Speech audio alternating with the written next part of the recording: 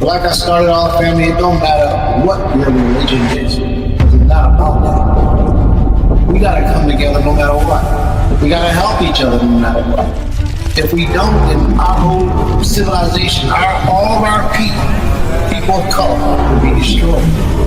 And that will be the first time in history that it ever happened. As we're about to read in the story of Exodus, it starts talking about how the oppressor had made a plan to destroy all the men in Israel. But we already know that they got a plan out here to destroy all the men.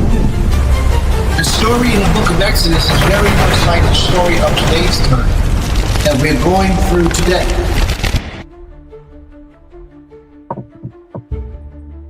This prophet didn't say, well, you got to go get me a certain type of food.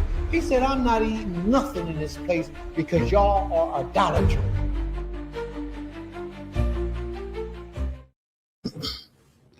Shabbat Shalom, family.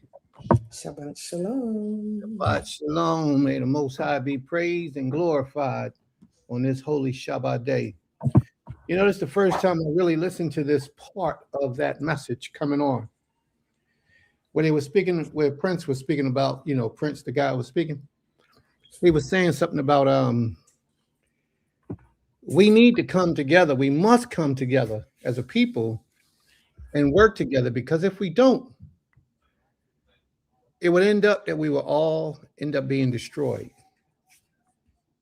Our civilization, Black people throughout the earth, will all end up being destroyed. And although I spoke those words, it never really resonated like just now. Like right now, just when I just heard it, it hit me like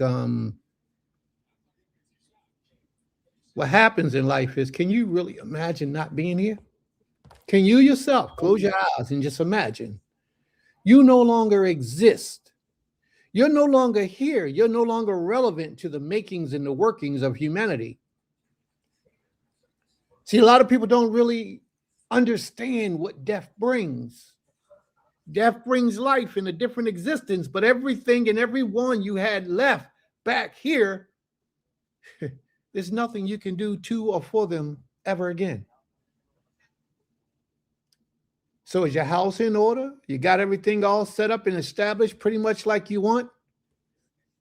But regardless of this, the message was, if we don't begin to work together, to come together, to be together, to build together, the enemy is going to win. The enemy is going to destroy us. So just close your eyes for a second and think. If you're not here, what message do you play in humanity that would also disappear? What do you bring to the Israelite nation that would also cease to be? Let's think about these things for a minute, because Prince was just talking some powerful stuff. And, you know, I don't like to just be speaking and then words just travel on out the window, and after the Shabbat is over, you forget you even heard those words. They don't even resonate within your subconscious mind. If you wasn't here today, how have you helped this nation to progress forward? Now, some of you are just naysayers in the audience and saying, all right, I'll help. I'm with it. You know, you don't do nothing. You just talk. You know, we expect that from some of the people. But there's a lot of you who are you have skills, you have talents, you have needs, you have things that you can contribute to this nation. But what are you doing to allow that to happen? How are you making a difference for the lifespan that we have here today?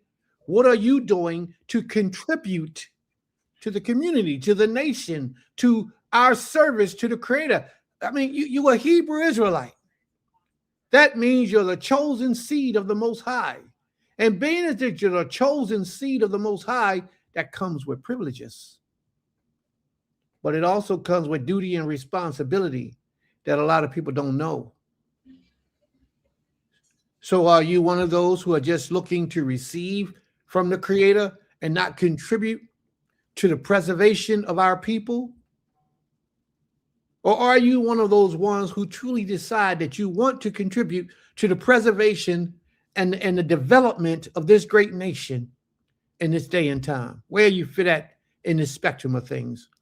Or are you just one of the naysayers that's in the crowd complaining and saying, I'm doing what I got to do, when you're doing very minimum of anything? There is no reason why nobody, anyone underneath the sound of my voice, or even if they're not in the sound of my voice, there is no reason why our people shouldn't be contributing, even if it's on a small level, to the development of the Most High's people and this nation. You think by you sitting in this audience and audiences like this is enough? No. If you sitting in the audience and your hands are, you sitting on your hands and you ain't putting nothing to work, the least you can do, the very least you can do, the very least you can do is tell people about the goodness of the Most High. That's the very least that you could be expected to do if you don't do anything else. Tell people about the goodness of the Creator. Now, if you can do that, at least that, then that's the best you can do, then so be it. But if you have within you the ability to help propel this nation, we got a sister. I'm gonna shout her out. I'm gonna tell you her name. Her name is Casey. She married to her brother Moray Shalim. And we don't see each other. We don't see each other maybe once every 2-3 years. We might see each other. Sister Casey and Moray Shalim. Well, if I put out a call to Sister Casey for, let me say something like, sis, I need you to go to the auction and find me some trash bags. She's good at those type of things. She'll go find trash bags. She'll find the can that go to the trash bags. She'll find you the location to put the can, to put the trash bags in. See, this is what I'm talking about. I didn't ask for all that. But the mind that she has is because she wants to do what she can do to help. And that's just who she is. She will open your mind up to ideals that you didn't even know, that you needed these things or that you had use for these things. She implements, she steps in, she creates, and she drops and she delivers. And then 2 weeks after the auction is over and you didn't get nothing, she's still finding resources in different places to say, well, Prince, go look over here. Prince, go look over there. How can you lose with somebody like that? I don't see her. I don't even know if she comes to this class. I would doubt it. But the usefulness in her contributing to the nation. She got a lot of other things, her and her husband. They do a lot of other things to contribute to the progress of our people. But the simple fact of you just tell her, mention one thing, like Sister Higdalia, that's somebody that's here. She's a sister like that too. You mention to her one thing and they go all out and find every aspect of the subject that you're requesting and deliver to you the answers and say, here, there you go. There you go. And what you gonna do with it? We might not be the richest people where we can just donate $20 million to a cause. We might not be those people. But there are other ways that you can help to develop this great nation into its fullness to be the very best that we can possibly be. And it ain't always about money. It's about putting in. It's about giving of your time, lending an ear, physical, mental, and spiritual and financial support if you can do that. Now, if you want to talk about financial support, it could be $10 a month, $10 a week, $10 a day. It could be whatever. Now, you tell me somebody that can't afford that, and I'll show you somebody that don't have a right to live. $10 a year. It could be whatever, but that's a way of contributing to the development of our people. It ain't got to be something grand. You ain't got to be the one out in the forefront giving great lessons and teaching and directing and all those type of things. You can help from the background. You just got to help. Or else what Prince said in this message earlier is definitely going to happen. Our people, all of our people, will be annihilated unless we come together and work together as a people. This is some real stuff. How many of us can imagine not being here tomorrow? You go close your eyes and don't wake up, or you wake up and you in that other realm. And all the life that you had back here in this existence is gone.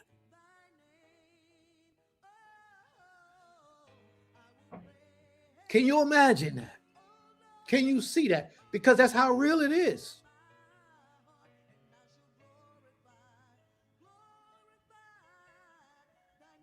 The enemy is the oppressors. Everybody who's anti the Most High is your enemy. Everyone.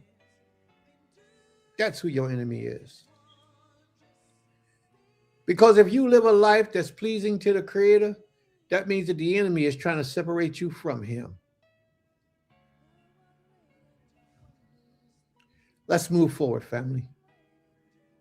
It's just that I heard that, man. It just hit me that so many of us are sitting here playing games with the realities of life as if we're going to live forever, as if this thing is promised to us, and it's not.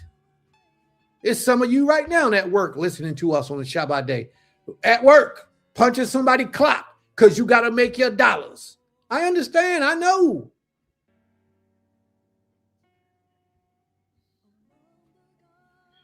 May the Most High have mercy upon your soul.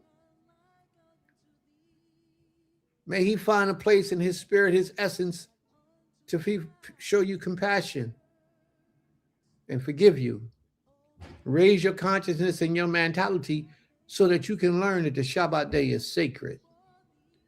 No matter what day you keep the Shabbat, some people say, Saturday ain't the Shabbat. Well, whatever day you keep the Shabbat, keep it set apart. Keep it sacred. Keep these commands and do it.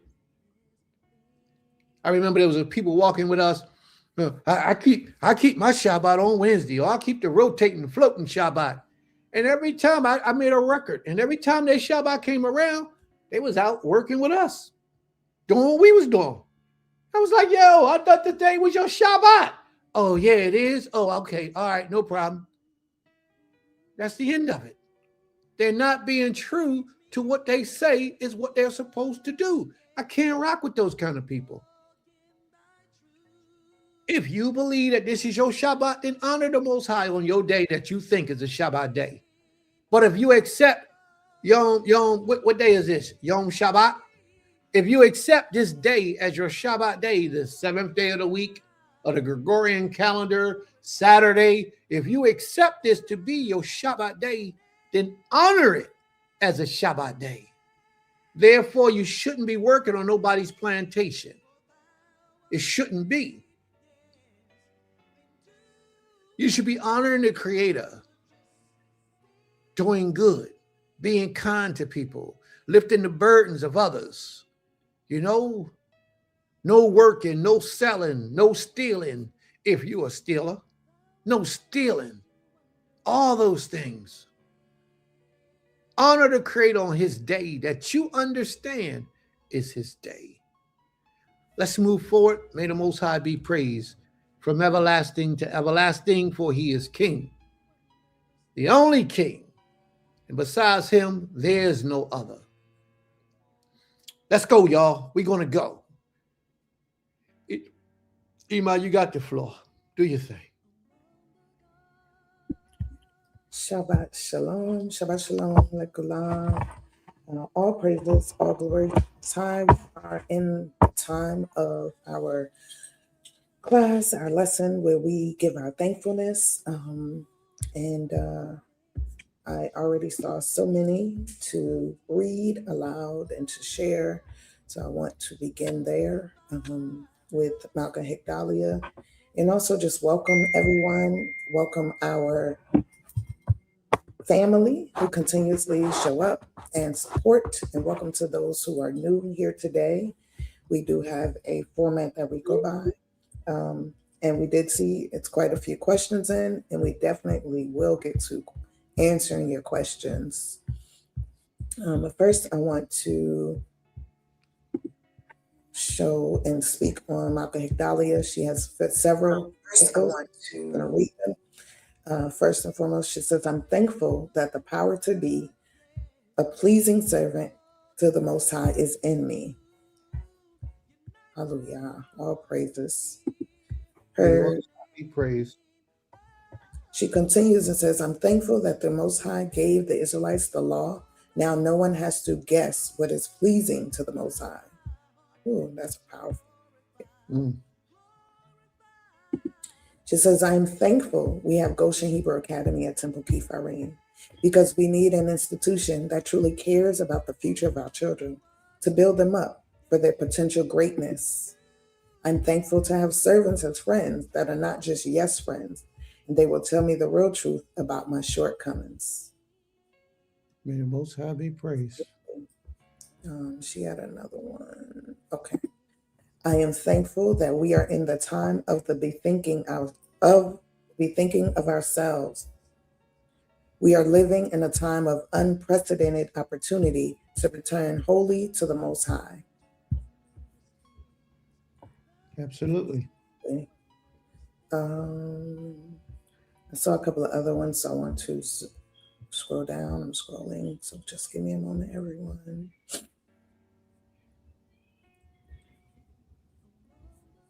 May the Most High be praised.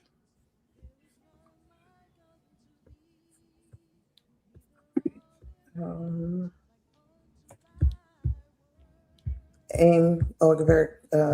sorry, Zaquina Kenya says, Shalom, Shabbat, fam.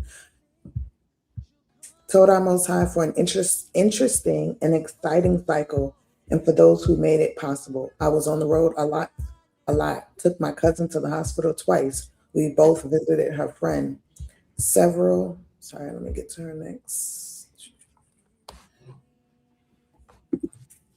of us went to dinner, took pics after. It was fun. All praises to the Most High for covering and protection.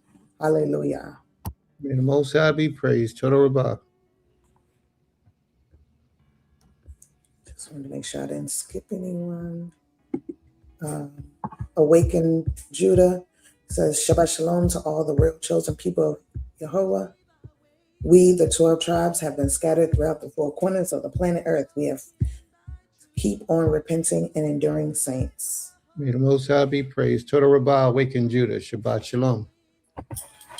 Shabbat Shalom. Okay. I don't know if anybody else wants to put their thankfuls up there. Sister Wife, did you want to go? Shabbat Shalom, my brother Bawak. And Keter says, I'm thankful to the Most High for the opportunity to rest with and in Him on this beautiful Shabbat day. May the blessings of this day send ripple effect to the observance in the upcoming days. And Keter, Shabbat Shalom. Brother Shema, Shabbat Shalom. I can give mine. Okay. Can you hear me? I turned the YouTube down. We can hear you. Mm-hmm. Okay. Shabbat Shalom, family. Mishpachah. Let's see. I am grateful just to have the breath of life within me, just to be here in this day. It is a rainy Shabbat day here where we are, but it's a Shabbat day nonetheless. I am grateful for the opportunity to teach our son and any future children this law and the purpose of the Shabbat day and what it means. I'm grateful for the opportunity every day to be in the land of the living and to self-correct anything that needs to be self-corrected to grow closer to the Creator. Our husband said a similar prayer. I think it was either this morning or last night, talking about self-correction and doing what you need to do to be closer to the Creator and be as perfect as you can be. And although that's a lot, I think that I would like to think that the Most High appreciates our strive to be the best we can be for Him. Our efforts is what I mean. So I'm grateful, and even though I lack in efforts, I'll be the first to admit that I do lack in efforts. I am thankful to recognize that I lack in efforts and to see um, any shortcomings that I have, because some people, he could leave us blind to those things, and he has led us blind to those things in different parts of our lives, and he awakens us in other parts of our lives. So I'm thankful for his hand over my life, my family's life, even the ones that don't know him as the creator. He still has his hand over them in a certain way, and I'm very grateful for that. My closest friends in the same manner. And I just pray that I can be the person in their lives to help them see, even if it's just a little bit of the creator in his own way. He speaks to who he speaks to in his own way, in the way that they understand. And I'm grateful to be in their life in that way, most high willing. So Shabbat Shalom. May this day be blessed, and the message brought to everyone, to the family, to the people by our husband be amazing, and touch us in different ways as the most I see fit. Shalom. All right. Toda Rabbah. May the Most High be praised. Toda Rabbah. Anyone else, Emo? See anyone thank yous? I didn't know if you wanted to address that question. I'll address the questions after we do all the acknowledgments to the Most High. Most High come first. Absolutely. Okay. Yeah, so I don't see any more, so I will go. I highlighted the questions so we wouldn't forget them, wouldn't miss them. Yeah, I saw that. All right, so you can run down that list whenever you're ready. Okay. Anyone else want to thank the Most High? Now is the time to do so. If anyone else wants to thank the Creator, now is the time to do so. And after we thank the Most High, we're going to give all of our acknowledgments to our brothers and sisters who come faithfully every week, honoring the Most High with their presence in this place that they have chosen to be. May the Most High be praised. Toda Rabbah. Amen. Toda. May the Most High be praised. All right, so I guess I will go.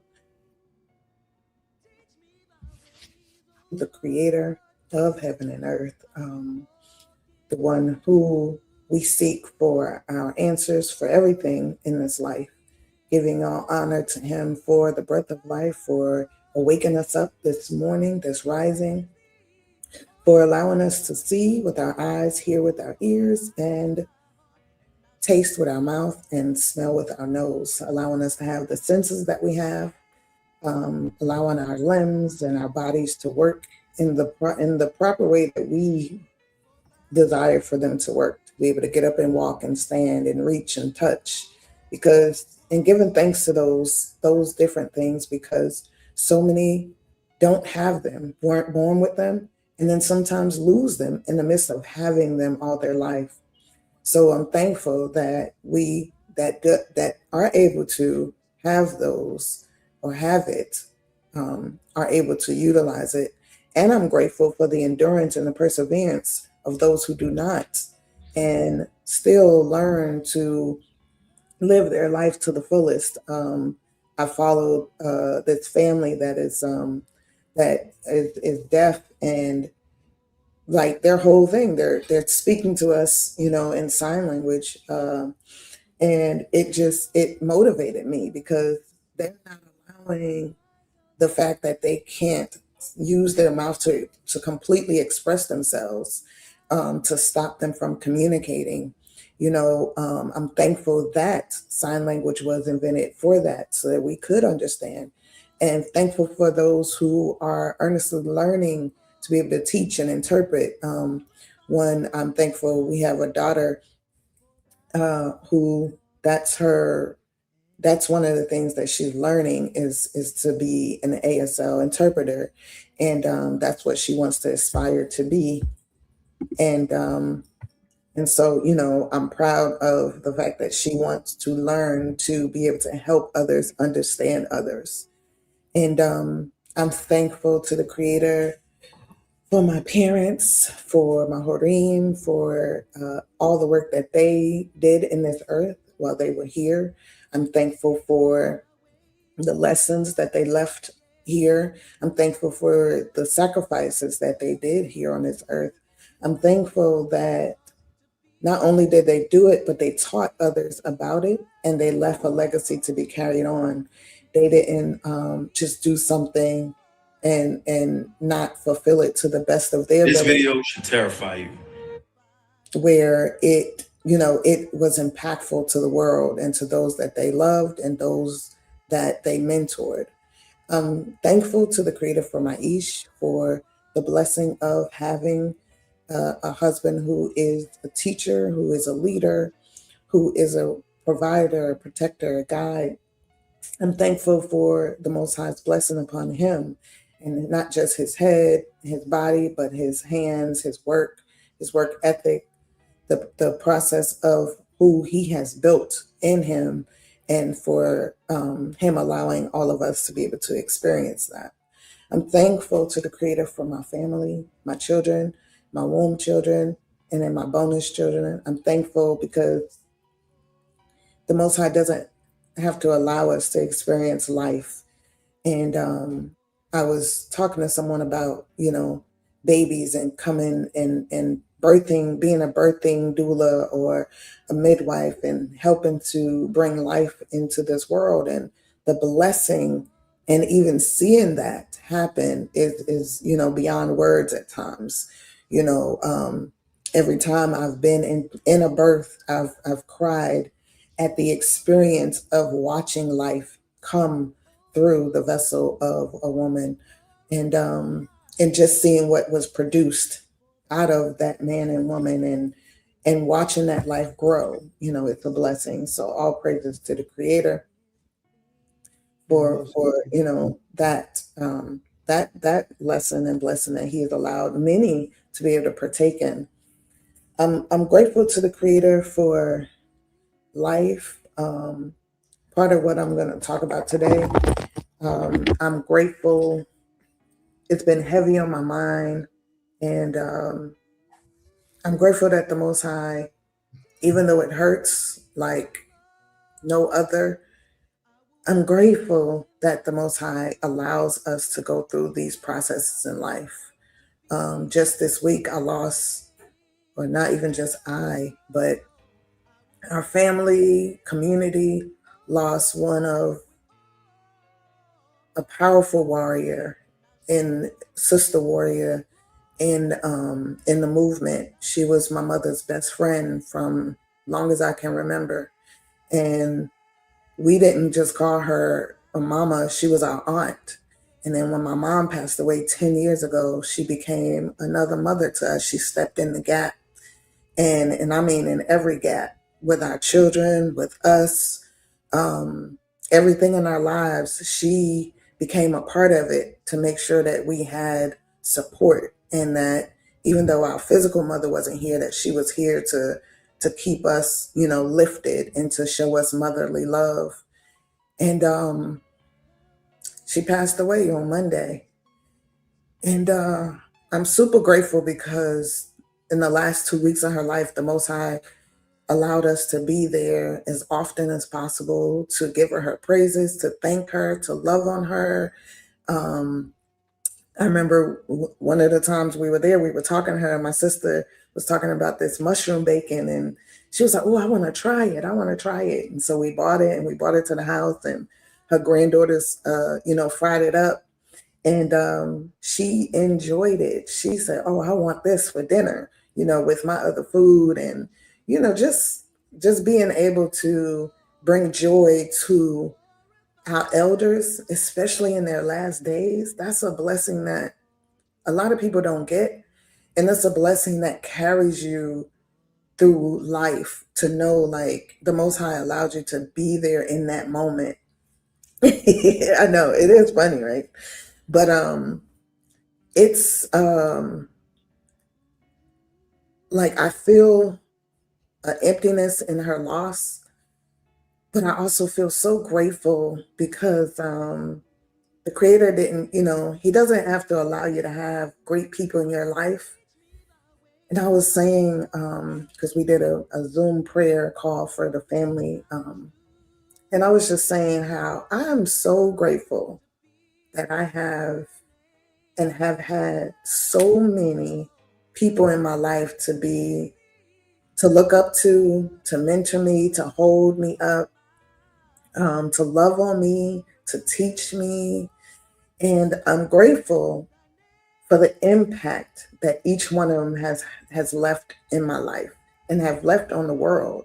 You know, many people may not know who she is, but she was a warrior. You know, her and her husband were both political prisoners, and in the time of her life, you know, she birthed three daughters, and each time she um her children were actually born while her husband was in prison. She would come visit him, and they would, you know, have, because they're married, they allow you to have conjugal visits where you have a weekend. And you know, I think about how powerful and how devoted she was as not just a woman to the community and to the movement, but to her husband, and how she carried on their vision even though he was behind bars. She stayed true to him. She stayed devoted to the mission, and she, you know, brought forth life through their union. And their daughters are beautiful, strong, you know, and I'm just honored to have known her. And I just pray that the Most High, you know, continues to strengthen her family, comfort them, bring them, you know, any type of comfort that they need in this time. And you know, and I'm honored to be able to share her story and her life. And I'm honored that she embraced my children as her grandchildren, as her nieces and nephews, and was a part of their life in different ways throughout, you know, their existence. And I'm grateful that they got to experience her. Um, I'm just grateful for so many things. I'm grateful for our school. This week, we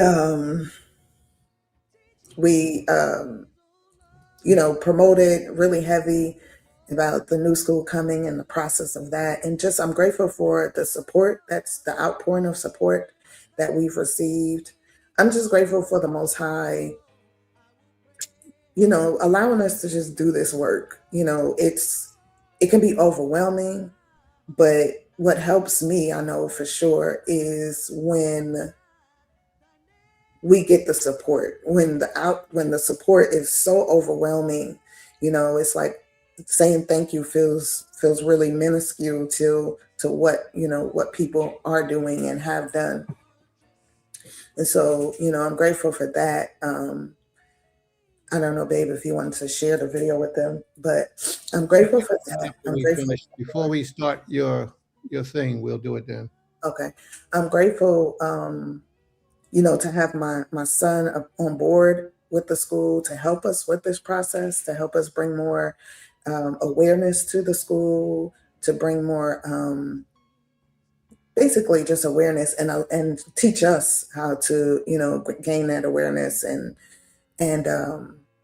you know, strengthen ourselves within this world and stand firm on who we are. I'm just grateful for, you know, all those things. And, you know, last but of course, not least, I'm grateful for this Shabbat day. I spent the evening with all five of my children that I birthed. You know, three of them are adults, so it's rare that we all are together at one time. So I'm grateful that I'm able to, you know, come and be at both of my adult daughter's house and spend time. And I was able to cook Shabbat dinner for all of them. And, you know, we actually talked for hours and shared each other's week and things that, you know, we take for granted. We actually put our devices down and gave each other, you know, the attention and the love that, you know, we need.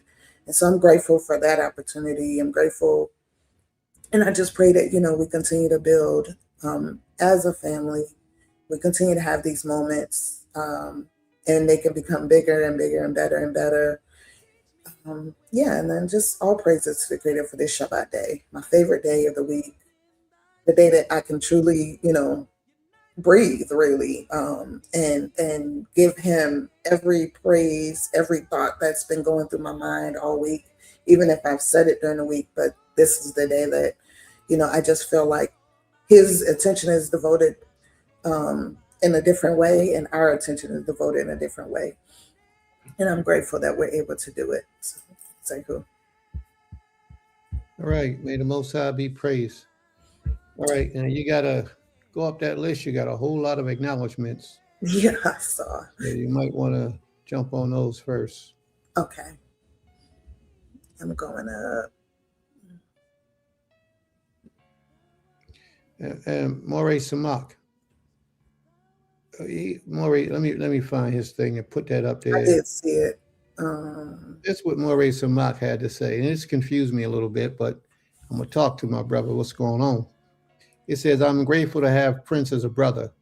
Even if we don't agree on a few things, he always treat me as a brother. Well, Morey, I got to say, I didn't know we had something that we didn't agree on. I'm in the dark about that one, bro. So maybe we can have that conversation later. I didn't know there was anything that you and I didn't agree on. So I leave that up to you. Whenever you're ready, let me know so we can have that conversation. That's important if there's something that we don't agree on. Yeah, I didn't know that exists. But yes, you are my brother. And as I said to you all, the rest of the family always, that's one of the classes that you can go to. Like after we finish teaching or on a day that you don't feel like hearing my voice, you can always go to Maurice Samak. He always has a class going live somewhere, sometime, or a recording that you can watch. May the Most High be praised. Toda Rabah.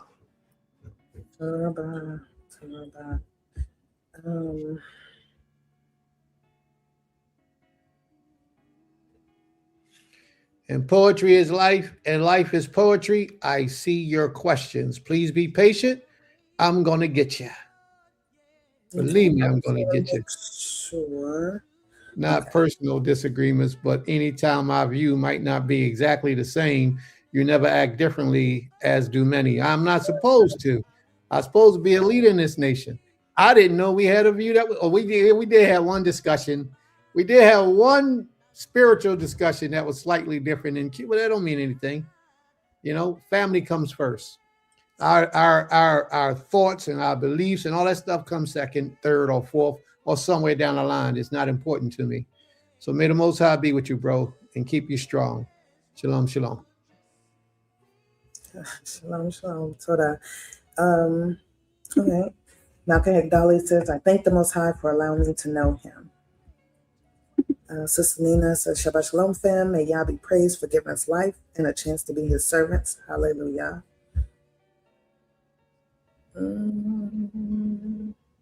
Look at Sister Higdalia starting trouble. Most people do not always agree on everything 100%. That's actually a little weird if two friends do. Someone is likely lying. But see, the thing with me is when I disagree, I leave it alone. I forget it. It ain't no big deal to me. I don't harbor on it. I'm going to get that joker. It's not like that. Now, if it was a conversation that me and a brother had, I will, this is what I do, and we have a point of disagreement in this particular subject, I will go do some more research to see if the brother's right as to what he said. And if he was right, then I have to change my stance. And also, if I find supporting information to support what I said, I'm going to share it with the brother. And I'm going to put it out there so he can see it. And it might take me a week to get around to that. I'll be so busy in life. But when I get around to it, I'm going to express it and share it with the brother or sister, whoever it may be. It just takes me some time to get back because I'm doing so much. May the Most High be praised. Yeah, you're right, sis. You're right. May the Most High be praised. Okay. I didn't see any more thankfuls, but definitely, I think people are just sending me comments. I know I see Queen of Kenya's loss, so we'll go back to that. But yeah, I'm definitely thankful for everything she has taught me. And I left this out, but I am thankful that Monday, this coming Monday, I'll be able to stand in for my family as we come together with her daughter, with my cousins, her daughters, and some of my other cousins, and wash her body, um, cleanse her. She's not Muslim, she's not Hebrew, but because it's a culture that she's learned and we've done, that's she wants that done, and so I'm grateful that I'm able to be in that process. um it's a blessing to be able to.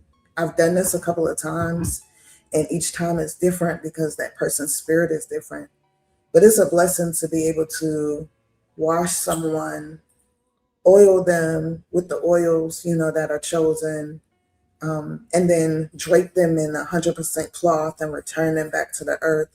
It's something about it that,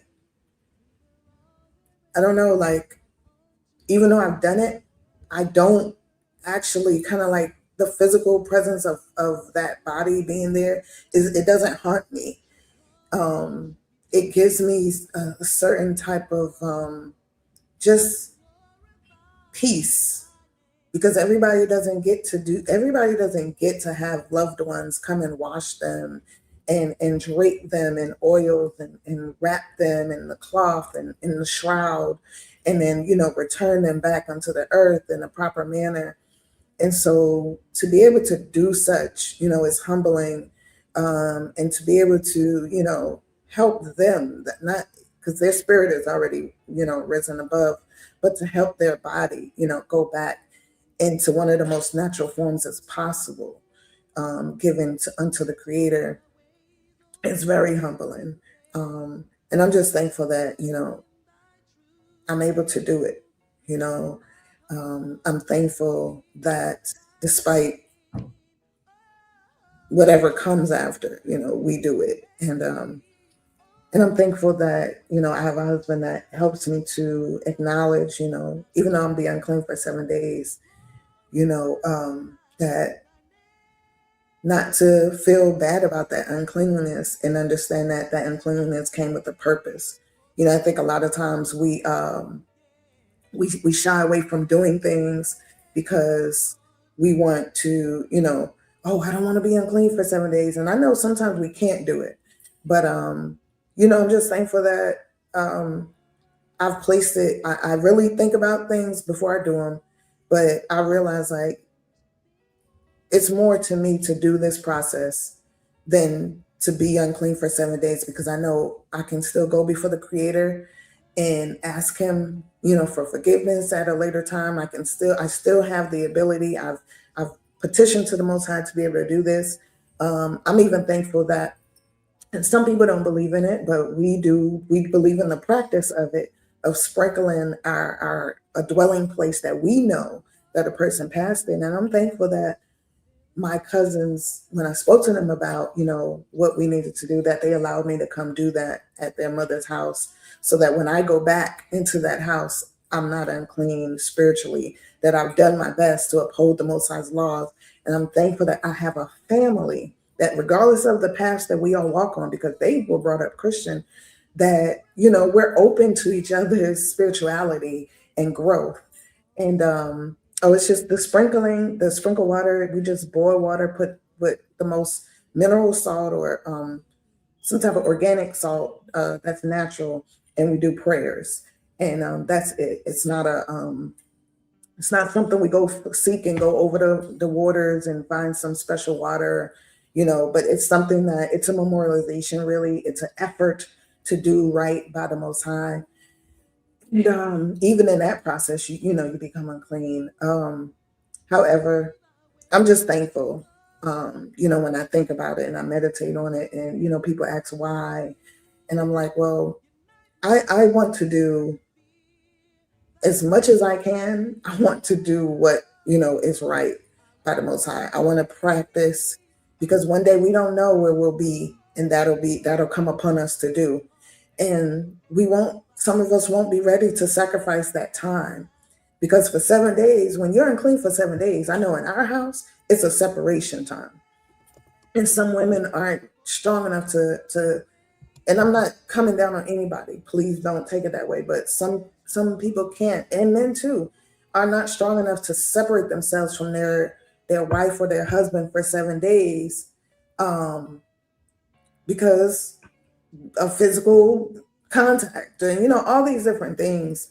But I know for me, during any time I'm in separation for 7 days, it actually pushes me into a deeper spiritual connection with the creator, because it's just me during that time, you know. Um and I'm just thankful, to the creator. It And I just pray that if anytime, yes, waters of separation, anytime that we are called back and the Most High does take us through these processes, that we are doing our best to put in practice what he has already left on record, because we don't know when he's going to call us to come and do these things. We don't know when he's going to say, all right, it's time to go back, and we have to be able to stand strong together, to be able to show each other, this is what we can do. This is how, we can do it. And I just pray that we are showing by example, leading by example. And yeah, if any questions, like, we're open to whatever questions, because we're not saying we're priest or priestesses. We're just doing our best. But I was saying all that to say, though, I'm thankful for the opportunity to do my best in this world. I put it up earlier. This world is full of wickedness. This world is full of confusion. My sister was talking to me about a trans friend, a person that she knows, she calls her a friend, him, whatever, all that stuff, their friend, right? And as my sister's explaining everything that this individual went through to become whatever it wants to become, the only word that came to my mind was confusion. Like, confusion, because they don't, then what do you label them as? And then if you call them one thing, then they're offended. If you don't call them what they, so it's like, it's confusion. And then not only are they confused, it then causes you to be confused. So I just be like, I'm good. I don't want to have these conversations, because I don't want confusion going on in my head. And so, so in the midst of all of this world, what it brings to you, the wickedness, the confusion, everything, we have to do our best to stay in the Most High's heart, to stay in his grace and his mercy. And whatever we deem is doing our best, we have to stand strong and do it, not be ashamed to do it, not be, not find a reason to not do it because somebody else might question it. Let them question it and be ready to give them the answers. Because when I approached my cousins about sprinkling the house, they asked the questions and I was able to give them the answers. And they respectfully said, do what you need to do. And they even asked, what do we have to do? And I told them it's their option, So, I just said all that to say, like, we really have to be mindful of who we are, whose we are, acknowledge it, stand on it. As Higdalia always says, like, the creator is first and foremost in whatever we do. And he comes first in our choices. And so, yeah, that's it for me, Zehu. I did see a lot of comments. I think my sister said a lot of them are coming out saying they should have never done it in the first place, and that hospital's doctors took advantage of them in the emotional state of money and for money. Yeah, it's true. That's definitely a part of it. Sister Nina, I love your energy. Although we have never met, I can feel the positivity you bring, and it's much needed. Praise you. Toda Rabah, Sister Nina, and definitely looking forward to meeting you. Toda Rabah, everybody, for your words. Thank you. Oh, Sister Malcolm Dolly says, I thought about that. We are unclean by the dead perpetually anyway. Cain, we are. And that's something that when I married my husband, we really talked about, because when I was an Israelite, of course, knowing myself as Israelite, when my mother passed, and she passed in my house, but I had no knowledge of, I won't say I had no knowledge. I read about it, but it wasn't a practicing thing that we did in the congregation that I belonged to at the time. And I really didn't even consider it, honestly, because it was just like read over. It was never like read thoroughly and even discussed to understand, you know, the what how that affects your spirit, all those things, right?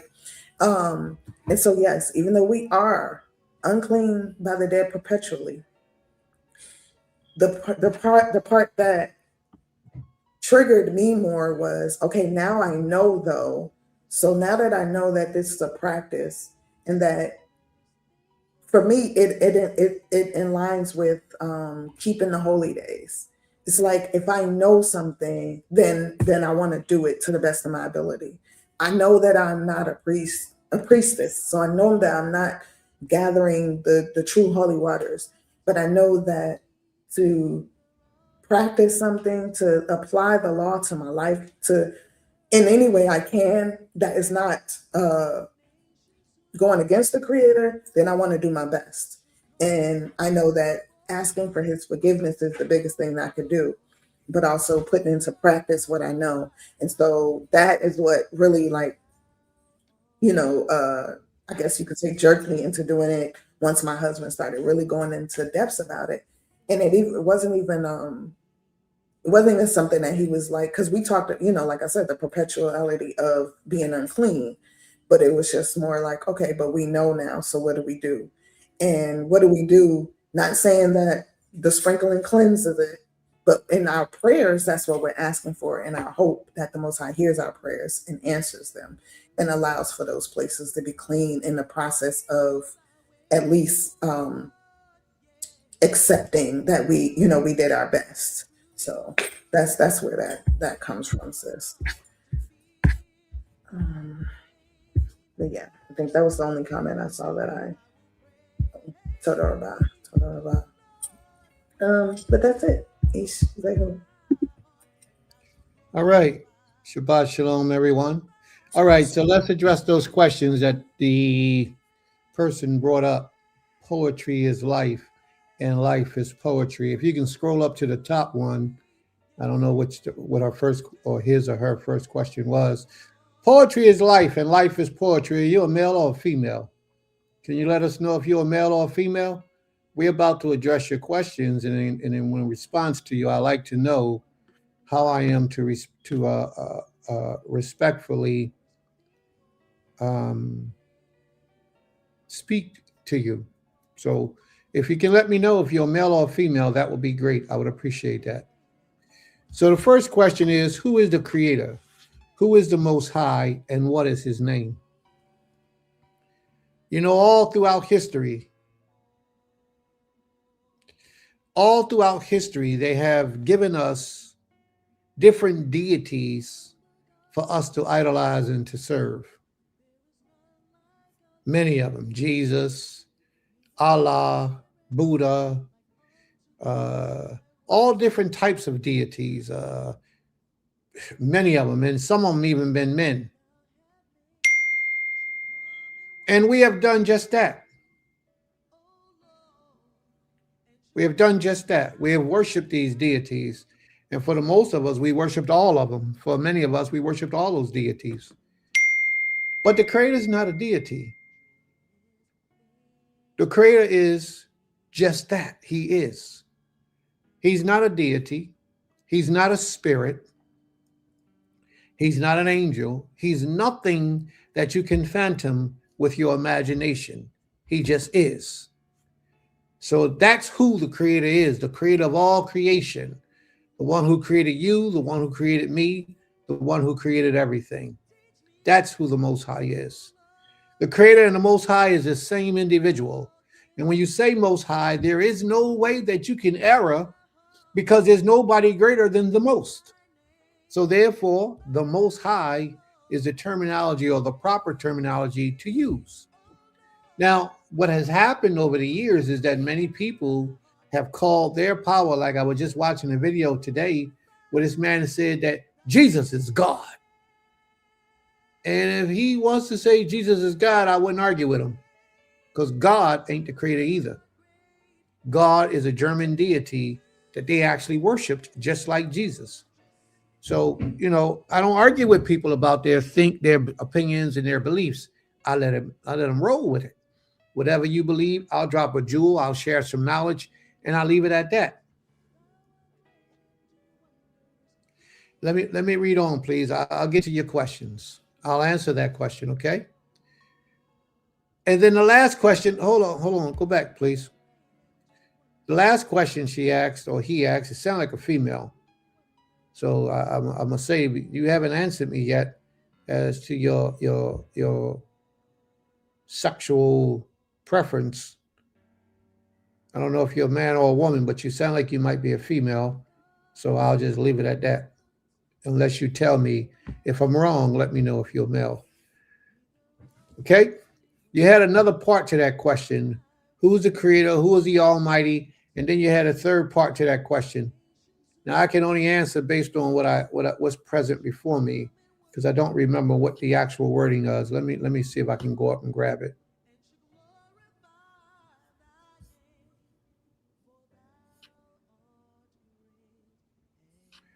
I see you got quite a few questions in there. All right, is the creator God? No, that's another one. That wasn't the one that I was just speaking of. I wanted the one that I was just, okay. Are you talking about, no, that's another question. That's not the one I was on. That's not the one I was on. I was on a different question. Okay, here go the question I was on. The very first one. Who is the creator? I answered that. Who is the most high? I answered that. And what is his name? Very good question. All these questions are good questions. Now, for anyone who has been here walking with me for these last 30 years or so, you know my stands on the name of the creator. But there are many who don't know my position and my stance on it. So I'm going to share it with you today because you asked the question. No one on this planet knows the correct name of the Most High. No one, of the Almighty, of the creator of all creation. Nobody knows his name. The closest we have is a tetragrammaton or tetragrammaton with the letter Yod-Hey, Wah-Hey. Now, we try to pronounce that any way we want. That's a conversation for another day. I don't step into that realm of trying to pronounce the Most High's name by giving him a name, like most of us have names. I don't give the Most High a name. When I reference the Almighty, I reference him by an attribute, like Father, like Yotzer. Yotzer is the Hebrew word for creator, Yotzer. Or Borei. Borei is another Hebrew word for creator. Or Abba, Father. Abenu, Father of us all. The El Shaddai, El Elyon, the Almighty. Different names or different attributes like that is how I reference the Almighty, the Supreme Being, the Supreme Intelligence. So to me, I don't want to err and call him Yah, Yahweh, Yehovah, or any other name that these books that we read have in them. Because there's a whole lot of history beyond all these things that a lot of us have no understanding on. But my mind and my knowledge and my research have taken me in places where I have knowledge of certain things, and I just choose to accept the creator, refer to the creator, or reference the creator by his attributes as opposed to a particular name. Now, if you call the Most High by any of those names, I don't knock you. I don't hold it. My own wife may call the creator by some of those names. I don't hold them to no name. I don't, if they reference the Most High by a certain name, I don't get upset. I don't argue with them. I don't fuss with them. If they don't learn through my lessons to understand as I understand, I can't hold that against them either.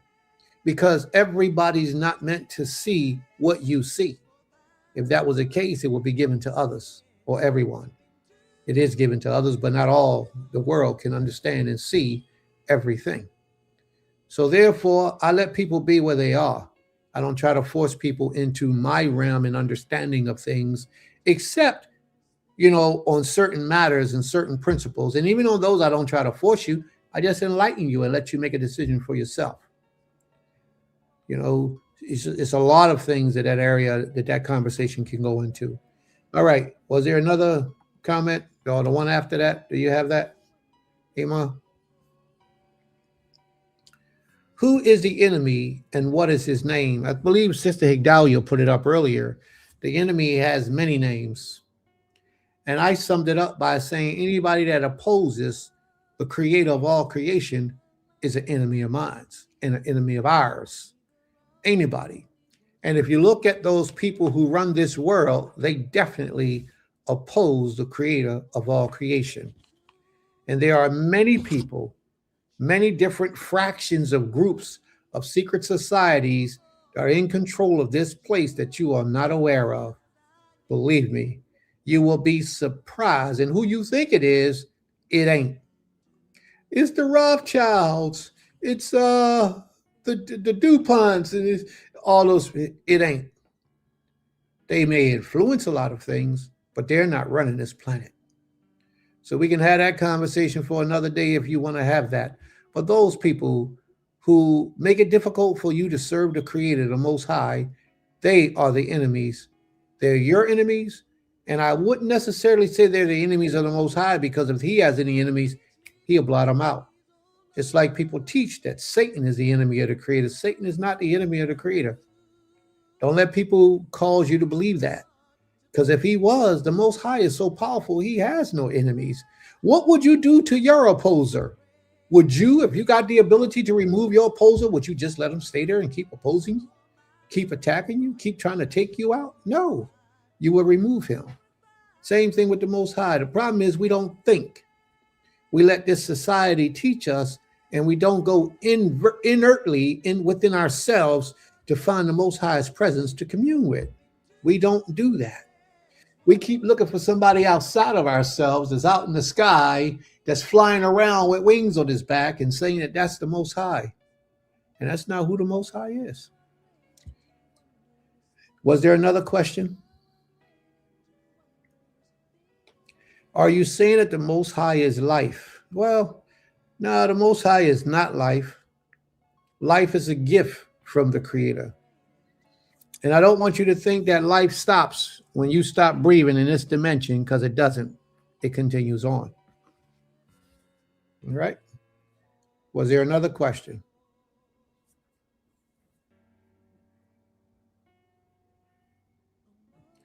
Are you talking about an all-powerful, all-knowing deity? The answer is no. I'm not talking about a deity at all. I'm talking about the creator of all creation. He's not a deity. Those things that's fashioned with the hands and the minds of man are deities. The creator is none of those things. Is there another question?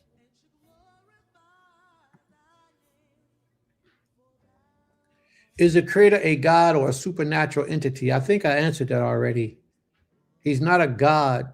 God is a deity within itself. All right. Who are you guys talking about when you say Most High? I think I've answered that. Are you referring to a God by the name of Yahweh? I think I answered that as well. Where does life continue to? Life continue to the next realm of existence.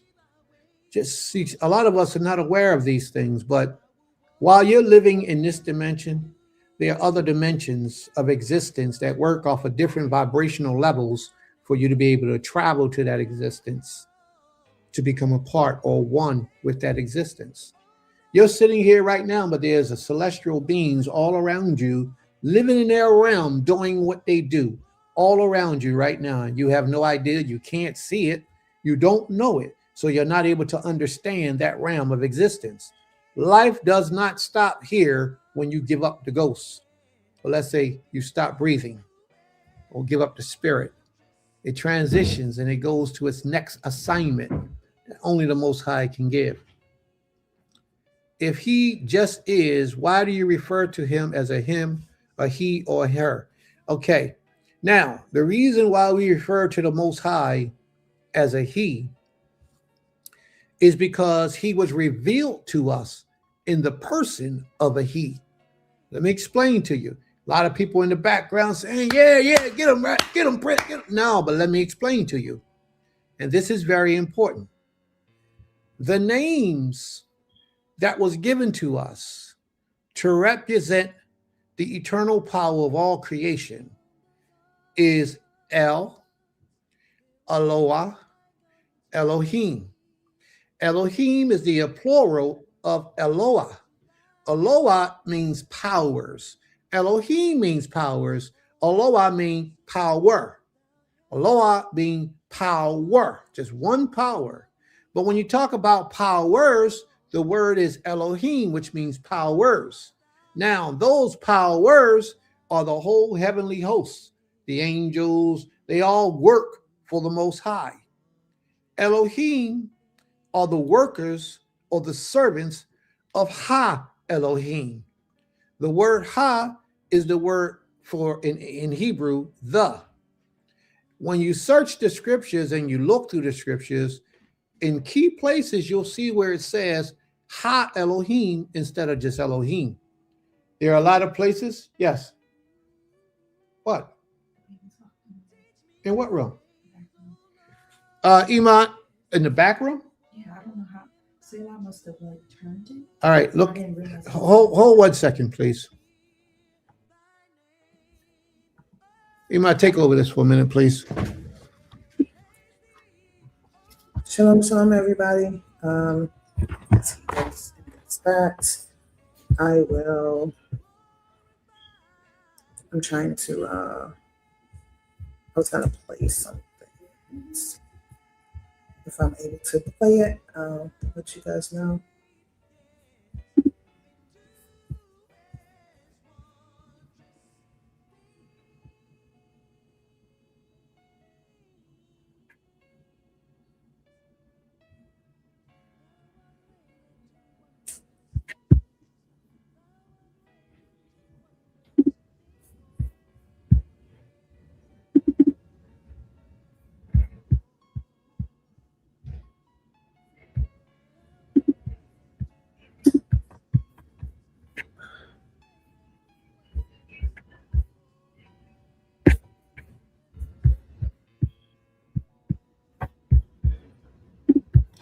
Sorry, I can't find it right now. But you have questions too. All right, Dahlia, post your questions in the chat or come on the mic. You are able to do so. I couldn't find what I wanted to play, so I'm just going to put on this. Play this music. And should glorify thy name, for thou art great and doest wondrous things.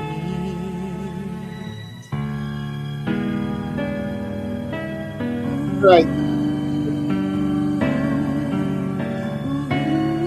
You might turn music down, please.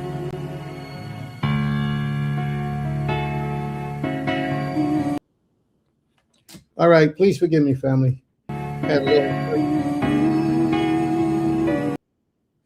a little emergency. Little man locked himself in the back room. So please forgive me. I had to answer that. Had to address that. Can't let nothing happen, man. So if anything that I'm saying is causing questions for you, please ask your questions because they can be explained. So let's deal with this. No, hold on. Put that question back up that was up there because I wasn't finished with that.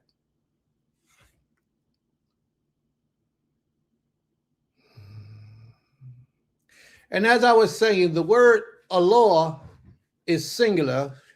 Elohim is a plural of Eloah. And Elohim means powers in the plural. Now, when you're talking about the Almighty, you have to understand the structure of the sentences that's being placed. But usually, when they're referencing the Almighty in Hebrew, you'll see it says Ha Elohim. Like you'll find that Ha Elohim present in a place like, which I think is maybe one of the first places where it's present. If it don't say Yohe Wahe, it'll say Ha Elohim. And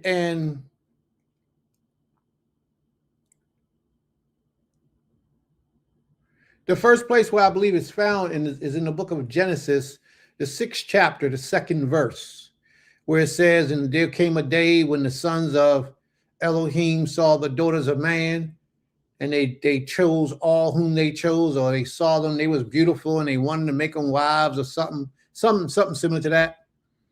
Well, that's the first instance where it says, that I know of, where it says Ha Elohim, the creator, or the Elohim. And Elohim is a plural word. So how do you pluralize? How do you singleize a plural word while keeping the context of the plurality? You put Ha in front of it. So when it says Ha Elohim, that means it isn't but one Elohim, the supreme Elohim, the creator of all powers that they're speaking about. That's called Deep Duke Hebrew grammar. And you just have to understand those things are real. And yeah, you're right. Did you want to move on to the next question, Ima?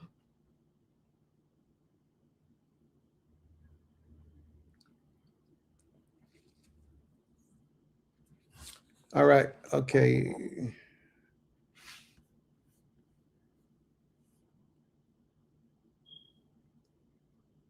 Oh, yeah, I was answering that question about a he.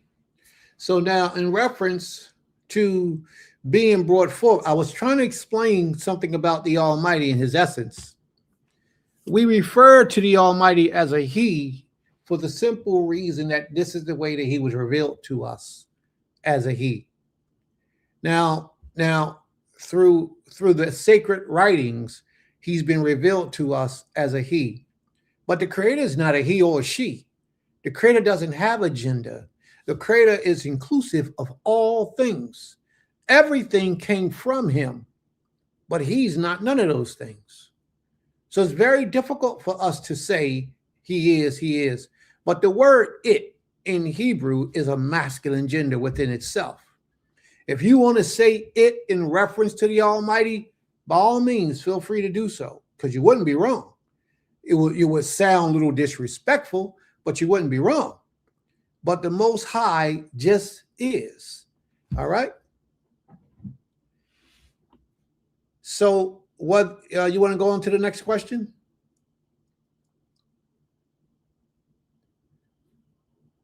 If the breath of life is what makes us living beings, what is there to move on when the breath returns to the Creator? That's a very good question. But let's examine that. The breath, ruach, spirit, right?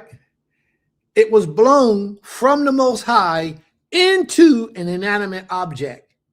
And once it blew into that inanimate object, that thing became alive, right?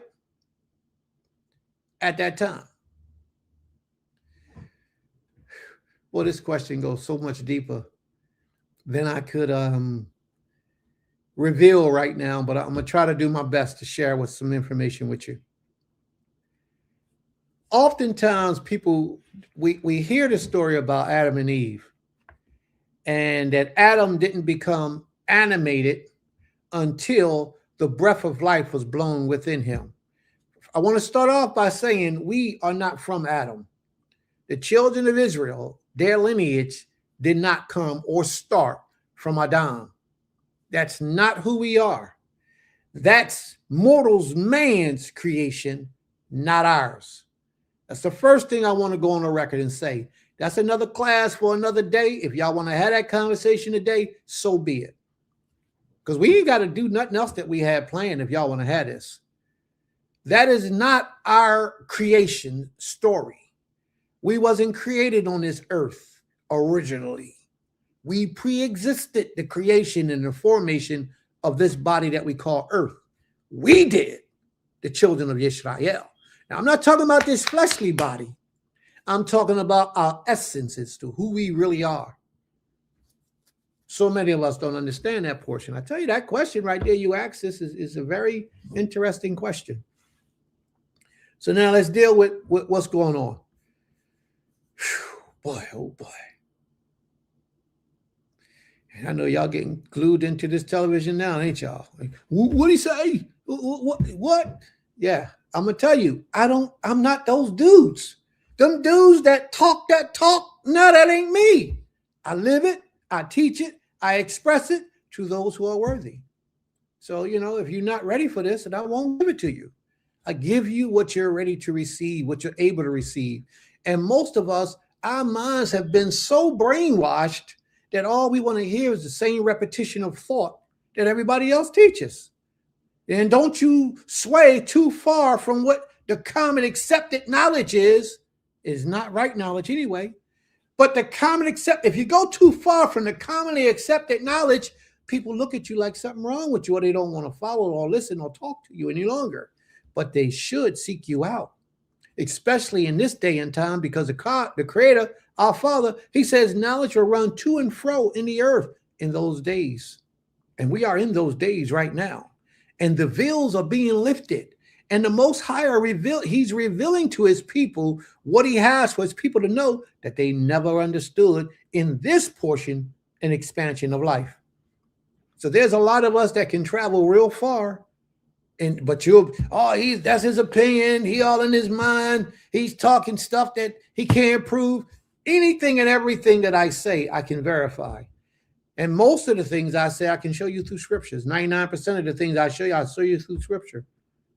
A lot of the other things, and they be sitting right before your face, but you don't see it because your mind has been programmed to see things one way and not for what they really are. That's why people still worshiping Jesus, because they don't understand. And then when you try to explain to them that the principle of Jesus isn't what you should be worshiping, they can't understand that, they can't accept that, and they have to hold on to that. Therefore, they'll separate from you, which is sharing with them right knowledge, and hold on to a deity, a man that died on a stick, and say you're wrong. So let me get back to, if the breath of life is what makes us a living being, it only makes us a living being in this existence of life. What is there to move on to when the breath returns to the Creator? Well, before Adam was born or created, before Adam was created, was anything else in existence? Did anything else have life? See, the breath of life was blown into Adam, and it empowered an inanimate object to move. What was blown into the animals? Was that the breath of life? What type of breath of life? Where did that breath of life emanate from? Who orchestrated it? Who created it? Who said, let it be, and it was? To the animals. The Creator created those animals, and they live and breathe just like you do. So therefore, the breath of life is not what you think it is. The breath of life goes so much deeper in knowledge, so much deeper. And if I try to talk to you, you might just not want to walk with me no more and call me a crackpot or crazy or something else. So I'm going to leave it alone. But just know that you never read the story where the breath of life was blown into any of the animals, but yet they breathe. So therefore, that should let you know that the breath of life is not just you being able to breathe and exhale, breathe and exhale. The breath of life is so much more. It's what separated humankind from the animal world and everything else in existence.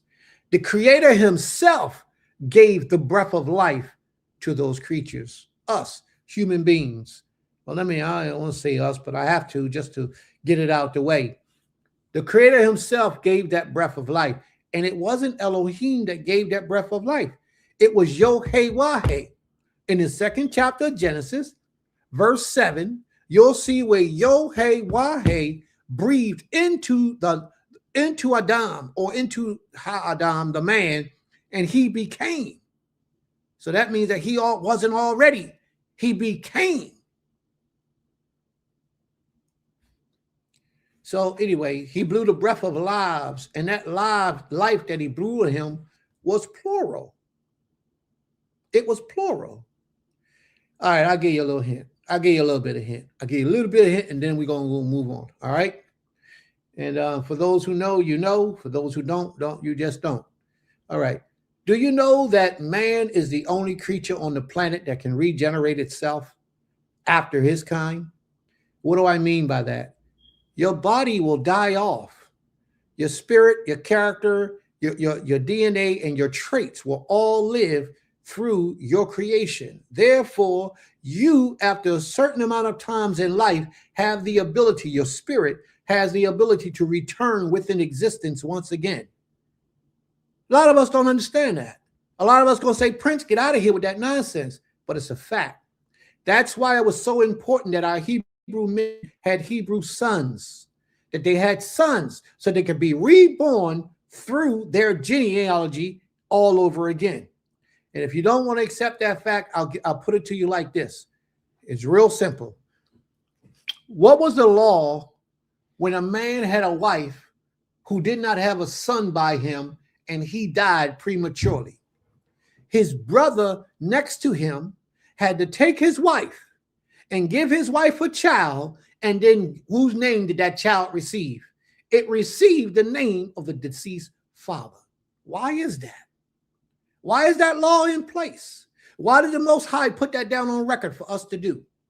So you go ask your teachers and ask your teachers to explain why that is, and let them tell you.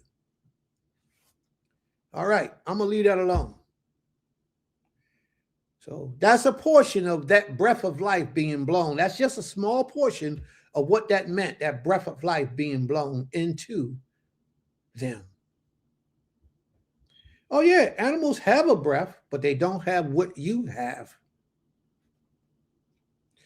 All right, if you like, sis, you can, Sister Higdalia, that statement you just made right here, pull that up to me, please, so that we can see where it is that you're talking about, where the Creator, Yod-Heh-Wah-Heh, breathed the breath of life into the animals. That's all. I mean, if you got it, then bring it to my attention. I've never seen it, and it doesn't exist in the realms that I understand. So it's cool. Silica, but could you clarify a little bit more? So there are certain words in the Hebrew that have masculine gender that the Most High refers to himself. Salakli asks Princess Medaya, I see and I this gender question. It says Selah. Selah asked. Oh, all right. So here we go. There are Hebrew words.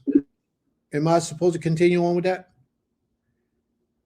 And that was the second part. The best we could, but what I told her was that he's neither, but we call him the Most High a he because he calls himself Father, which is masculine, and the Most High displays a lot of masculine characteristics. Absolutely. Can I? Oh. Yes. I was just saying, can I touch on that too? With when we were talking to Selah, what I was also explaining to her was that because we live in this westernized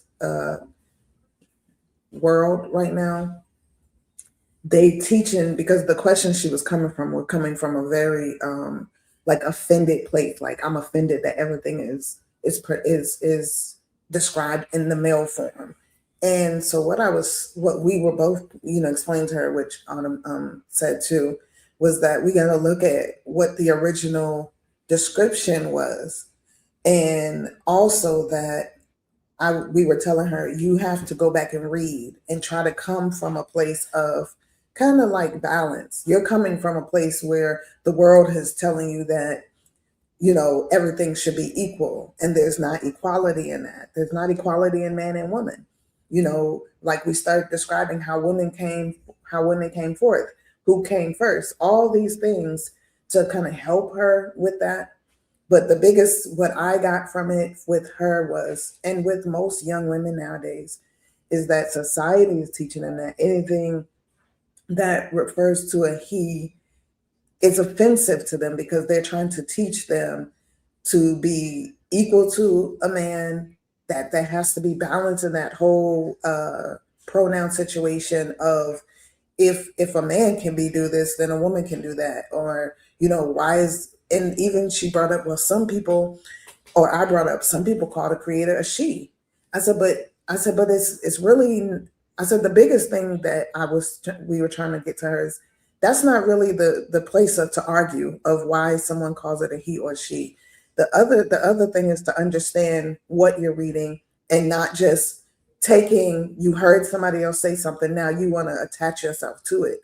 Research it for yourself first. Identify what it is that you truly have an issue with, and then question that. You're arguing the pronoun of what someone calls him versus, why, and being uncomfortable with it because society has told you that as a woman, you should be able to have equal rights on that level. It's I'm not speaking that we shouldn't, but you know what I mean? It's certain things that they make to have arguments about, to basically destroy your mind to think about the things that you need to be having an argument about, if you get what I'm saying. Toda, there are many distractions out here for the purpose of distracting you. Many distractions. All right. All right. Can we move on? Is there what was it? Another question?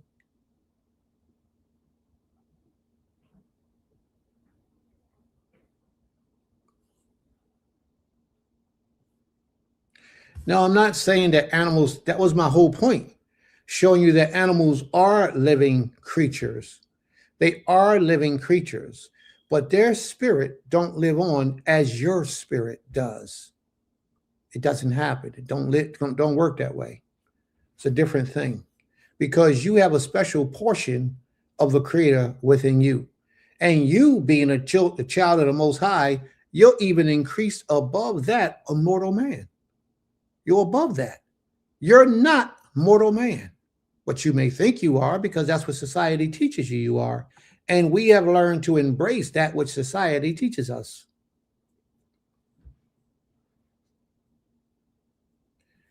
All right. Do you want to move on to the next question? Because I done lost track. It's been so many.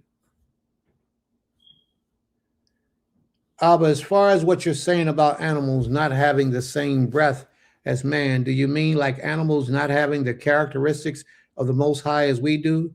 We all know mammals birth males and females too. Yeah, that would be the best way, the simplest way of explaining it.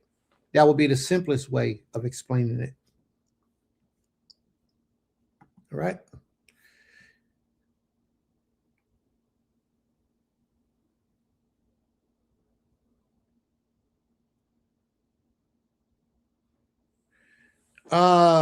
Let me examine what my sister's saying. Genesis 1:30. Let me pull it up real quick.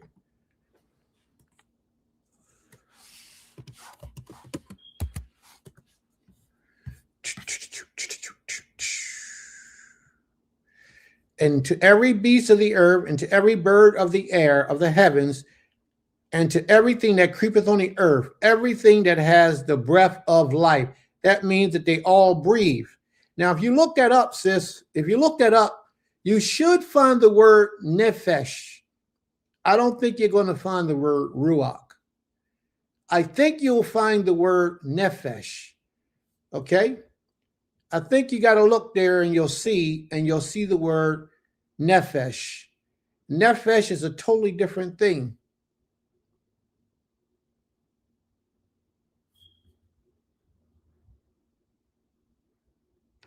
And when you're dealing with Adam has should be a word something like nafshima. Okay, it's a different thing. It's the pluralization, and chaya. It's a pluralization. It's setting Adam apart from all the other animals and everything else in creation. It's a totally different thing. All right. So when you get the time, you just look it up.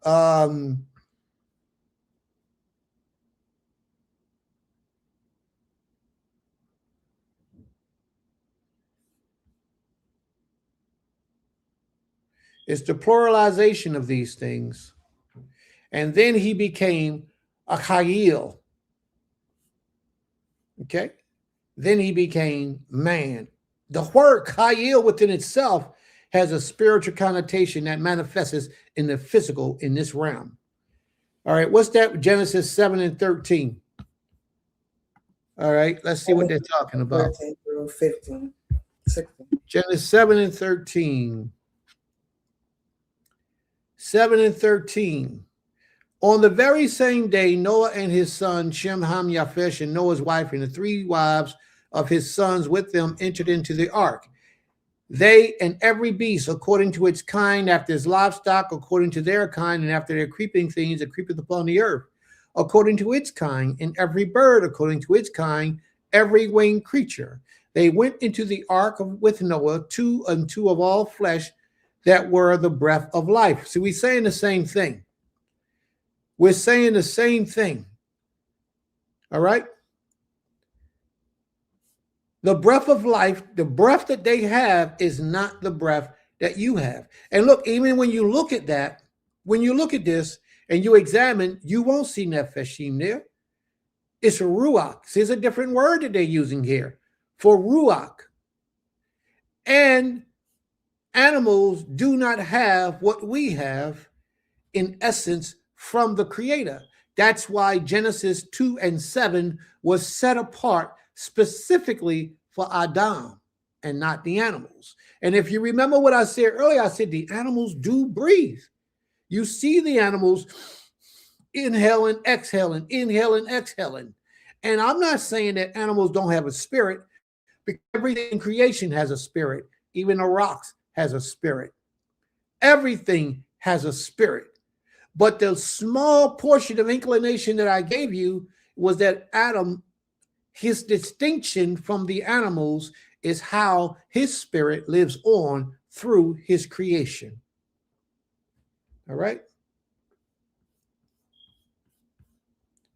Everything that breathes has the breath of life through them. Everything that breathes. But everything in creation has a spirit. So don't think that I'm saying the Ruach doesn't exist in everything, because it does. The Ruach is everywhere. Nothing can exist without a portion of Ruach within it. Now, what Ruach was assigned to that is different. But the Ruach, or the Chaya or Chayil that's been given to man, is completely different. And then all men don't have the same Chayil. It's different. See, these type of lessons can't just be taught here, because then I need a bodyguard. Because they kill all the men who reveal secret knowledge. They kill them. And y'all laughing and joking, but all you got to do is look around. How many great men do we still got walking the earth spilling real knowledge? Truthful, powerful, hidden knowledge. Who? Because they kill them all. They come at you. Everything ain't for everybody. And I know when to shut my mouth. All right, let me see where we at. There are different words for the word breath. No, there's only one word for the word breath. It's ruach. And that's where we differ. Nafesh, nafeshim, those are different things, but people don't understand because we go by what we've been taught. In Hebrew, what's being used in those different words have different definitions, meaning and spiritual implications. That's absolutely correct. That's what I'm gathering. You're absolutely right. Absolutely right. All right. But there's a reason why they bring up the words that they bring up. They use those words for different reasons.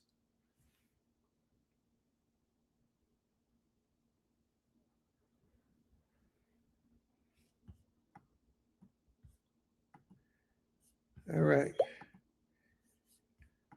So let's move on, family. Are there any other questions? Listen, family, this is the time to ask the questions. That's right. It's not used in Genesis 2 and 7. Ruach is not present there. You're absolutely correct.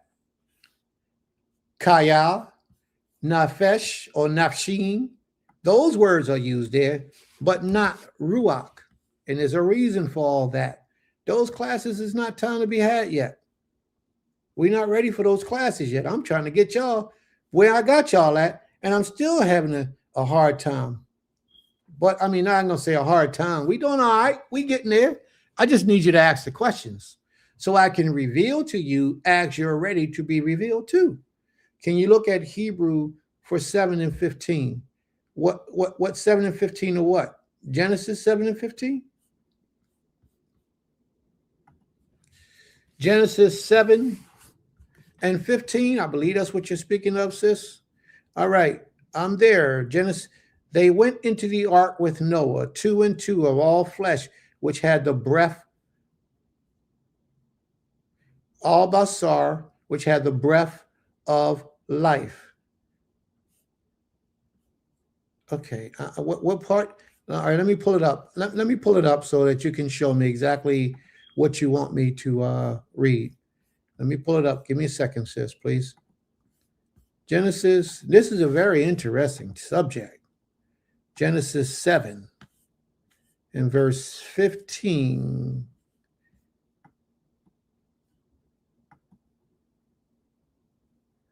All right.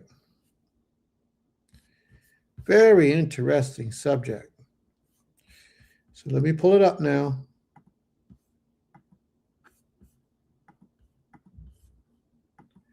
All right. She says, can I read it in Hebrew? Can I pull it up in Hebrew so she can see? So here it is in Hebrew, sis. I see Ruach. Yes, you do see Ruach. I said that earlier. Ruach is present there. Ruach is not what we're talking about. And I also said that Ruach is in all things, in the rocks, in the trees, in everything, but they're not animals. Trees are not animals. Rocks are not animals. These things are not what we're talking about. She said, I'm lying. Well, I ain't got that in a long time. What I would ask you to do, poetry is life and life is in poetry. Show me what you're confused about. What part causes you to make such a strong accusation against somebody who tells you the truth and you don't want to accept it? Please tell me what part. Ruach is where, is not where. If you're talking about 7 and 15, just so I can show you, I'm going to highlight it on the screen. Do you read Hebrew, sis?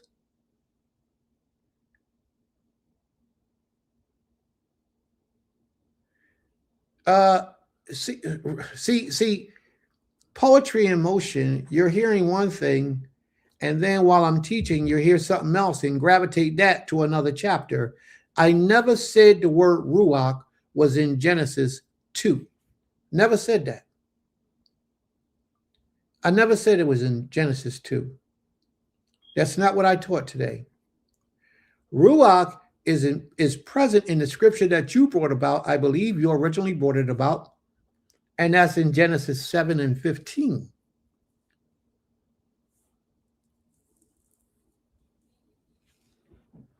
All right?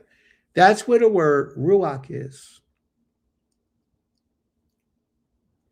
And nothing I said is contradictory. You're just having a hard time understanding. But that's why I'm here taking questions. So if you ask a question, then I can possibly address your question. But you can't ask a question by making assumptions. Real simple. And accusations like the brother's lying. That's not good. That's not how we do things here. What are the different words to show the different kinds of spirit we should be looking for? I need understanding on the specific different words, I believe.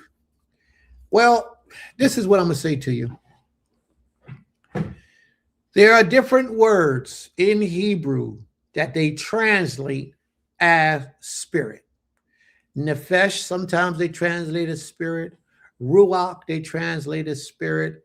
And there's another word, nefshima. Well, that's the pluralization. But a lot of times they translate all these words as spirits. But what I'm trying to explain to the family today is that those words doesn't all mean spirit. If that's the case, why are they using different words in different places?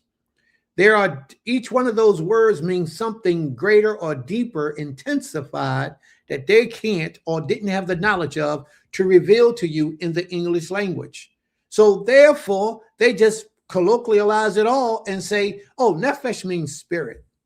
Some places you'll read where the body and the soul was a nephesh. Once they come together, once the spirit comes into the body, is called a nephesh. You'll read all these types of places where they'll say these types of things. But I'm trying to give you a purer knowledge than that. And I'm trying to take my time and walk to you through the scriptures to verify and support what it is that I'm saying. But they're not going to reveal to you as I'm trying to explain to you. Either they didn't know, the translators of the scriptures, the Most High possibly didn't reveal to them, because what's meant for us isn't meant for them. And they only have certain forms of knowledge. That's why today we need teachers. But in the next days, the Most High says he's going to have something completely different where we won't need teachers anymore. He's going to put his word in our inward parts. Okay? See, that word spirit is not real, but they're not ready to travel in that direction, bro. They're not ready to travel there. You have to feed them on the level where they are. And that's where they're at. So they have no understanding on that level. We're giving them things. We have to give them something that they're able to receive. And I don't want to confuse them. But in the interim, I'm being called a unrighteous individual, unrighteous brother. And I don't want that. I don't want to be that. And this person here says I contradict myself.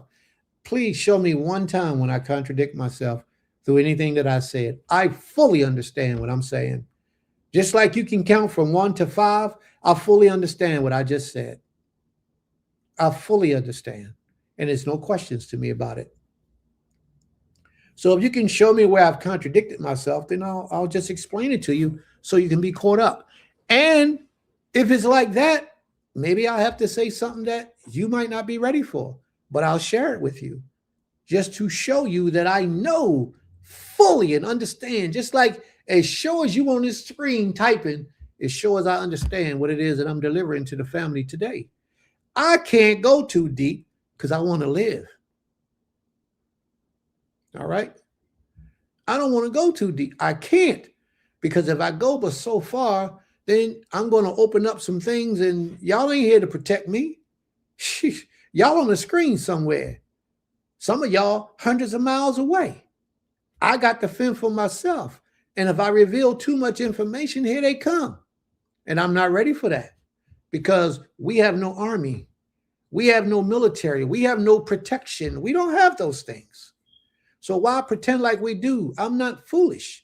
Going to stand up and speak words against things that really ain't going to revolve. So what if I gave it to you? If I gave it to you, what you going to do with it? Nothing. You're not going to allow it to illuminate within you and take rest in you, wherefore you grow. What you going to do with it? Nothing. You're going to still disbelieve. So why would I risk what I understand and what I know just to give to you because you're anxious and curious and want to know something that you're not ready to receive? Because I drop it to you, you call me a liar. Well, some of us may be ready, but I get what you're saying. Well, Ishi, if you're ready, then you ask me at home and I'll share some information with you the best I can. But just because I share it with you and tell it to you, don't mean that you're really ready for it. In the same chapter 7, verse 22 says, Nashima. Okay. Let me go back there so we can follow where you at. Verse 22. Verse 22.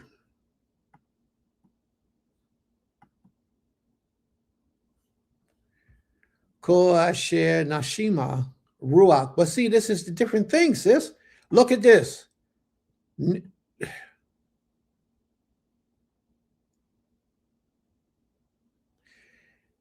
This says nafshima, and this says ruach, and it also says hayim, everything that's living. So of course it's going to use both of these terminologies because it wants you to know that the essence of nafshi or nafshima, that it also existed and died in the flood. So that's a good terminology for that. That's a good breakdown. I'm glad you brought that out because it's actually saying that everything, be it supernaturally spiritual or just rather it be an animal, it died. Everything, it died. So that's a good way of bringing it out, though. I like that. Oh, gosh. Okay. All right. Why? It's the period that I'm getting frustrated. All right. Let's deal with this. I never said that Ruach doesn't exist within animals. I actually said the opposite. I said that the Ruach is in all creation. The spirit, Ruach meaning spirit, is in all things upon the earth. It's in everything. Rocks got the Ruach. Trees got the Ruach. Sand got the Ruach. A building got the Ruach. A piece of metal got a Ruach. Everything has a Ruach. So poetry and life, you owe an apology to Prince. You can backdate the tape and you'll see where I said that. The only one that has any stands or thing that can even bring out anything or any question anything that I can understand is this one here with my sister. Yeah, she got a real viable question. And her real viable question is she's trying to understand the difference between Ruach and Nefesh. And I can't share that with you in depth to that level and still feel comfortable doing what I do. I mean, I just can't. If I do, it's going to cause a problem. Just know that some people in creation, some people are here in this life. How can I say this? All right, I'll put it to you like this. Some people in this life that live it, in this existence that we live in, some are of man, and then some are of the Most High. But they all look alike. They all have pretty much the same physical appearance. But there is something that powers one that doesn't power the other one that certain individuals don't possess. That's how you will find the difference between Nefesh, Nafshima, and Ruach.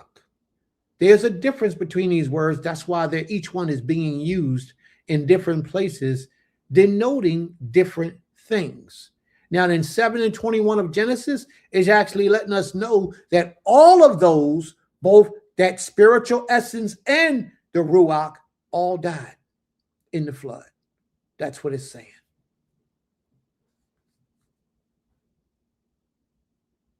All right. So may the Most High be praised. We've heard you say that multiple times, and I did. Shabbat Shalom, Adon Benyamin. All right. Genesis 7 says that all creatures have the breath of Ruach. Okay. I'll accept that. Just as I said, all creation has the breath of Ruach. Everything will not be understood by everyone, and it's okay. And that's true. Everything won't be understood by everyone. This person just want to be argumentative. Probably so. Probably so. Blessed Shabbat Akote Igdalia and Ak Azuv and Asimya. Look at Asimya getting shout outs. All right. May the Most High be praised. Were there any questions that I missed? Sister Higdalia, please, if you have any other questions, please present them and I'll address them as best I can. See, Sister Higdalia, your mind, I probably can drop something on you and you'll understand because you're not, and your husband, because y'all are not, you're knowledgeable of the Hebrew language, and I know you're going to go do the research. You're going to look it up. But a lot of people are wrapped up in their feelings because of what they've been taught through the society that they come up with in this life. This society that you come up with have been deceptive. They try to feed information ports and they hide information from you so that you don't get what you actually need to be knowledgeable about a lot of things. They want you to understand their version of things. And Sister Higdalia, I know that you're not that kind of person. You can travel, and I have no problem traveling with you. So if you have any other questions that you would like to have revealed, I'm with you. It's a brother that wrote a different. Well, let me put it to you like this: there's a brother that wrote a book, an Israelite brother in this dispensation of time, who wrote a book. Chief, what's his name?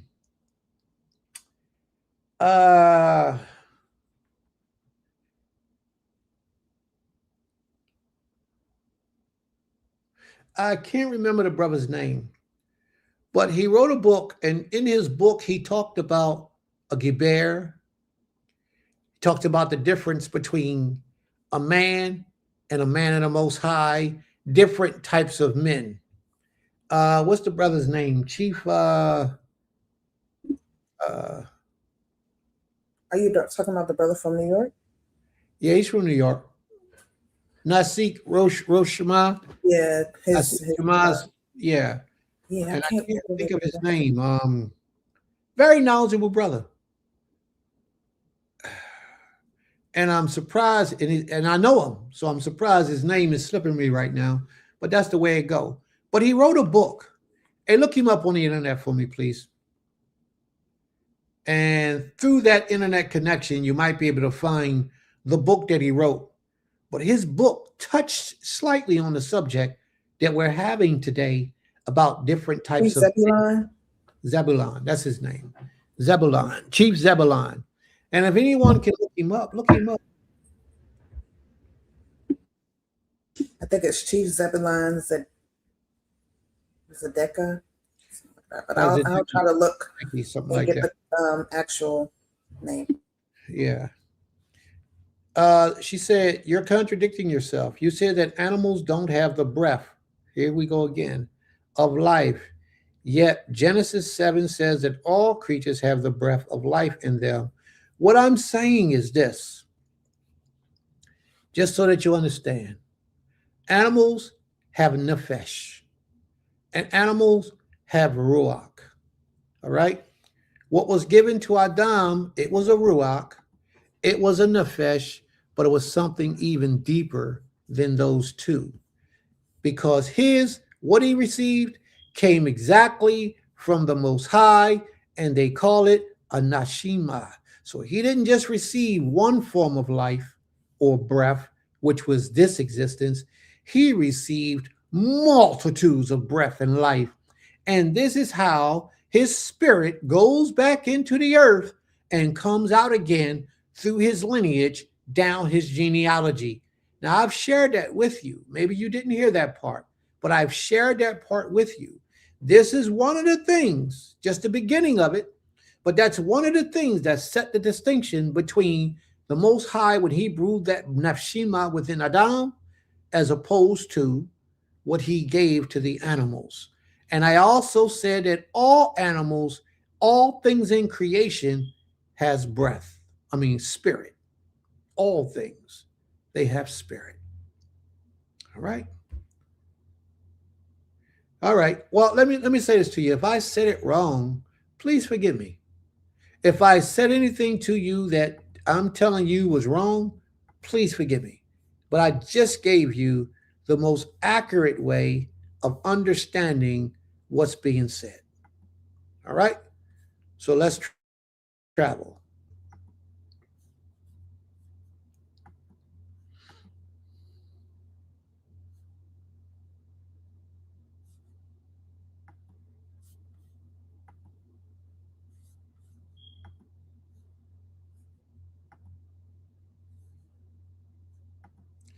All right.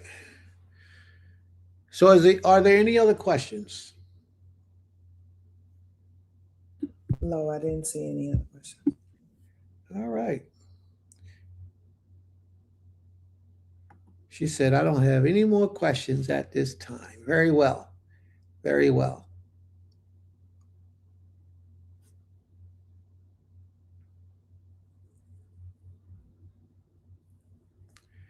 All right.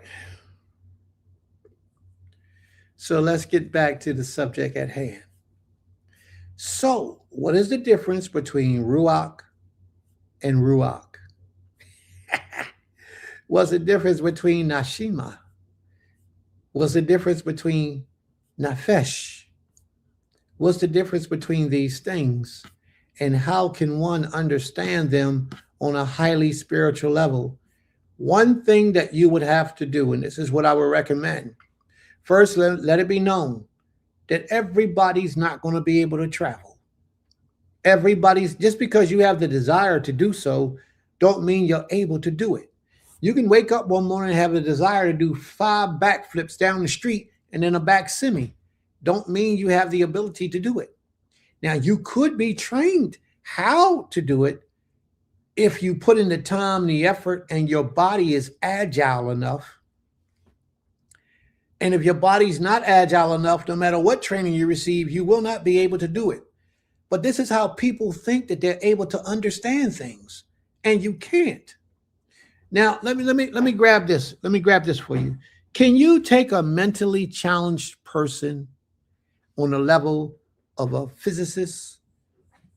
Why? Because you can take them and teach them and give them everything just like you would anybody else, or give them a little extra, take your time, slow walk it, but their minds are not physically able to receive certain forms of information for them to regurgitate it in a manner that shows that they fully understand.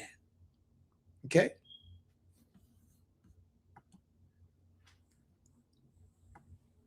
All right. You just can't do that. Now, although we all sound like right now, like we all equal in our intelligence and in our ability to move spiritually in these manners, just because it seems like we all are at that place doesn't mean that that's true. You might want to do it, but unless you have sought out the keys of wisdom, and unless you have traveled through the gates that the Most High has have hidden and closed in certain places, you're not going to be able to receive information, although it's right present, right before your face. It could be sitting right in your face. You'll see it, you'll read it, you'll hear it, but your soul cannot absorb it because you have a blockage. And a lot of people have that blockage. Don't be offended or think that I'm saying that you're stupid or anything. I'm not saying that. I'm saying that you have a blockage. And it's just certain things that can be sitting right in front of your face that you won't see. You know, you ever had a evaluation psychological test when they gave you a test and they had all those different shapes, and they take one shape, put it on the screen and ask you, what do you see? And then you have to explain what you see in that shape. And whatever you see in that shape, as you explain it to them, they have a different definition as to your capability or your IQ level. Same thing that I'm saying to you right now. Although we all sit down before and we all see that one image that look like a bird to 99% of the people, some people may see a tree. And all that means is that their mind is able to see what is so not commonly known to the average onlooker, but it's sitting in everybody's face, but everybody doesn't have the spirit of discernment to see, to know, and to understand. So that's okay. All right. Sometimes there are things lost in transition at poetry. We need to look at different Hebrew words for better understanding. That's not something that we will be productive right now. Absolutely. And another thing that I want to share with y'all about Hebrew. I've been wanting to do this for a couple of weeks, but my sister just tapped on it. So now I feel it's time to bring it up.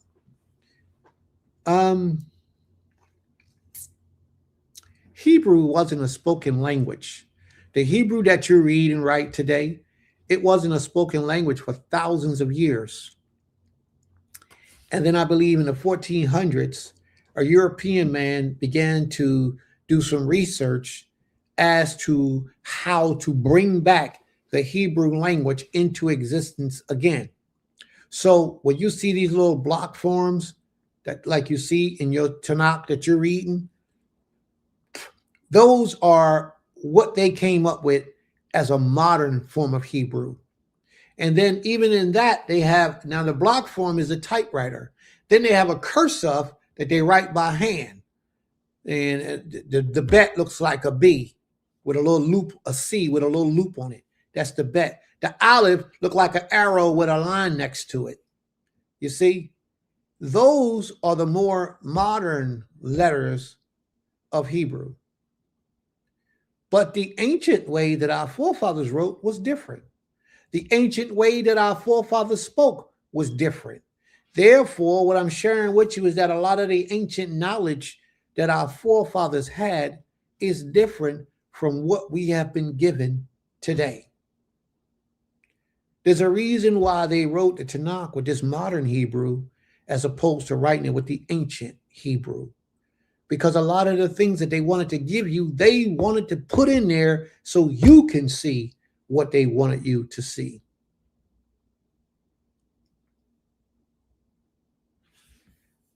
Sis, I've never, that I can recall, seen the Dead Sea Scrolls.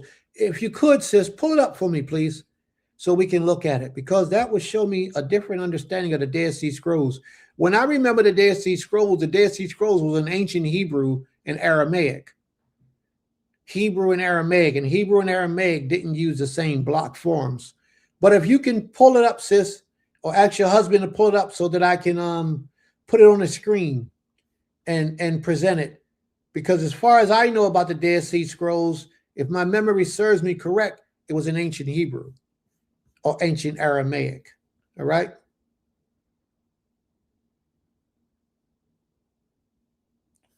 So let's see. The spirit does not go back to the earth. What spirit? It goes back to the one that gave it. Please, no, I accept that and I agree with that. I don't know why you put that there. She says, I'm not trying to be argumentative. I call a spade a spade. He's lying. He won't even deal with his own contradictions. It's okay if you make a mistake. Just admit it. Wow. I guess this must be your first encounter with me. But that's okay. Let's travel on. Let's travel on. All right.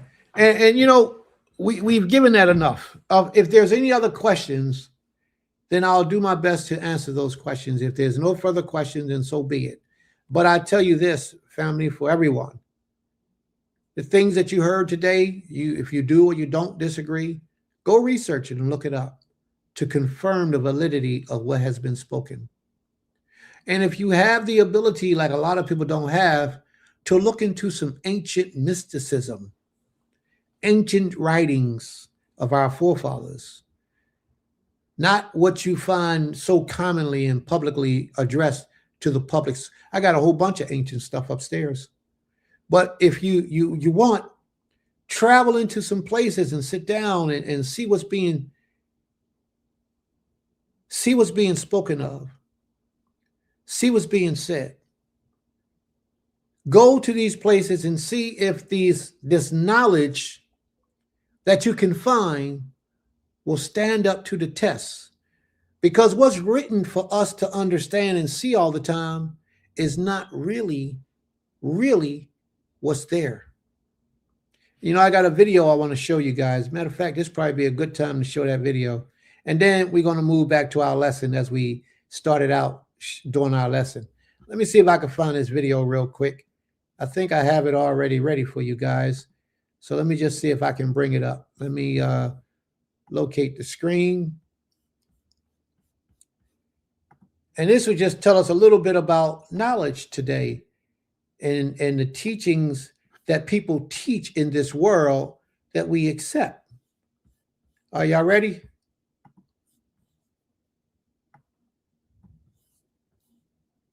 Should terrify you. You see, he's part of an experiment and he doesn't know it. And all these other dudes are in on it. You see, he thinks they're taking a test and it looks pretty simple. You're supposed to match the line on the left to the one that's the same on the right. And at first, everybody answers correctly. On the third trial, something happens. Two. Now, homie knows they're wrong and you can see the look on his face. But check out what he does next. 2. The subject denies the evidence of his own eyes and yields to group influence. Damn, that's crazy. And you know what's even more crazy? 37% of the people that participated in this experiment would rather be wrong with the crowd than to be right alone. But even if one person stood up, conformity dropped from 37% to only 5%. And you want to know what's really messed up? This wasn't even that deep. It was just lines on the card. Can you imagine what happens when the decisions become even more complex? And everybody thinks that this can't happen to them, but you'd be surprised how easy it is for you to lose your sense of self. And that right there is the most dangerous part about conformity, because you stop being yourself and you start being safe. The minute you stop thinking for yourself, you stop growing. And when you stop growing, you disappear into the crowd. This video. So this is what I want to say. Most of us stop thinking for ourselves when we learned the English language. Most of us stop thinking for ourselves when they came out with books for us to read with false knowledge. And we accept the teachings of this knowledge and we're gone. We're gone. Because we have been deceived, we've been bamboozled, and we've been given information based on putting them in a position of authority and power over our lives. But the Most High wants us to take back our power. The Most High wants us to return to Him because we walked away from Him. They know that we are the people of the Most High, and they knew this for many years. But they allowed another people, another race to come in and pretend to be you. And then they supported and backed that race. And you grew up thinking that you were a Gentile. All along, the truth was right in your face, but you didn't see it. You had a Bible right in your face, but you couldn't see that you were the children of the Most High. You thought Jesus was the creator. You couldn't see it. The books was right in your face, but all along you couldn't see that the Most High is Him, and He has no partners, and He has no likeness, nor form, nor image that you can see or understand. But we grew up in a society that chose to keep these things hidden from us while putting it in plain sight. And there's so many things that are in plain sight today, some of the things we're explaining to you today. But because you have chosen to accept the lie over the truth, you find it difficult to accept what Prince is teaching you today. But I promise you, if you go into any ancient writings, you will not find anything that contradicts what Prince is teaching today. There are principalities that rule this earth every day, all day, every second of the day, every moment of the day, every day of the year, every month of the year. There are different Elohims that control different facets of our lives, different energies. And sometimes you can feel those energies when you have what they call deja vu. When you have that thing, oh, I feel like I've been here before. No, you being in tune with that energy. It just touched you. You just tapped into something and you didn't understand what you was tapping into. This thing is real, y'all, whether you accept it or not. But it's real clear, it's right in your face, but they don't want you to know the power you possess. Because if you knew the power you possess, we wouldn't be having these conversations today.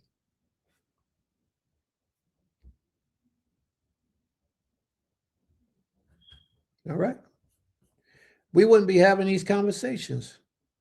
So let's get back to our portion, please. I would like to see those Dead Sea Scrolls, though. I guess I can look it up. Don't worry about it, sis. I'll look it up when my Isha starts speaking. I do got a book on the Dead Sea Scrolls over here. She sent me a link and I sent it to you. Oh, you did? What you do? You texted to me? Yes. All right. I'm going to check it out. Thank you, sis. Appreciate that. But Ima, you can go ahead with your portion. I'm going to move on. Toda Rabbah. I guess that means it's on me. All right. Shabbat Shalom, everyone. First and foremost, before we begin, Toda Rabbah for this day. and for everything that he has allowed us to learn and grow through and observe. And even if we thought we knew something, we always learn something more. So Toda Rabah for that. All praises. That was a very deep conversation needed to be had. And, just Toda for bringing it out. And the questions that you asked, Poetry of Life, great questions. And I pray that you've either gotten a lot of the answers or even a space to be able to go and research even more. Giving thanks to the Creator for this day. Before I went to rest last night, I was asked my Ish about a topic I should discuss, and he was like, "Well, whatever, your spirit," because I had already been on this same topic, thinking about it. But then I woke up and a whole nother message was in my head and all these thoughts and things. So I wrote down a lot of stuff and, did some quick thought process. So,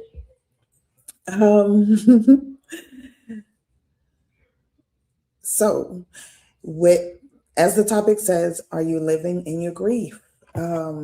Grief came up, and it wasn't the grief when it came up in my mind. It wasn't just grief about death, about someone, you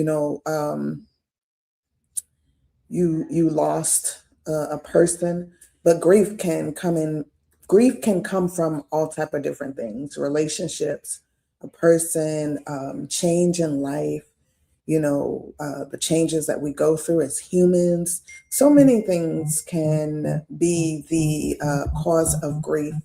It's how we deal with it, how we grieve, how we identify the grief, and then also paying attention to what causes those changes, to understand the power of that grief or the power that you have over the grief. So before we go into it, I definitely want to give a definition of grief. Grief stands for, or means, by this dictionary definition, deep sorrow, especially that's caused by someone's death. Example, she was overcome with grief. You can also say, another form of it could be trouble or annoyance. We were too tired to cause any grief, meaning you're kind of like, some people can say, I'm over it, so I don't want to keep going back and forth and cause more grief, meaning just like annoyance or disturbance. And then the next thing that definition I want to go over is grieving.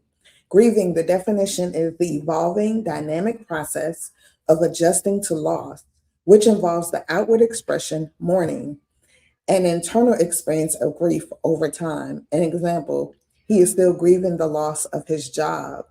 And see, I like that example because it didn't say the loss of his father or mother, but his job. People grieve and go through grief over losing a job, because when you invested so much into something, that becomes your life.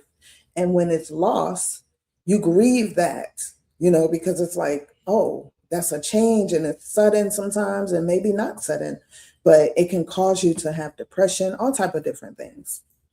So I wanted to go into, so basically, what I understand is that grief is a very scary word to many. And I believe that it's because we don't understand the word and the feelings that comes with it and the action of grieving. So I am reading because I wrote down notes because it was just all inside of me earlier, and I wanted to make sure I remembered a lot of it. Grief is usually only spoken of when we think of death or a person physically. Grief can be something that we go through in relationships. We can grieve the expectations of what we wanted versus what we get. We can grieve that change in a relationship, which is common as we age. Our idea of its purpose changes. And then we go through our personal changes, like menopause for women and andropause for men. And of course, because I'm introducing something new, andropause, which is not something a lot of people speak about, or men or women, but andropause, just to define it, or male menopause, is the gradual decline in testosterone in aging men, typically starting around age 40, causing symptoms like low energy, reduced libido, mood changes, and increased body fat. Unlike female menopause, it's a slow, steady process, not a sudden cessation. Not a sudden cessation with gradual loss of hormonal function, though it can also be linked to obesity, diabetes, and other health issues. Symptoms include fatigue, erectile dysfunction, depression, sleep problems, and decreased muscle mass, with a diagnosis involving symptoms and blood tests for low testosterone. So as I grow younger in this life, I see my changes, and I do grieve the loss of this is me speaking now. So as I grow younger in this life, I see my changes, and I do grieve the loss of what I wanted 20 years ago and my choices that had led up to, certain things in my life. However, I embrace through the grief, and I've learned to read more on what's going on in my body, then balance my life in my body so that I can then balance my life with my hormonal changes so the grief doesn't turn into resentment, hate, dislike, or other issues from not understanding self.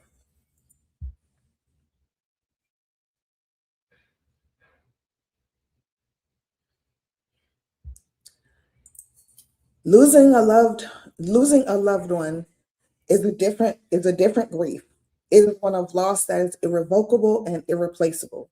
It's sad, it's joy in remembering, it's anger in not having, it's uplifting in understanding the impact of that loved one, it's happiness in knowing you had that loved one, it's gratefulness, it's recognizing the depths of the loss and the gain of spiritual element you've now gained. I believe in angels. I believe spirits live forever, and I believe the Creator allows spirits to return. So I wanted to talk more about that, about the process of grieving, and how, when we grieve and when we do not take hold of that grief, it can turn into a it can turn into what we call resentment, hate, dislike, and sometimes we don't even understand why, we're going through that. But a lot of times it's the grief because we haven't kind of sat with ourselves with it. We kind of just keep moving through life as if it's non-existent. But that grief is a part of the process of life. So you're going to grieve someone, and we all grieve in different ways. I'm not saying everybody's grief is identical, but those of us who grieve and we carry it, we have to learn to compartmentalize in so many ways, and then learn to kind of build from that grief and not allow it to cause resentment in certain situations, or build you up to resent life in itself. Because when we have lack of knowledge or understanding, and a lot of times what we do as well is my grief and nobody else can understand it. But I've learned through reading and researching, many people have similar thoughts and go through similar times. And so sometimes reading someone else's outcome and what they did can help you to, find ways to release that grief, or even to help it to motivate you. Because sometimes it's not even about releasing it, it's about using it to do other things in your life. I see Brother Benjamin asks, can we use sorrow to be biblically interchangeable with grief for the purpose of this lesson? Or is it modern grief dealing with trauma and loss? I can definitely, look into that. I think, we, of course, I would say for myself, if this is what you're asking, when I'm going through grief in modern time, right? I do look into the Torah or the Tanakh, and I look at Psalms, and I look up different scripture that will help me with that grief, that will help me understand it better, that will help me to come out of whatever thoughts I may be having. And there are, people will send you scriptures that they feel can help you. So I think too, that's a process that, some people feel like that helps them. Some people feel like, well, I don't want to read scripture. I don't want to read this. I'm a big person on just reading because words are powerful. And I do believe like when I have read those particular scriptures that were sent to me, it did help me. I would meditate on that particular scripture and see what the message was that came from it. What's the message that's being sent to me, and instead of and I'll admit it, like when at first I'd be like, oh well, what is this going to do for me to read this, right? But I started to really meditate on it, and then I would break down the whole scripture that was sent to me to make sure that I'm grasping what the message is versus just reading it and saying, oh, okay, that didn't do anything for me. A lot of times, and the Most High tells you to meditate in His Word. So I think that's part of the healing process, part of the digestion process of knowledge is meditating it and seeing how it fits. Of course, it may not all fit for all, but there's, in my opinion, there's something in it that will definitely lift you up. And of course, anybody's welcome that knows certain scriptures, they can post them in the comments for others because I do my best to talk about things that are currently happening around me and to others in the world. And I feel like, somebody today, somebody beyond is definitely going to, beyond this lesson, is going through grief and may just need a word of positivity um, to uplift themselves, or to just have a second thought or a second opinion about it. He said, will you touch on the definition of the word grief in its Hebrew word form? So therefore your response is my last question. I don't know the word for grief in Hebrew. I honestly didn't look at that. But if somebody can pull it up, we can definitely, touch on it further. But yeah, but no, and no problems, Aki. I don't mind questions. I actually have some questions that I'm going to give everybody at the end. Yeah, so it's not a long dissertation that I'm doing today. I just wanted to, speak on that because when I arose this rising, that's what was the first thing that came into my heart and my mind. And I said, okay, Creator, that's what you want me to speak on. And I purposely didn't just want to align it only with death because, like I said, a loss of a job, a loss of a relationship, a loss of anything. I mean, people get attached to material things that if they lose it, it brings on a grief, especially something that may have been passed on from generation to generation, or even if it wasn't passed on, it's something that they've connected with. And when they lose it, we don't know what can send a person spiraling into depression, or, questioning life. All these different levels are something that we experience or, we different people experience. And I feel like we just have to be open and understanding that everybody's level of grief is different. And then, we may feel like, hey, you lost a job, you'll be all right. But for some people, they won't be all right. That's literally their life. Or they got divorced, you'll be all right. Some people can't, they just don't know how to recover from those things. So, I just felt it was important to, bring out all of those things. And then even within relationships, because I think a lot of times, especially in our community, and I'm not saying Hebrew community, I'm talking about us as a people, we don't speak a lot on grief, sadness, depression, things that, changes in life and what that may cause in you, a lot of different things that we go through.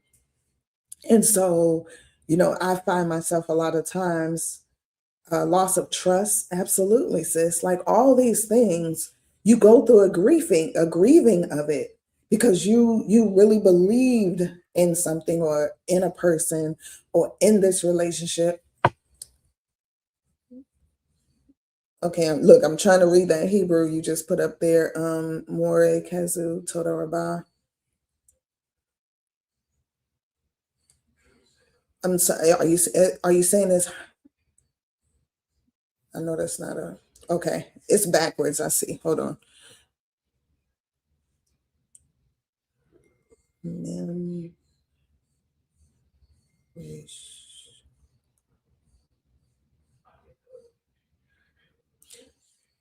Mora. That's what I was in my head. I said Mora, but I'm like, oh. So the word for grief is Mora, and Mora or Mar, which means bitter. Okay, I got you. Mar. Toda Rabah Moray for bringing that out, and Toda brother for asking that question. So, but yes, yes, so within those different things that you go through in life, and you can grieve over it. I definitely okay, Toda. Let me scroll up and you said above. Yeah, so many words describing one thing. Oh, okay, I didn't see. Sorry. You put grief, but severe. There isn't one single Hebrew word for grief, but several key terms capture different aspects. With edzeb, sorrow, pain, yagon, which means deep sorrow, anguish, and tuga, heaviness, profound grief, being prominent alongside the verbal root atzab, meaning to grieve or be pained, used when the Creator grieved in Genesis 6:6. Other words include ka'as, anger, vexation, and agmat nefesh, anguish of soul. Todarba. Those are, and definitely I thank you for bringing that up, Abba, and bringing out the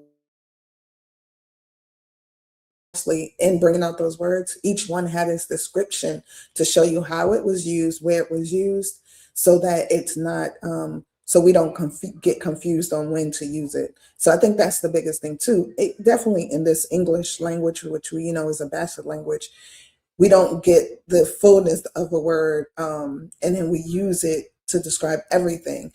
And so I love that because now it shows you there's different forms with which we understand there's different forms of grief. But now we know there's different words to use when we're speaking of certain places of grief. It says, it seems to me that grief has various forms: an emotion, a state of mind, and a condition. Absolutely. And that's what, my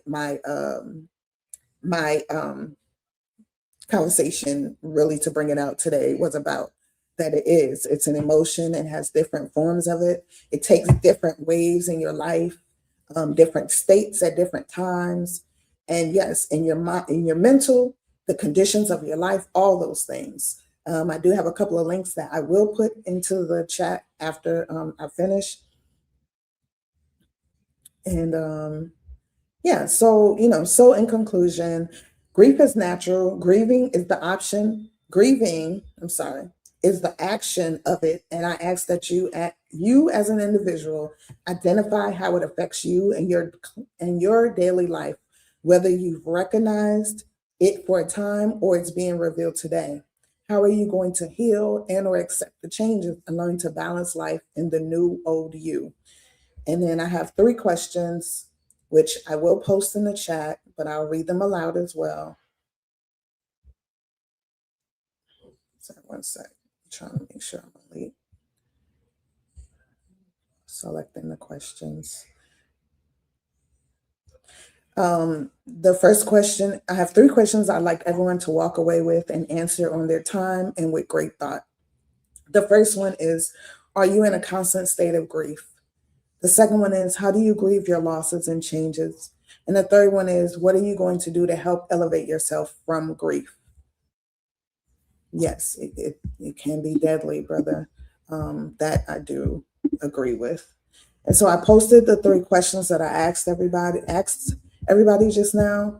And, I wanted to implement this exercise because a lot of times we go, we have these lessons or these conversations that I bring forth and we hear it and then we move forward to the next thing.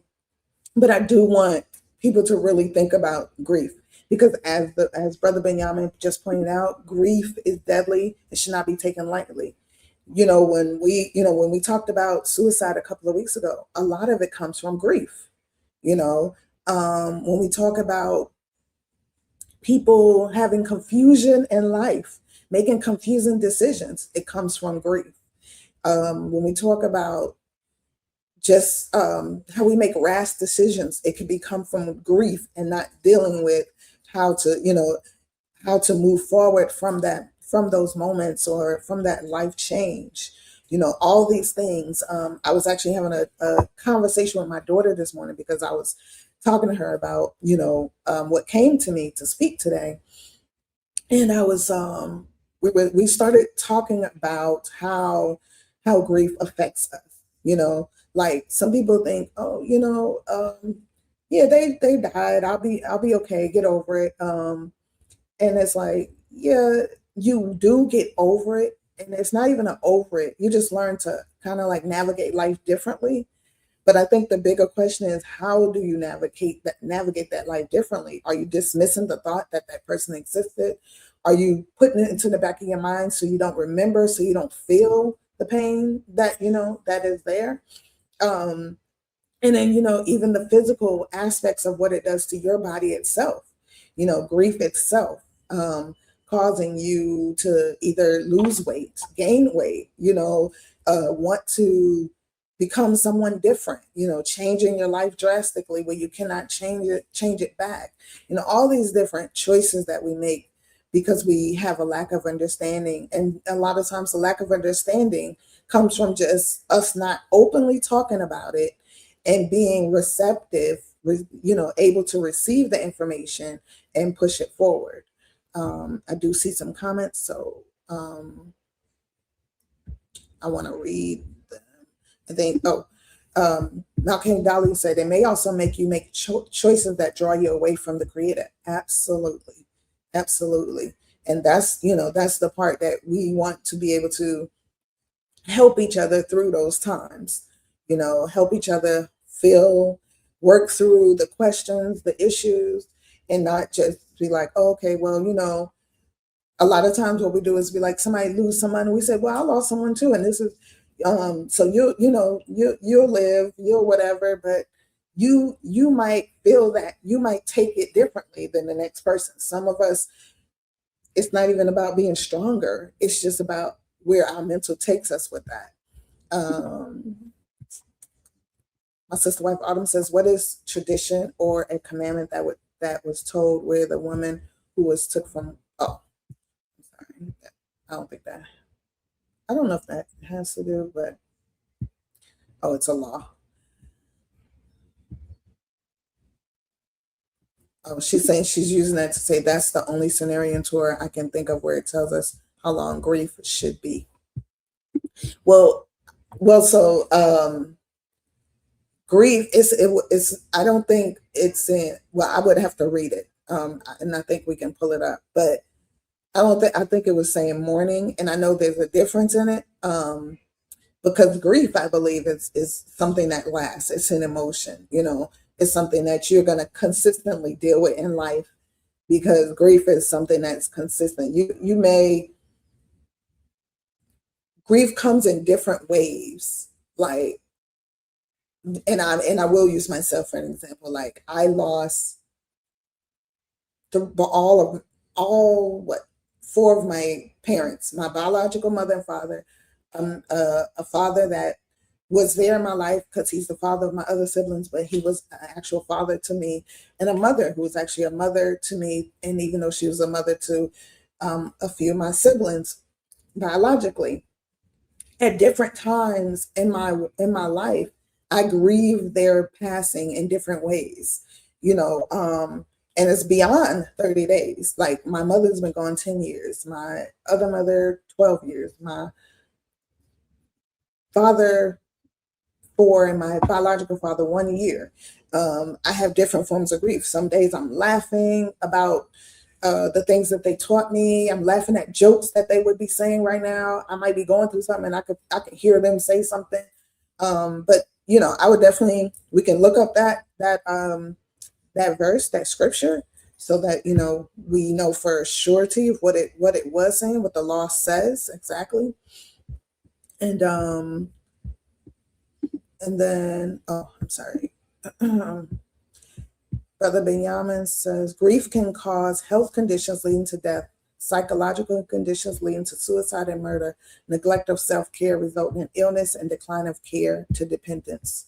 Very true. And it definitely does happen in life. We see it, Sometimes we don't know why somebody did it, but once we start to dig deeper into what they were going through, a lot of times it stems from grief. Like when, for example, when you hear the stories of someone going and shooting up their job that they were fired from, or had to be let go or laid off from, there's a grief in that person. Like you said, it caused, and that's murder. They were grieving it and they didn't know how to deal with that loss of that job. And then instead of someone trying to, help them through it, they reacted in that way. The grief that they were going through caused them to react in that way. Malcolm Dolly said, there are varied mourning times, but a month seems typical. Mm-hmm. My sister's wife says, it's important to note that we know the sadness of grief doesn't fully go away. It comes back in waves and in memories, but it's important to not let it overtake your mind and drive you crazy. Deep depression, because of the harm that comes from it. After 30 days, you should make a conscious effort to not let it overtake you.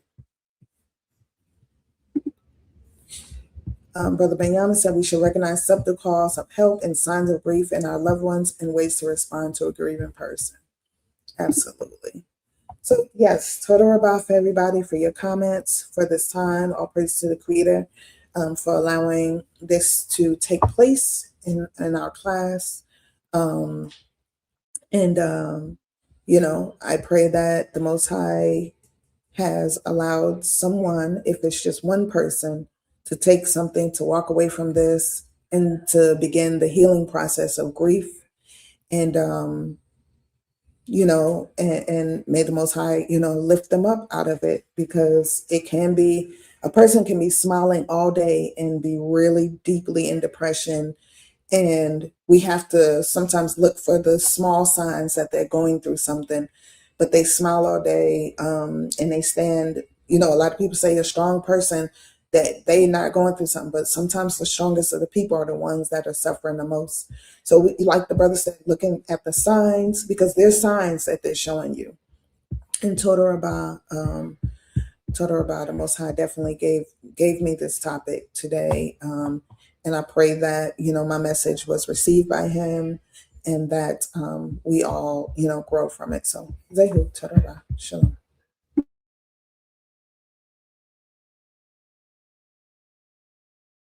You're on mute. All right. May the Most High be praised. Total Rabbi. All right, family. So now we have to do, if there are any questions now, if not, let's move forward.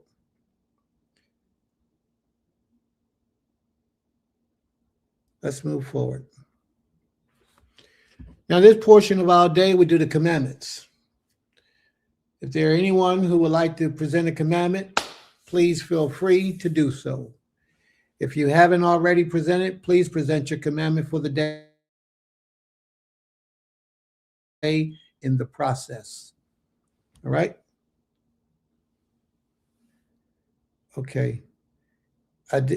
In my opinion, you didn't go deep enough, Akoti, and this should be an ongoing series of several lessons.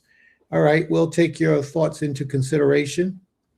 And if it comes out on top, then we'll have a whole series of lessons to address this issue, because we do understand and agree that it's a deep concern for our people. And a lot of our people are in that condition, living in that condition daily. And it's hard to bear to go, or what to do, or where to turn. And we are here for the people. And the people know that we're here for them. But at the same time, people need direction, help, and instructions in life. So yeah, we'll give that some consideration, bro. Thank you for your advice. May the Most High be with you. Shalom, shalom. All right, family. So let's go to the commandments. Ima, you doing the commandments today? Okay, I'm pulling up Malcolm Higdali's now. Total Rabbah. There you go. May the Most High be praised.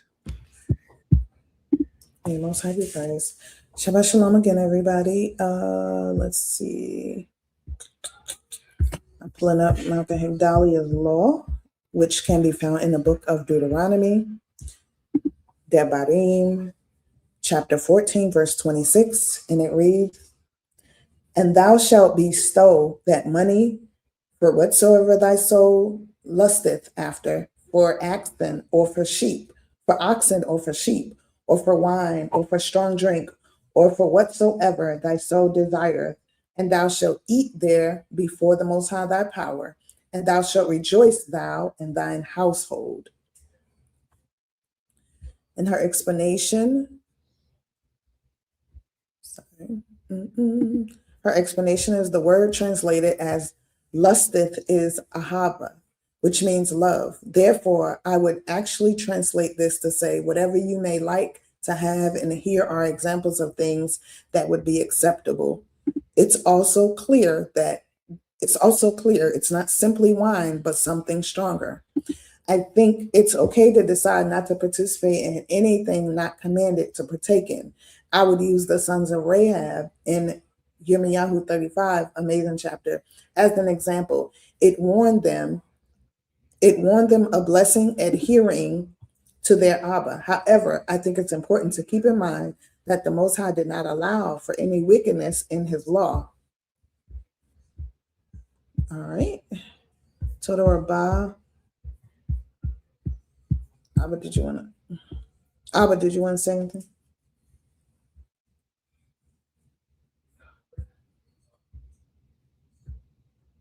I'm looking for the next law.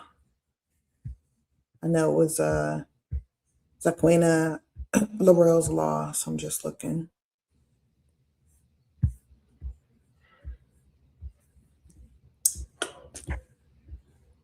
I'm gonna have to start starring these laws so I don't have to do this.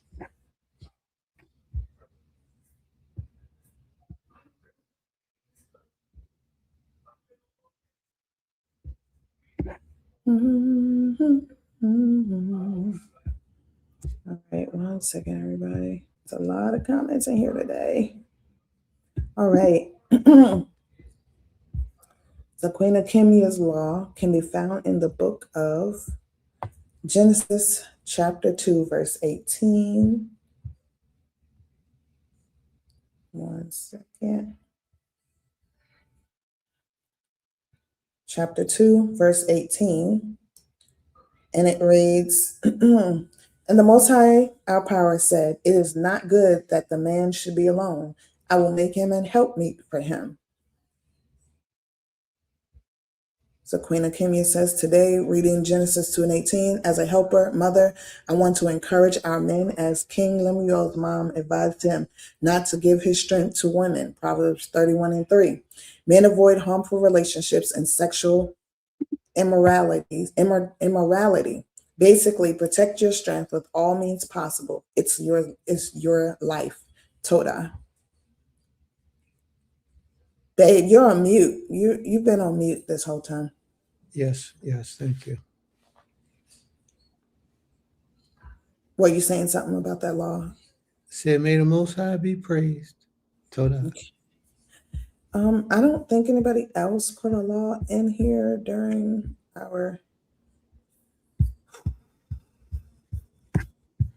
this time. All right. Well, if there's no more laws, then it's cool. Okay. All right. I do want to. I'm sorry. Aim Sukari said, and glad to see you here, Aim Sukari. She was having technical difficulties earlier. So grateful for the peaceful words. Brother Benyamin says, hallelujah, I pray this happens. This would be great for the nation and people in general. If I may,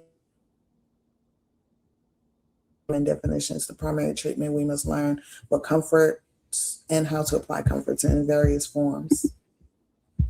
All right, Taraba. I see my sister wife just came back. I don't know if she has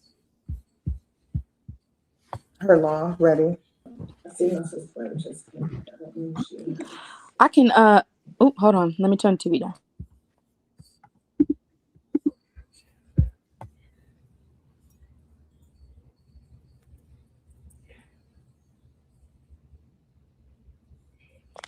Shalom, can you hear me? Okay. Okay. My apologies. My phone died, so that's why I had to. My phone went out. My law is. Excuse me, BK. Let me see. 23. Sorry. Okay. 1 second. I'm sorry. 28 through 11. There it is. Okay. My law is from Exodus or Shemot, chapter 20, verses 8 through 11. And it reads, "Remember the Shabbat day to keep it holy. 6 days shalt thou labor and do all thy work. But the seventh day is the Shabbat of the Creator, thy power. In it thou shalt not do any work, thou or thy son or thy daughter or thy manservant or thy maidservant, nor thy cattle, gates. For in 6 days the Creator made heaven and earth, the sea, and all that is in them, and rested the seventh day. Wherefore the Creator Most High blessed the Shabbat day and hallowed it." So this law made me think of I think it was the last Shabbat where I was speaking of walking up to the temple and walking with our son BK and just thinking about how to teach him and where he's growing up and things like that. So even though we all know this law, I think it's super important because I was just thinking how I would teach this to our son BK and any future children for that matter, any children that live in the community. How I would teach this to BK, like what does it mean when it says thou do no work, right? And I think one translation, translation, or maybe it was a different Bible, but I think it said servile work, so maybe it was the same thing.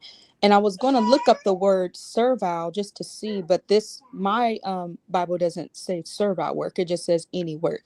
So I think it's important to understand and digest what is exactly work, right? I remember I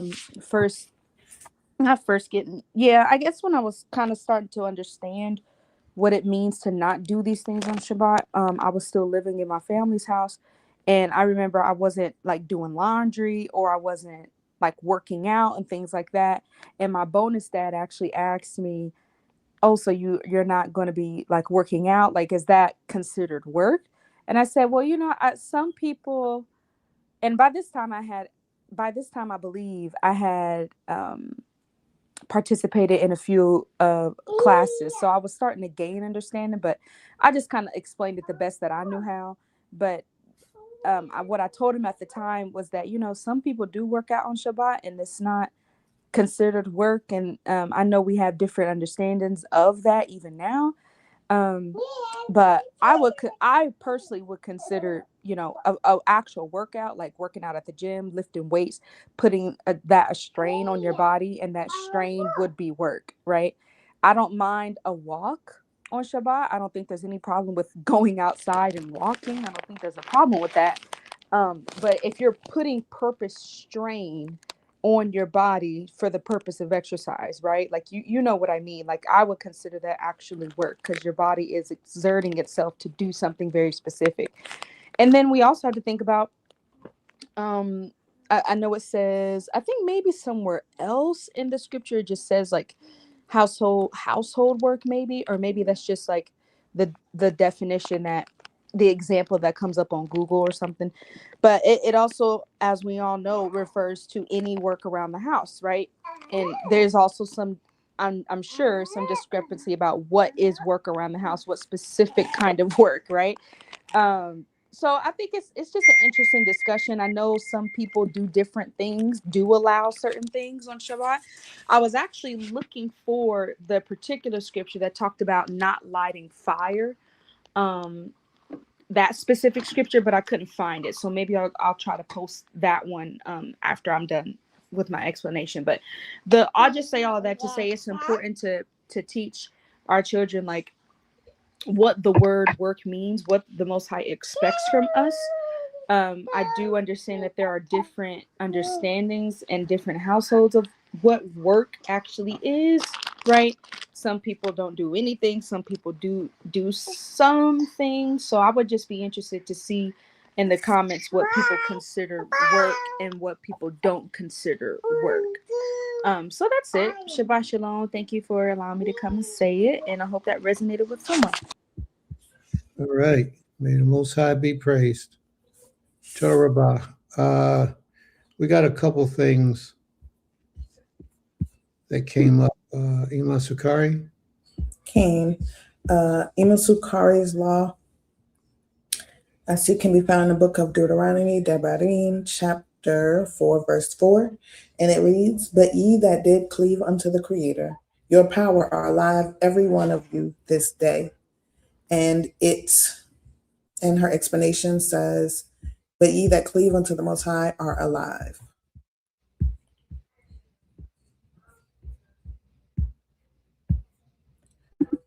You're on mute. May the Most High be praised. All right. Sister Higdalia, is that a commandment or is that just something you want us to read? Exodus. I think she was bringing them up to help. She was saying, consider when thinking of what would be okay on the Shabbat. I know a lot of people do use that Isaiah 58:13, and she's saying Exodus 35:3. You want me to go to it? No, it's fine. Okay. All right. Thank you very much, sis. Very much. You know what? I was looking for, she was saying Autumn was looking for that verse. 35:3, you shall kindle no fire throughout your habitations upon the Shabbat day. Torah. Okay. I was looking for the law about the mourning, but I just couldn't find it. And maybe I'm just overlooking it. Does anybody know where that is? All right, we'll deal with that in a minute. We can try to look it up. Can y'all see that video? Hey y'all. So this is the day in my life, principal and co-founder. It's not playing, is it? No. All right, I think I might gotta move it somewhere. Give me a second, please. Just give me 1 second.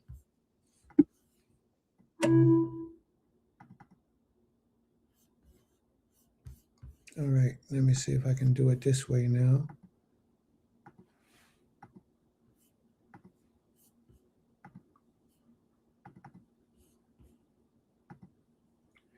All right, y'all see it now, right? Okay, y'all ready? Hey y'all. So this is the day in the life of a principal and co-founder. I am here this rising. They are actually bringing our building today. Y'all see me, I'm on my land where we house the school building. I'm going to allow y'all to see. This is what they're doing today. We are installing our building. It's called Vision to Village. And so as they continue to do this, this is going to take probably a few hours, you know. I may not get every step, but hey, we're going to get as much as possible just so you all can see the vision, see the work from the ground up. That's the other side of our building that I took video of earlier. Basically, this is the side that they already put where we want it to be. They placed it on the bricks, the stabilizing. But once they put it together, we'll walk through so you all can see the finished product. Here we go. Follow us for updates on the process of building a school from the ground up. And share this with someone who should see it. Thank you. May the Most High be praised. Total. Wow. That was nice. Let me tell you why that's important. That video that we just showed. First thing why it's important is because we need to let the world know that we're not just talking.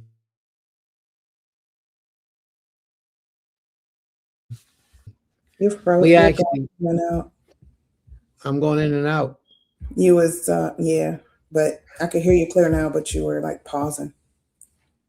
That was my cool side. Oh, okay. Yeah. So the reason why I'm saying this is because it's important that we show that we're not just talking. There's a lot of people that just talk, and don't produce, not get nothing done. You know, you see no benefit in hearing all the words that they talk.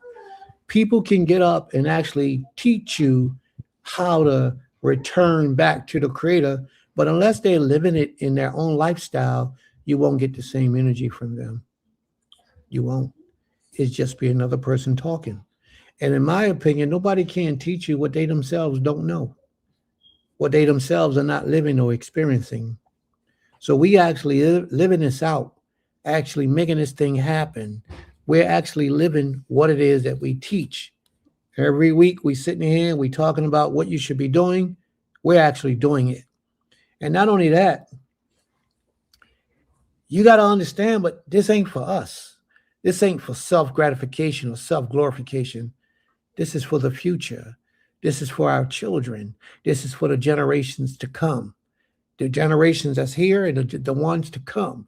A lot of money has been put out into these programs to make certain that there is something set up for the people, not just one person, not just a man in his household, but the whole community of people. As much as Israel as we can help, we're here for that purpose.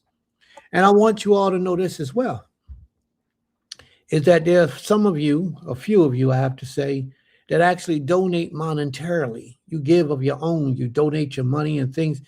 This is where it goes. Projects like this, paying children's tuition, making sure that the homeless get somewhere to live or something to eat. You know, that other people can benefit off of what it is that you are giving back to the Most High for the service of the Most High. So we're showing you these are the things that we do, and we're showing you that we ain't about a whole lot of just talk because we want to run your life. That's not what this is about. We actually putting, and that's what we do. So may the Most High be praised. So I thought that was very important to show. Right? Yes. Can you tell Yeah. Well, you got something you want to say? Oh, I was just saying Twitter about for sharing it. And I for our school's kind of like official first reel, like we've had so much support from it. Over 100 something shares, comments, 5,000 views. So it's going viral. And I'm just thankful that was one of the videos that my son actually edited and produced for us through his company. So I'm just grateful for that. And the support, that's the biggest thing, is the support and getting the word out. I think that's one of the things that, we're striving to do, because through our school, we're also teaching others, about this way of life, about our creator, because our school is open to all walk, let me be clear. Our school is open. We do have an application process, but, we invite, people to look into the information for the school and inquire. And so I just like the fact, like you said, that we're showing the people that we are doing it. We're doing the Most High's work, and that's most important. So say cool. You see that picture right there? I'll put that picture back up. You see that picture right there?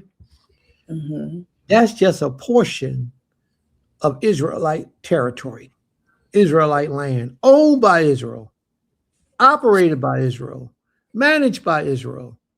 That's y'all land, family. That belongs to our family. And I just wanted to share that with you. This is a reality, you know, because there's a lot of people that get out here and talk that talk, but very few are actually producing much of anything. May the Most High be praised. May the Most High be praised. You trying to play another video? Yeah, I want to play it, but hold on a second. I got to find the. Okay, there we go. An entire population of 366 million people. It's not much harder than herding fucking sheep or goats or cattle. In the 1930s, there was a law passed that the United States government shall not participate in any type of misinformation propaganda campaigns directed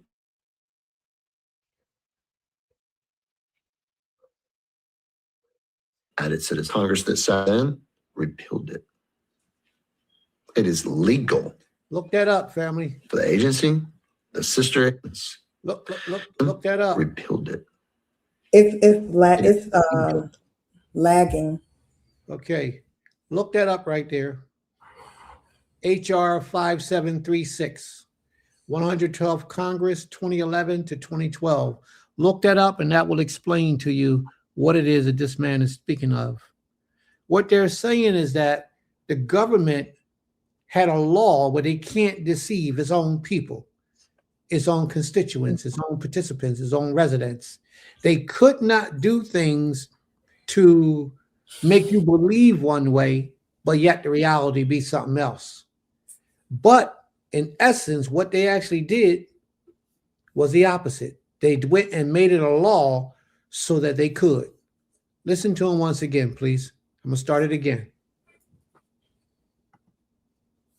6 million people. It's not much harder than herding fucking sheep or goats or cattle. In the 1930s, there was a law passed that the United States government shall not participate in any type of misinformation propaganda campaigns directed at its citizens. And in 2012, the Obama administration and the freaking Congress that sat then repealed it. It is legal for the agency, the sister agency, the FBI, and the rest of them to put out intentionally misinformation, propaganda to American citizens now, and has been for 10 years. When was the last time you heard any congressperson? They didn't fuss about it back then. They're not fussing about it now. Just like the Patriot Act. Yeah. Patriot Act, greatest pull of our freedoms in history. Signed by Bush II. A lot of other people don't know this. There's only 2 presidents in U.S. history to suspend the writ of habeas corpus, the right to due process. George W.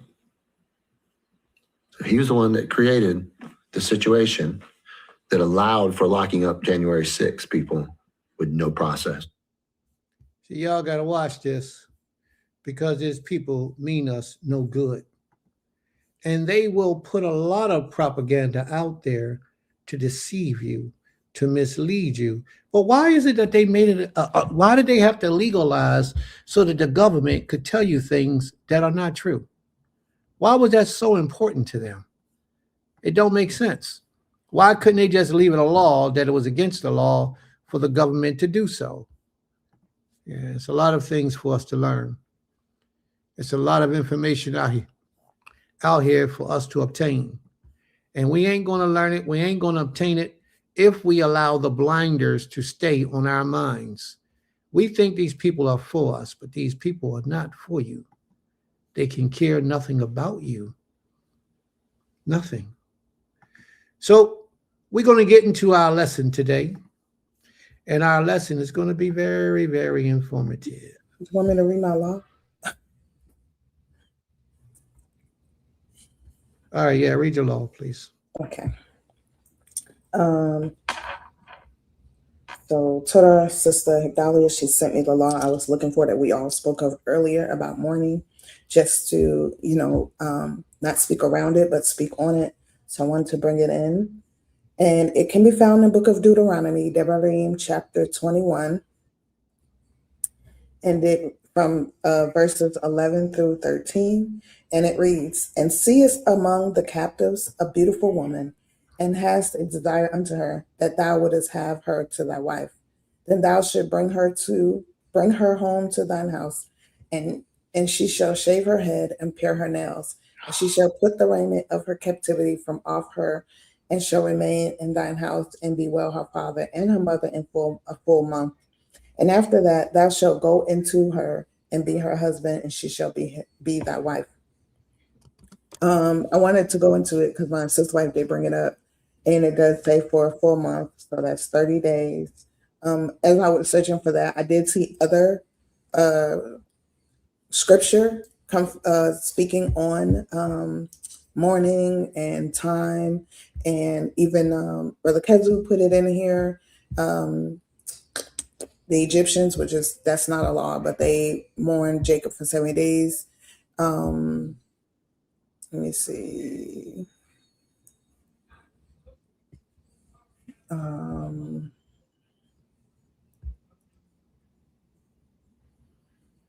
Trying to think where I saw somebody else say something, but I didn't write them all down when I was Googling, but there were other ones that were speaking of 30 days and how long to mourn. So I think just going back and researching that for self.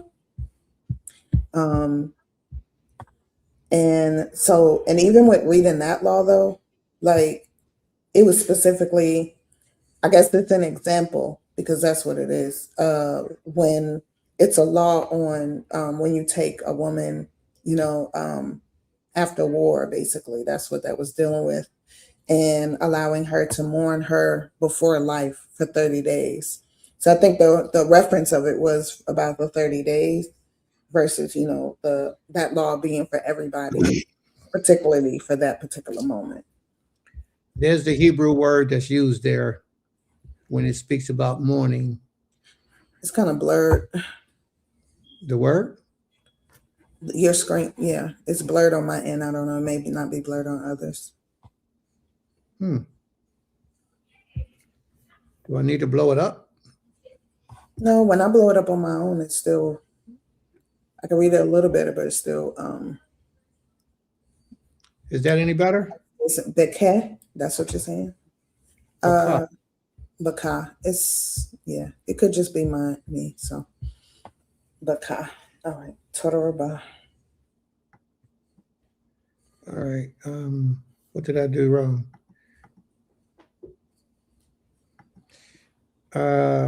It's Baka. Baka. Yeah, it means to weep, bewail, cry, shed tears. To weep in humiliation, joy, and grief. To weep bitterly with cognate actions. To weep upon, embrace, and weep. To bewail, lament, bewail. Okay. That's the word that's used in Deuteronomy. All right, Todoroba.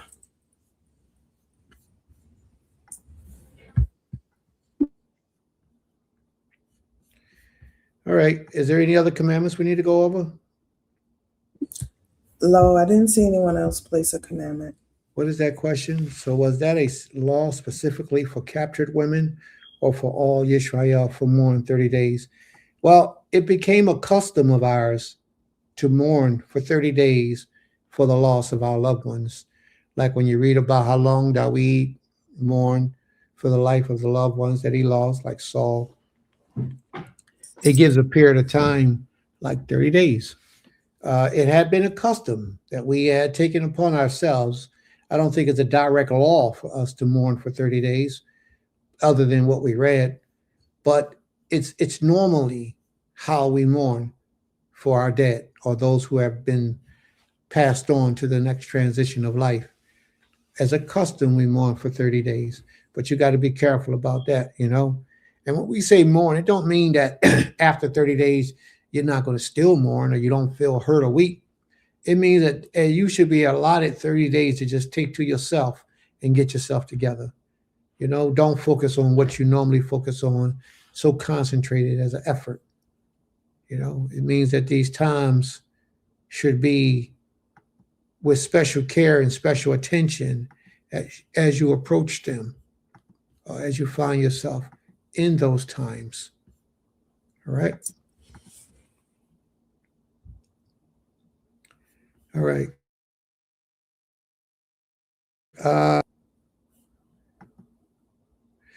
Sis says it's the only law that gives a time frame to mourn. There are no laws for the whole nation. The priests have specific requirements as well, like they can't rent their clothes. They can't do nothing, just about anything. They can't bald their heads. They can't do a lot of stuff for the dead. All right, so let's move on. Are there any other questions or comments, family, before we get into today's lesson?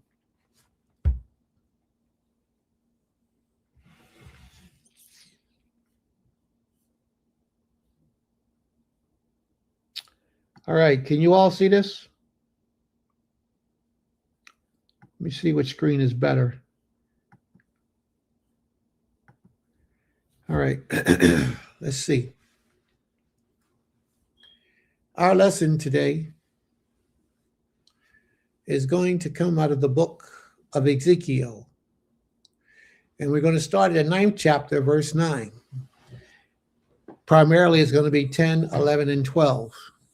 But we're going to start in Ezekiel, the 9th chapter, the 9th verse, where we left off from. Just to give you a little recap, what had happened actually in the 9th chapter was the Most High actually went out and put a seal on the 8 and 9, on the seals of the foreheads of the individuals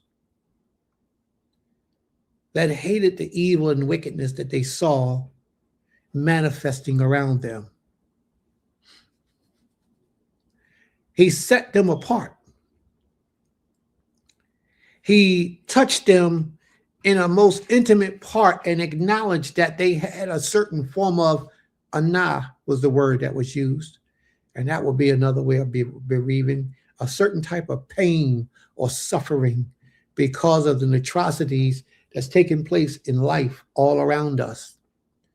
And especially because we are supposed to be a holy people. Our women was wailing and weeping and wailing to Tammuz, to JC, to a deity. And the husbands was right along with them while they did it. They baked cakes for this deity. And they knew that this wasn't the creator. Well, this angered the creator emotionally and hurt the creator. That our people were so wicked and doing so much wickedness in the holy city right before his face. Well, some of the people were still on the right path, on a path of righteousness to obey the word of the Most High. They saw the wickedness that our people was doing, and it hurt them. It brought them to shame.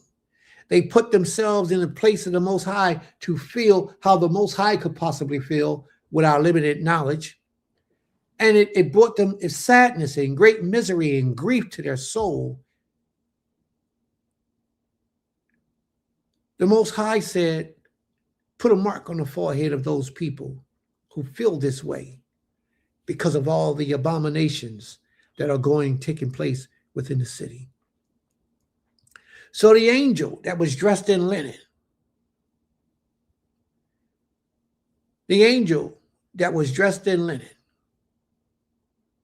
Ima, did you put that chapter and verse up there? Ezekiel chapter 9, verse 11 so far. Ezekiel chapter 9, verse 11. So the angel that was commanded to do this, because all energies serve the Most High. He was dressed in linen.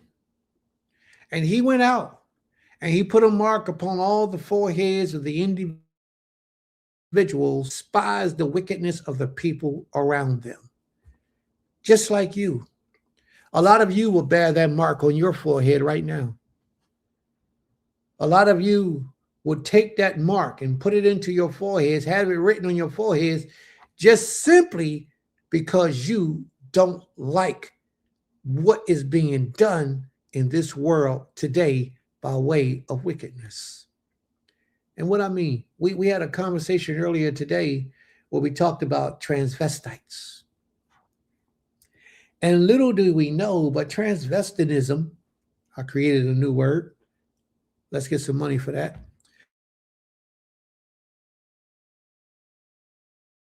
So many people in our society is finding normal. They're accepting it. They putting laws in place that you can't ridicule, can't talk about, can't hurt, can't harm these people. But in Islamic countries, they got laws that you can't be this way. And if you are, they'll decapitate you. They'll decapitate you. But here in Sodom and Gomorrah, I mean, here in America, they protect these types of people. Well, there are a holy people in the land of this captivity that sees this type of evil and it penetrates them to their soul. It hurts them deep. It hurts them deep. And we are those types of people that the wickedness that this world is doing brings us to misery and pain. So therefore, we would be one of the ones who will have that mark on our foreheads. But I'm going to share this with you. It's only a remnant of the remnant who will survive in the interim. After all this is over and said and done, only a remnant of a remnant. Now, the remnant may be the ones who received the mark, and their days were prolonged.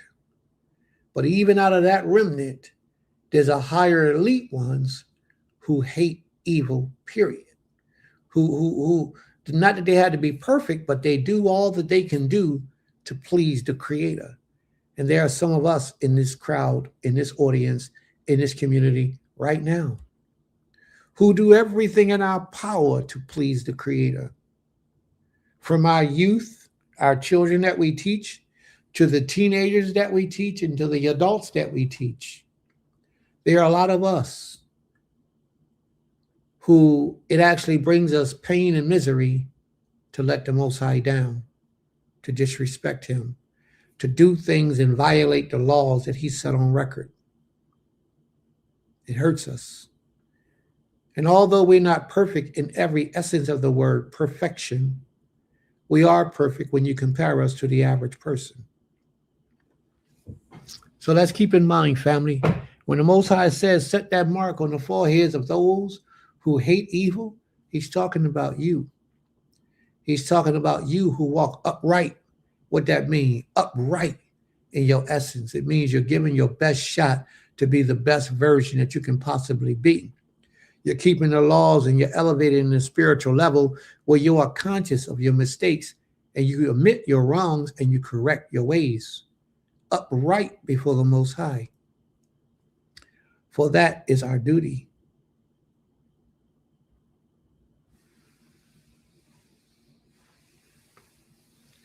All right. May the Most High be May the Most High be praised and pleased with all of our actions, all of our thoughts, and all of our deeds. And then after He sent out that one that had on the linen garment, I think He sent out 6 others. And He told those 6 other angels, because angels and demons are one and the same. He told those 6 other angels to get swords in their hands. Swords, so that they can kill people. So they can go out.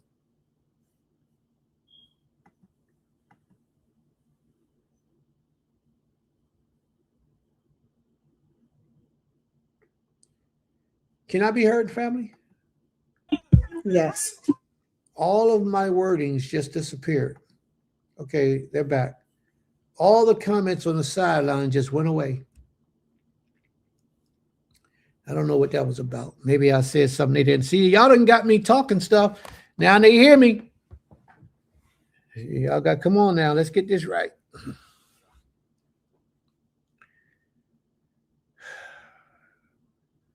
He told those angels to take swords and go out and kill people.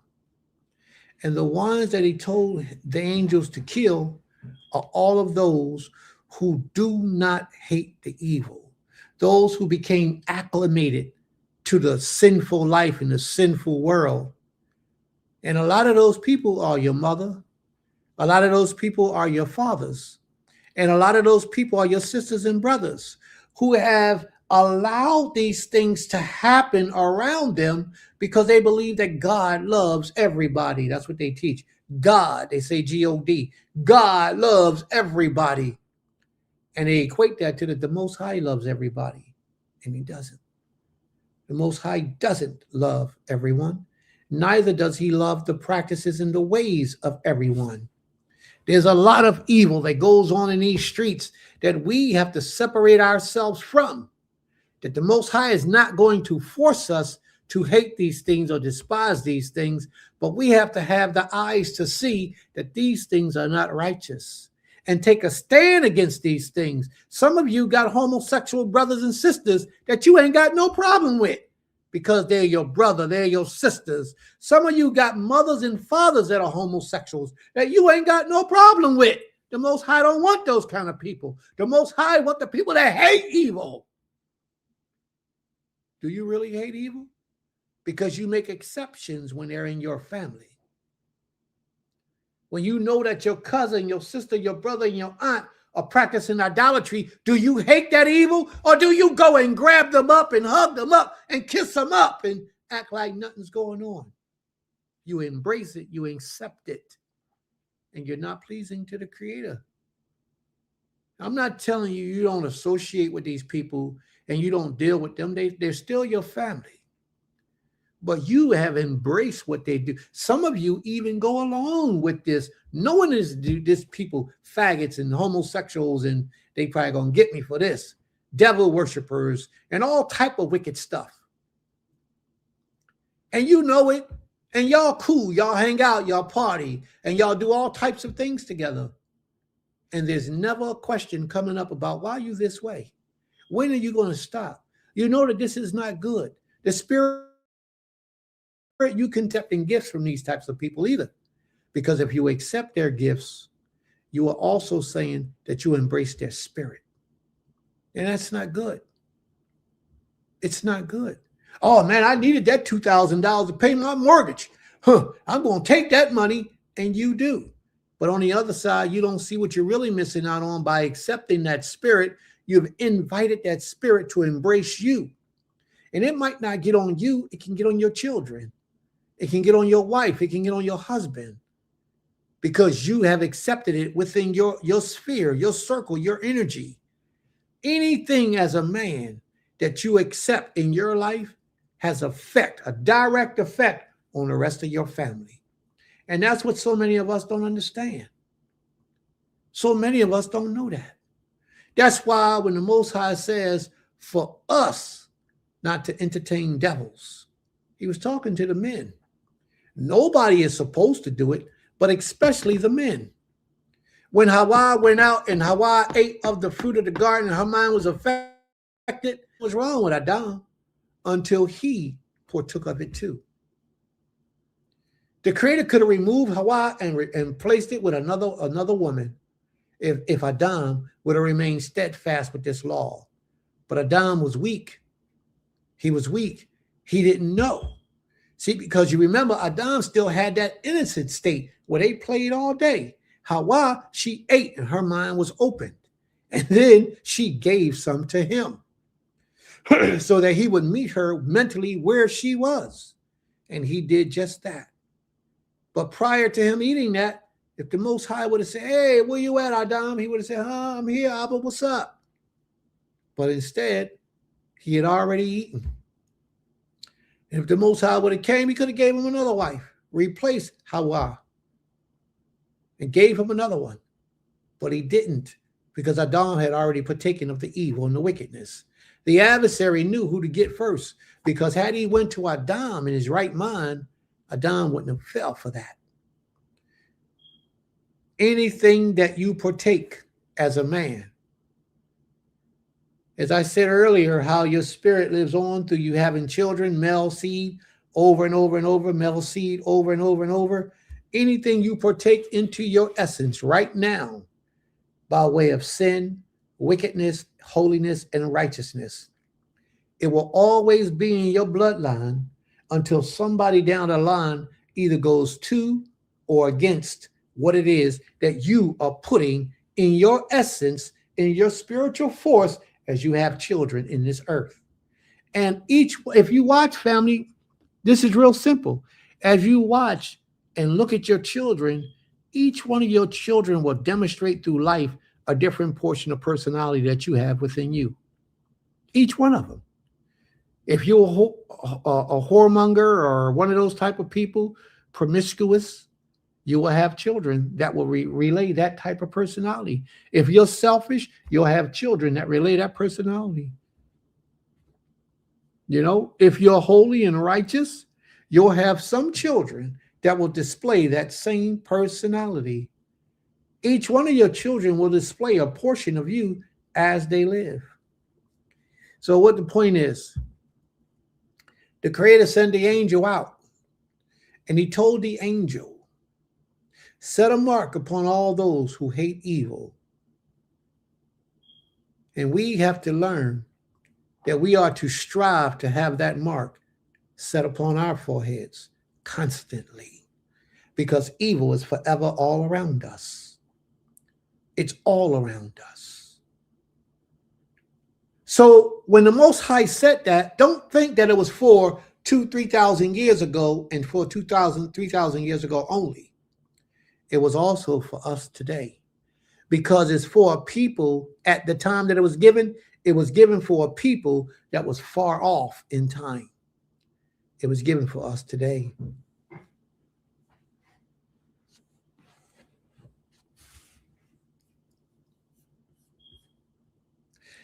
He said to me, and the man clothed in linen with the writing case at his waist brought back words saying, I have done as you have commanded me. That spirit came in the form of a man, so they say. Came in the principles and the essence of a man, so they say. And they call that man an Ish. The glory of the Most High leaves the temple. He says, then I looked, and behold, on the expanse that was over the heads of the cherubim, there appeared above them something like a sapphire, in appearance like a throne. And he said to the man clothed in linen, go in among the whirling wheels underneath the cherubim. Fill your hands with burning coals from between the cherubs and scatter them over the city. Why was he dropping burning coals? Now, all this is spiritual essence, but he's dropping fire from the heavens to go down upon the people. What was the purpose of that? Anybody know? Why do they think that the burning coals from heaven, from between the cherubims, was scattered over the whole city? So if you think you know the answer, just type it in the room.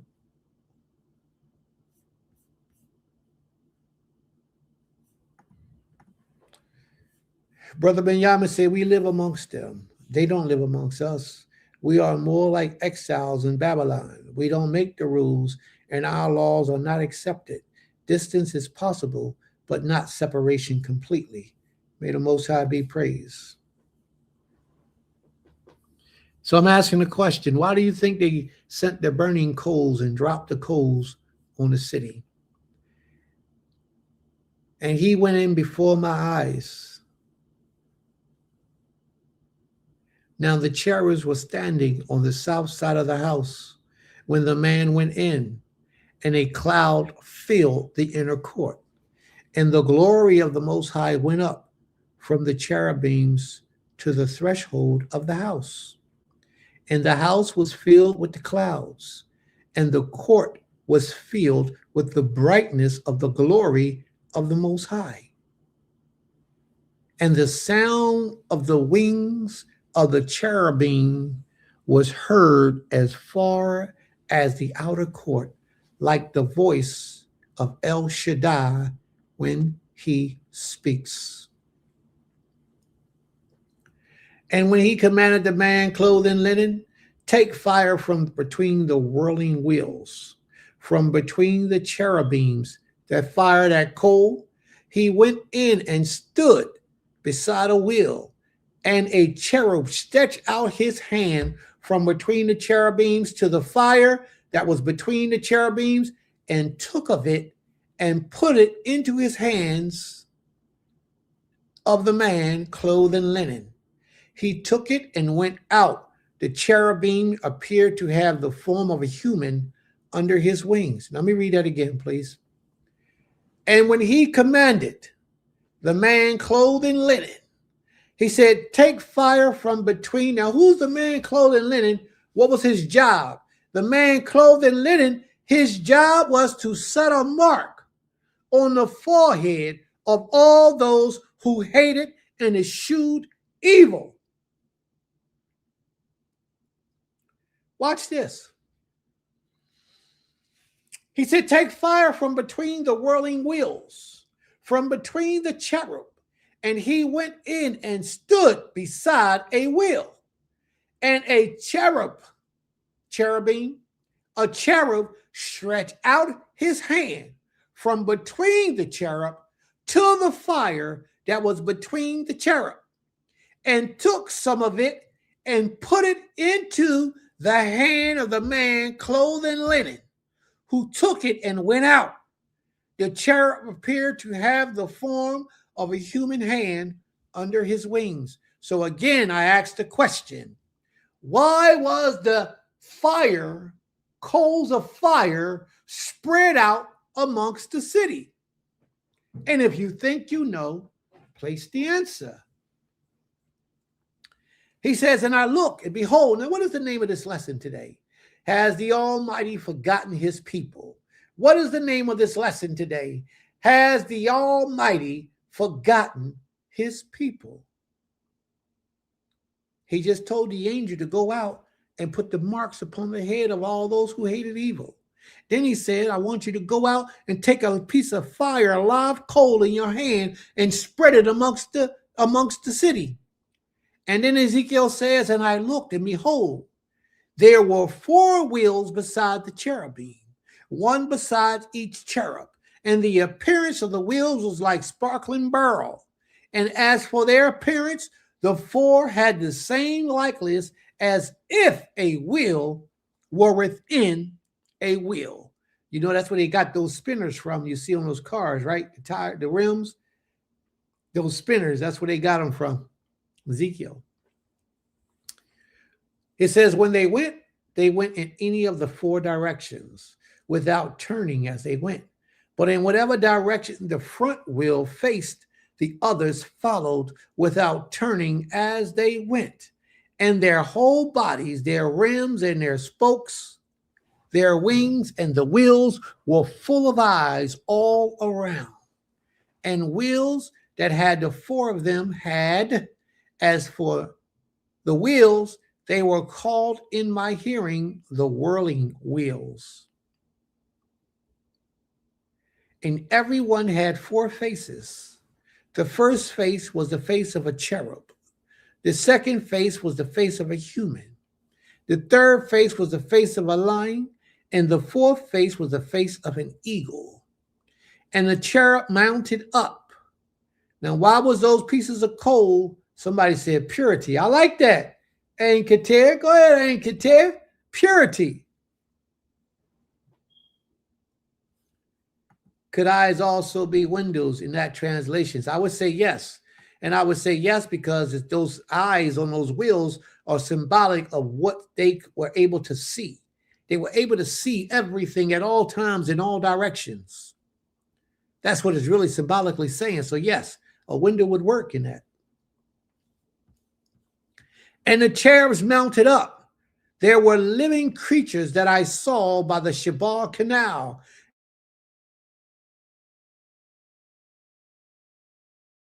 And when they mount up from the earth, the wheels did not turn from beside them.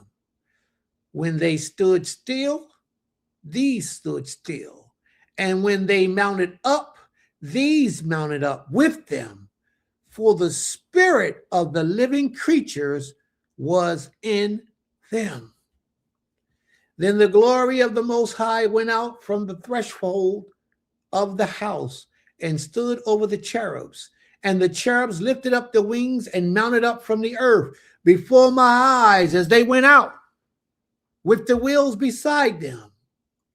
And they stood at the entrance of the east gate of the house of the Most High, and the Most High of Elohei Yisrael was over them. These were the living creatures that I saw underneath of Ha Elohei Yisrael by the Shabar Canal. And I knew that they were cherubim. Each had 4 faces, each had 4 wings, and underneath their wings the likeness of human hands. And as for the likeness of their faces, they were the same faces whose appearance I had seen by the Shabar Canal. Each one of them went straight forward.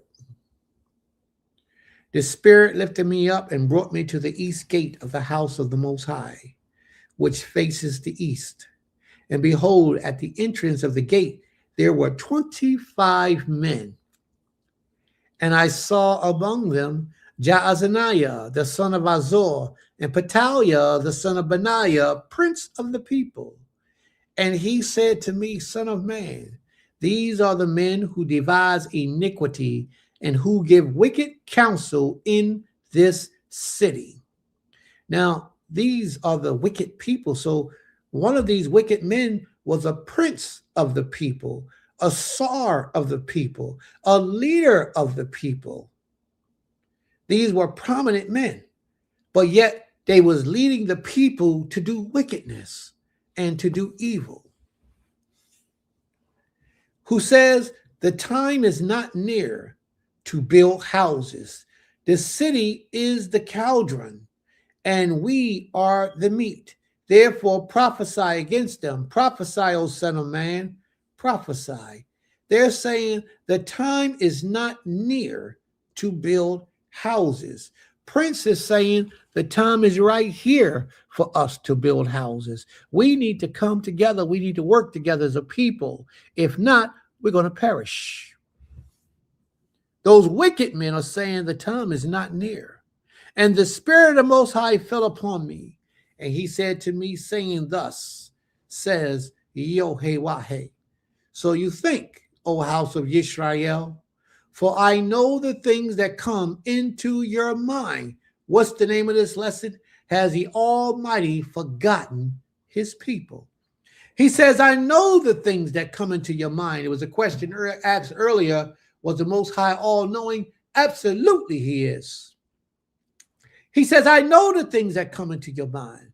You have multiplied your slain in this city and have filled its streets with the slain.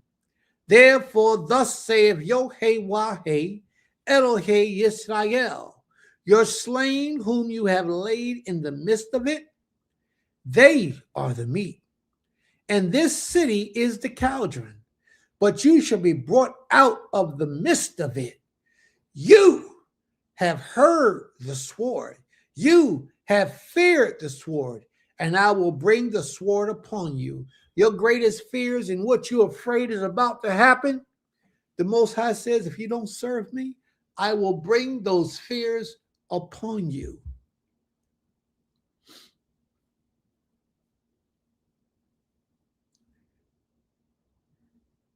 And I will bring you out of the midst of it. He says, you're going to go through hard times, but I'm going to bring you out of those hard times. So family, if you're going through a hard time right now in life and you're suffering in life and you just ain't got enough to make ends meet, you just don't know where it's going to come from, you don't know how you're going to do it, and you be crying and weeping before the Most High,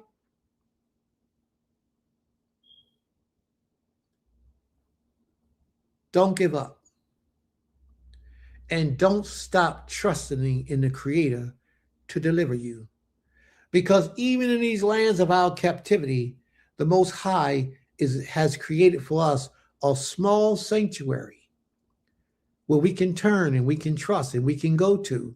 And the Most High essence will deliver us from any suffering and pain and turmoil that we may be going through, as long as we are making every attempt to live our lives in a manner that's pleasing and right and correct before Him. Doesn't mean you got to be perfect. So you can have your errors and your flaws. You just can't live in your imperfections. You can't dwell in a life of sin, because then you become sinful. It's not saying that you're not going to sin, but to dwell in sin, you are now sinful. And thereby you have opened your spirits up for evil entities to take possession of you. And they will. And their job is to tempt you to continue to do evil. That's why you have habits of promiscuity. You can't be, the woman said, I haven't been in a relationship with a man in 2 years. And then I asked her, well, how long have you been celibate? Because if you haven't been in a marriage for 2 years, you should be celibate for those 2 years. Oh, well, Prince, it was about 2 weeks ago. Well, you wasn't supposed to do that. People don't like to talk to me because I'm going to teach you the truth. I'm going to talk to you about the truth. If you are without a husband, if you are without a wife, you should be celibate until the time comes that you join together before the Most High as husband and wife. Not your traditional marriage. We ain't talking about that stuff that they teach in the world today, because the world is under an illusion. We're talking about according to the Most High's law, according to the Most High's truth, according to the Most High's will. You come together under the auspices of the Most High. You make that vow before the Almighty, and you walk in His truth. Then you can have the intimacy of the other person. But until then, you should remain celibate. But a lot of people don't want to hear that truth. They want to hear sweet things.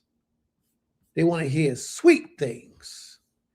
At His discretion, of course, some people make choices that where they are going to be driven away permanently and make them unable to change lifestyles. Okay, may the Most High be praised. Thank you very much. The Most High says, and I will bring you out of the midst of it and give you into the hands of foreigners. The Most High is telling us right now that we're going to be sold as a people. Now remember, this was written thousands of years ago. I will bring you out of the midst of it and give you into the hands of foreigners. And when some of our forefathers, when we were sold into the hands of these people, they were foreign to us. We didn't know people that looked like that unless they had a disease. And give you into the hands of foreigners and execute judgment upon you. He's saying that although I'm going to bring you away from that sword, I'm still going to execute judgment on you. So the Most High can have compassion on you, at the same time reprimanding you in the other hand. And give you into the hands of the foreigners and execute judgment upon you. And watch this. This is how you know He's talking to us. You shall fall by the sword. I will judge you at the border of Yisrael. And we at the border of Yisrael. And you shall know that I am Yod-Heh-Wah-Heh. And I ain't finished. This city shall be a cauldron. This city shall not be a cauldron, nor shall you be the meat in the midst of it. I will judge you at the borders of Yisrael, and you shall know that I am Yod-Heh-Wah-Heh. For you have not walked in my statutes. Why is He doing all this? Nor obeyed my rules. Why is He doing this? But you have acted according to the rules of the nations that are all around you. That is so important. That part right there in this whole chapter should mean more to you than a whole lot of the other stuff that we read. The Most High says,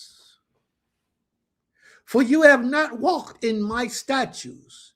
You have not obeyed my rules. But you have acted the doings, and that's why the label. If you look at this picture on the front page, it's a female with her butt out like that, and she's dancing at the club in front of all these people. That is supposed to send you a message. And then you look at the name of the class, and the name of the class was, Has the Almighty Forgotten His People? Why would he forget us? Because we have forgotten his ways. We are living in the ways of the customs of the people that are around about us. That's how the majority of our people are living today. That's why it's so difficult for more than 2 or 3 Israelite communities to come together, 2 or 3 congregations to come together. And I'm not talking about come together for a Shabbat service. I'm talking about to live together, to dwell together, to be together, to operate as one unit, because they have given us the chief syndrome. I got to be the man in charge. I got to be the head nigga. I got to be the one calling the shots. Why?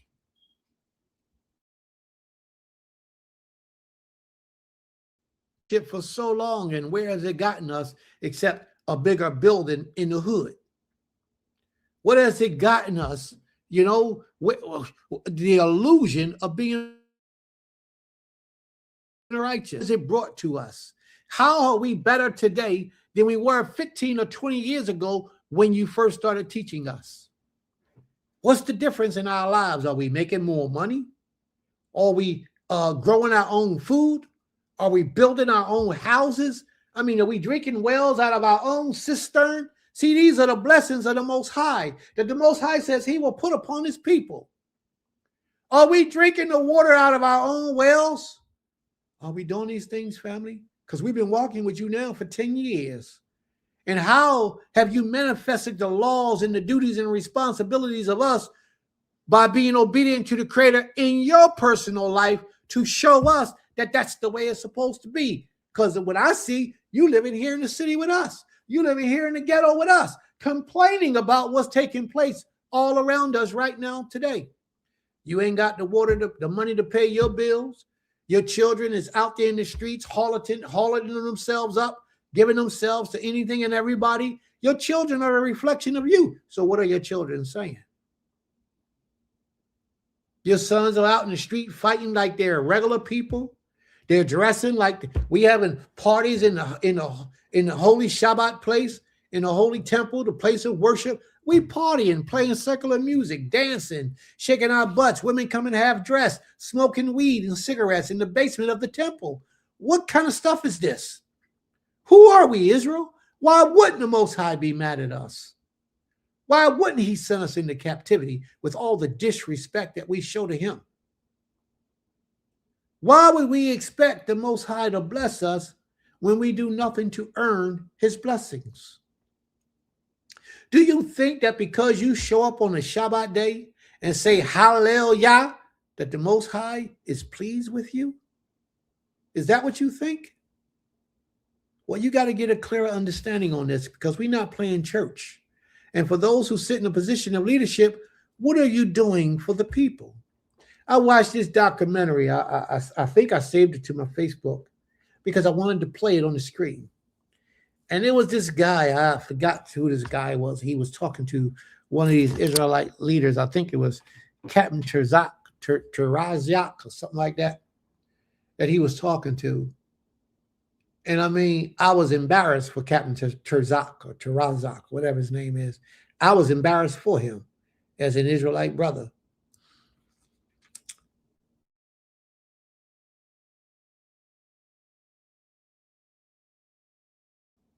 He says, how long have you been teaching? He said 20 years or whatever the amount of years was. He says, so in 20 years of teaching, what have you done for black people? He couldn't say nothing. So Marquette laid down some of the things that he did for black people, and he not even serving the Creator. He just an ignorant, regular, ordinary black man. But the one who's supposed to serve the Most High, who has been teaching the people the Most High for at least 20 years, who go out and represents the children of Israel in the public, you see him all over the place. He was asked a question: what do you do for your own people? to manifest the glory of the Most High in your life, to show them this is what you get if you do like I'm saying you need to do. And the brother couldn't say nothing because the brother still depends on the system.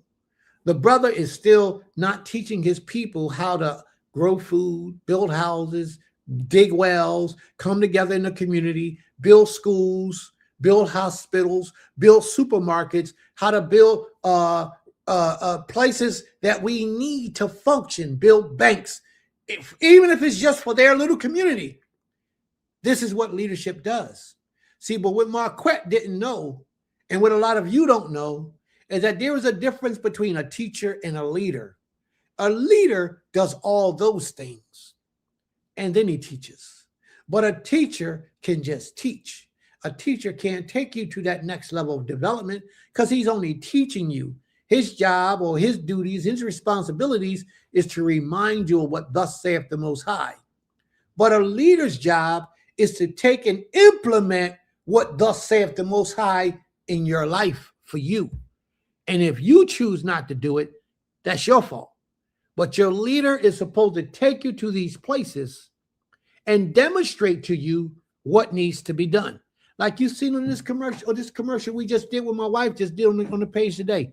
We got a school. It ain't the best of schools. It ain't the biggest of schools, but it's a school for us.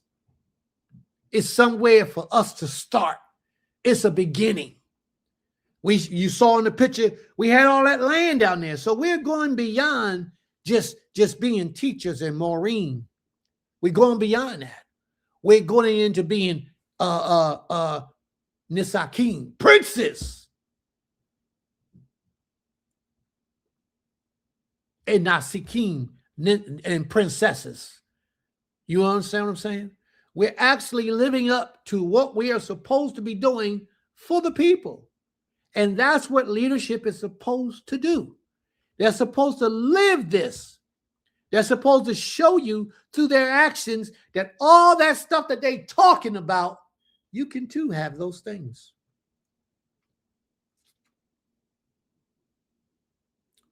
That you can too have those things. But if you look around at the average spiritual leader out here today, the average teacher out here today, what do they really do for Black people or people of color? I mean, seriously, and I'm not saying anything crazy or all off wall.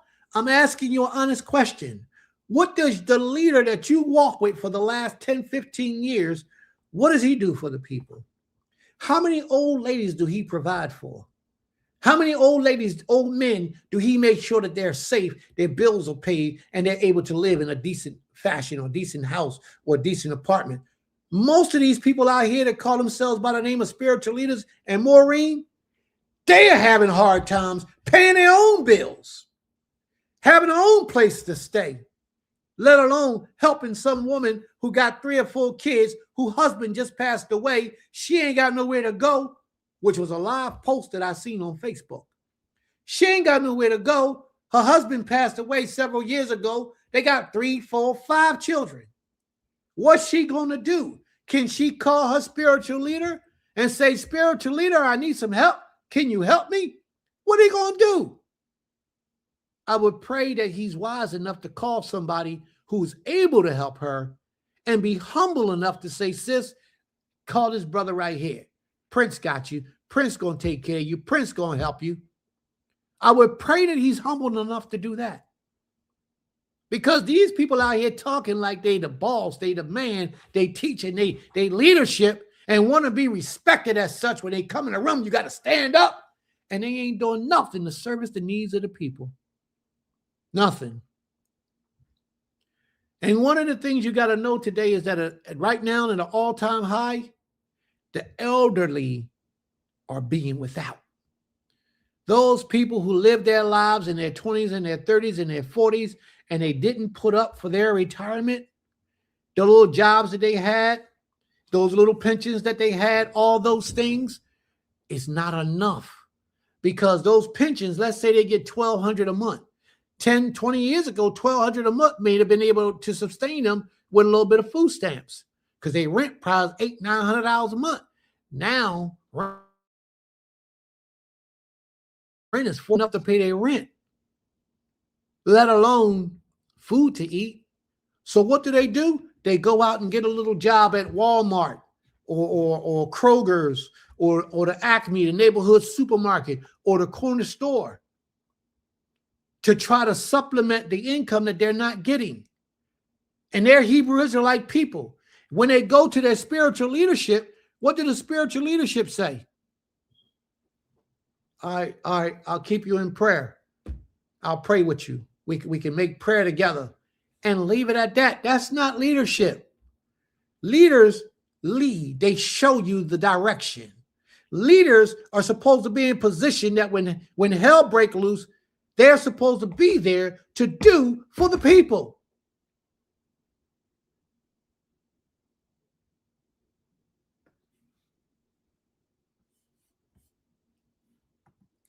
You know what? This is my sister say. I got to jump on this, sis. I got to jump on this. She says that help should not be on one person. He could help facilitate them getting what they need. But there, I have to disagree with you, sis. I have to agree with you on one point, but I have to disagree with you on the most major point. And this point is this. This is the point that I disagree with you on. Yes, there should be a community in place.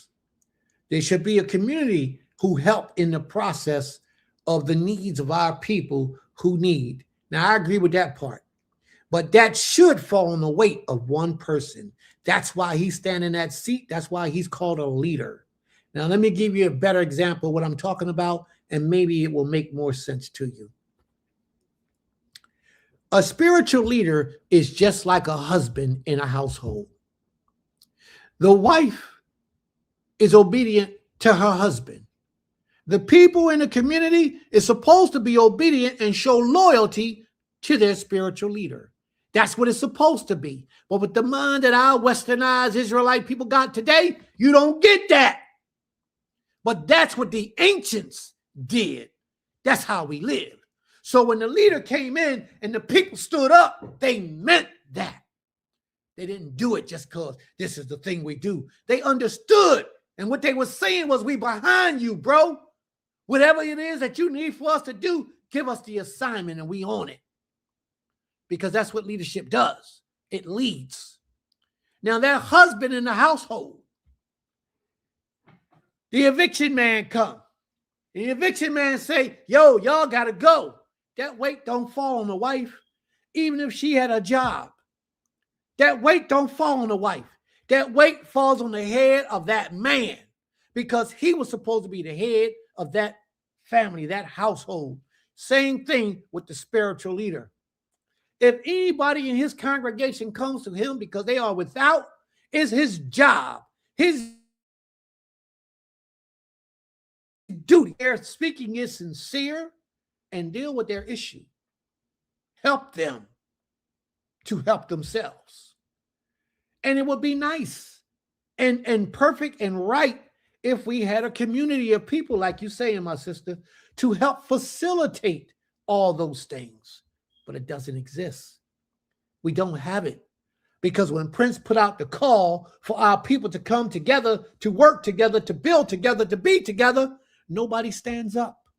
Nobody says, all right, let's do it. And you know why the majority of the people don't do it? Because nobody wants to give up what they have the illusion of think they got some power.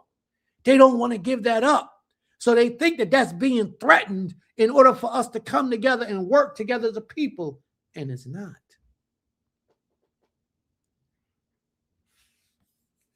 Here's my sister. Here she go. She says, well, I look at the Torah and the roles of the priests. They would have been unable to give to others of what they had, yet they can organize it. I don't understand what you mean. They would have been unable to give to the people what they have. The priest was able to give the people whatever they needed to get. The priest would be. The only thing that the priest could not give to the people was the most holies of things. That's it. Other than that, they could help the people. And the priests also sat in positions of rulership. But the priests had direct contact. We talking about righteous priests, not unrighteous priests. But the priest had direct contact with the Creator. They can make prayer on your behalf and things would take place. So they didn't just talk the talk, they walked the walk. The righteous ones. The priest, man, Prophet Samuel was a ruler to our people for many years. That's why the Most High told the people to pay tithes and offerings. They took it to the storehouse, gave it to the priest, and the priest gave it out to the people. The priest was the ones who actually fed the people with the tithes and offerings that they got from everyone. Too right. They're afraid to unite because there's only one righteous rulership. Everyone else has to fall in line. Absolutely. And it's sad, but we got to fix this because we're dying and we're dying at rapid rates. Look around us. All of our elders are leaving us. They're leaving us. What's going to happen to us? Once it starts there, it's going to start with us. And we're all getting a little older every day. We will eventually be them. And we will eventually be meeting the same fate that they met. But what is the legacy that we will be leaving behind? Look at the elders that are no longer here for us today. Let's think about them. Let's talk about them. Let's talk about them. The great elders and leaderships that we had in Israel since 1900. Majority of them are gone. We have a few elders left today, but they're leaving. My question is, what have they left behind for us to build off of? What have they really done? They gave us the knowledge. They gave us some knowledge. They gave us some information for us to take and move to the next level. But now the knowledge and information that they gave us, what are we doing with it? Because we still sinning before the Most High daily and rapidly for the majority of us. We still holding on to our vices and things that hold us back. What are we doing with the knowledge that our elders gave us all those years ago? How have we taken that knowledge and allowed that knowledge to cause the prophecies of old to become true in our lives today? By planting food, by building houses, because that's what the prophecy says. And worshiping the Most High by providing for those who are less fortunate in our communities, because that's what the prophecy says. These are the things that the Most High says that we are supposed to do as being his children, and that's how people can recognize that the Spirit of the Most High is upon you, because you are doing his works in this earth. How many of us, our leadership, are doing that? We're doing the same thing that our elders did. Now, they died and left on. We got to wait until the next generation or the next generation after that. Hopefully, somebody will get an idea and start doing things that's going to make a difference in our lives. Well, I'm not waiting to those generations. I'm doing it now. I've already started 30 years ago to do these things now, today, so that the generation to come after me, they got a real leg up in this situation. I took the knowledge of our elders and I stood on the shoulders of our elders and took it to the next level. How many people can say that? We still arguing about the Shabbat day. We still arguing about angels and demons and spirits. And we still talking about when we should be doing birthdays or not. We talking about a lot of foolishness. Let them talk about that stuff. Let us be talking about building this empire. Let us be talking about taking over and ruling the planet. These are the types of things that Israelite leadership should be talking about today. We wasting our time talking, oh, I heard what you said, Prince, but that's your opinion. Where'd you get your opinion from? You got your opinion from your oppressors who wrote it in some book for you to read. There's no way for you to verify what they wrote for you is true. There's no way. It's your opinion. I tell you, I've entered into a place that has been forbidden for a lot of us, but you don't want to accept that because I look like you. Had I been a white man, I got up here and told you some stuff, you'd probably be like, oh, you know what? He must have been somewhere. But because I look like you, because we hate ourselves, but because I look like you, I don't have no knowledge. Oh, I need the white man to put it in a book for me to understand what the Most High, my Father, is telling me to tell you.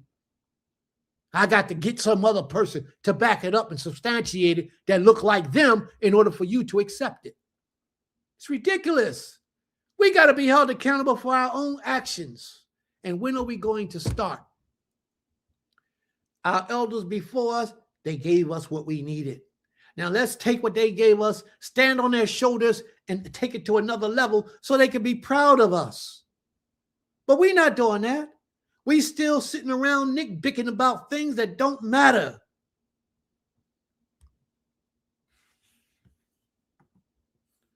My sister says, I miss my beloved Morey Mishael. My man, that man was unbelievable when it comes to the average Israelite man. He gave me the knowledge of what required to be a servant of the Most High and understood that is of the uttermost importance. So now, my question to you, sis, is what have you done with the knowledge that he gave you? How have you taken that knowledge and built upon it and shared that knowledge with someone else? And not only share that knowledge with somebody else, but show them through your lifestyle the power of the knowledge that you received. Because that's what's important. You got to show. It's got to manifest through you without you even having to open your mouth.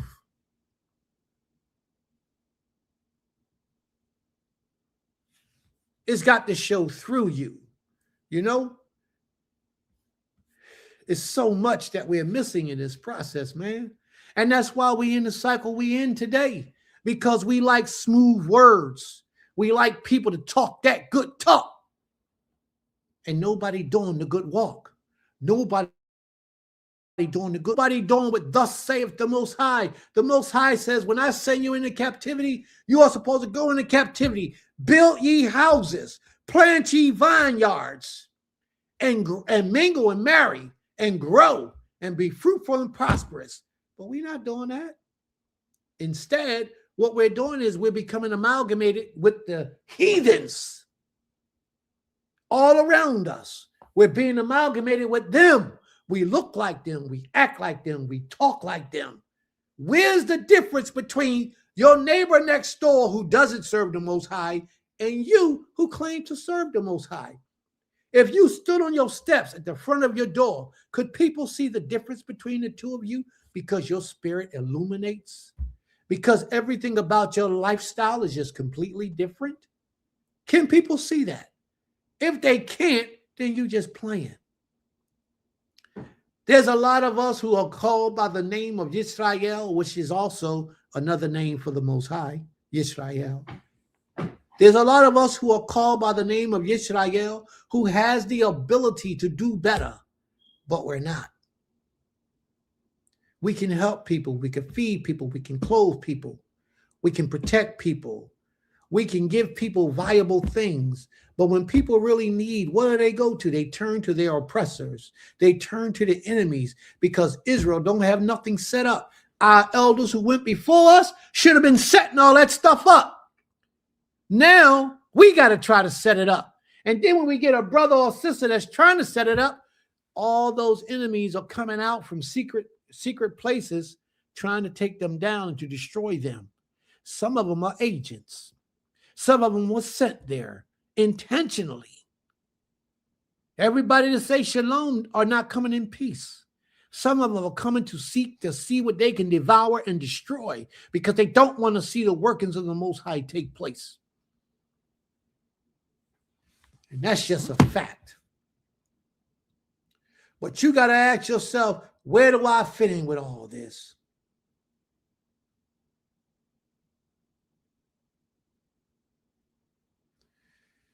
Where do I fit in with all this? This is what my sister said. She says, I'm how I live overall. That's how she shows people. Not everything, but there are many things. And I would agree with Belchwell.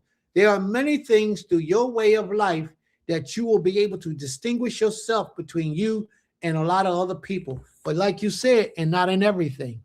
So then what are the things that are not that part of everything that you can change so that the majority of things will reflect righteousness and righteous behavior? And everybody has to ask themselves some questions. A lot of us don't, because we don't really want to know. We just want to get in a place where we feel comfortable, and we don't want to disrupt that peace to make anything happen different. So I'm telling you, if you got a man that you see as a spiritual leader, his life should show you. It should show you that the Most High is real. If his life doesn't show you that, don't listen to nothing that joker say, because he's a charlatan. And you got a lot of spiritual leaders that just live off the back of the people. They got new cars, little race cars and Cadillacs and comfortable. Oh, they look good in their minivans and all that stuff. They look good. But what are they really doing for our people? Really? What are they doing for our people? We got a whole lot of people that talk the talk. You could go anywhere and hear people talk about Israel. But where can you go to see people live in Israel? And I'm sorry to say this, but I have to say this right now. The majority of leadership that I know that are actually being leaders to their people are Christians. I have to say that because it's a fact. They call themselves Israelites, but they're Israel Christians. I don't know any Hebrew Israelites, Torah only Israelites that's living with the commandments of the Most High like we're supposed to. I don't know those people. I would love to know them. But meanwhile, what I got to do is I got to go sit with the Christians and talk to them and try to learn what they've learned to get them where they are so far, so I can bring it back to my people and take us even further.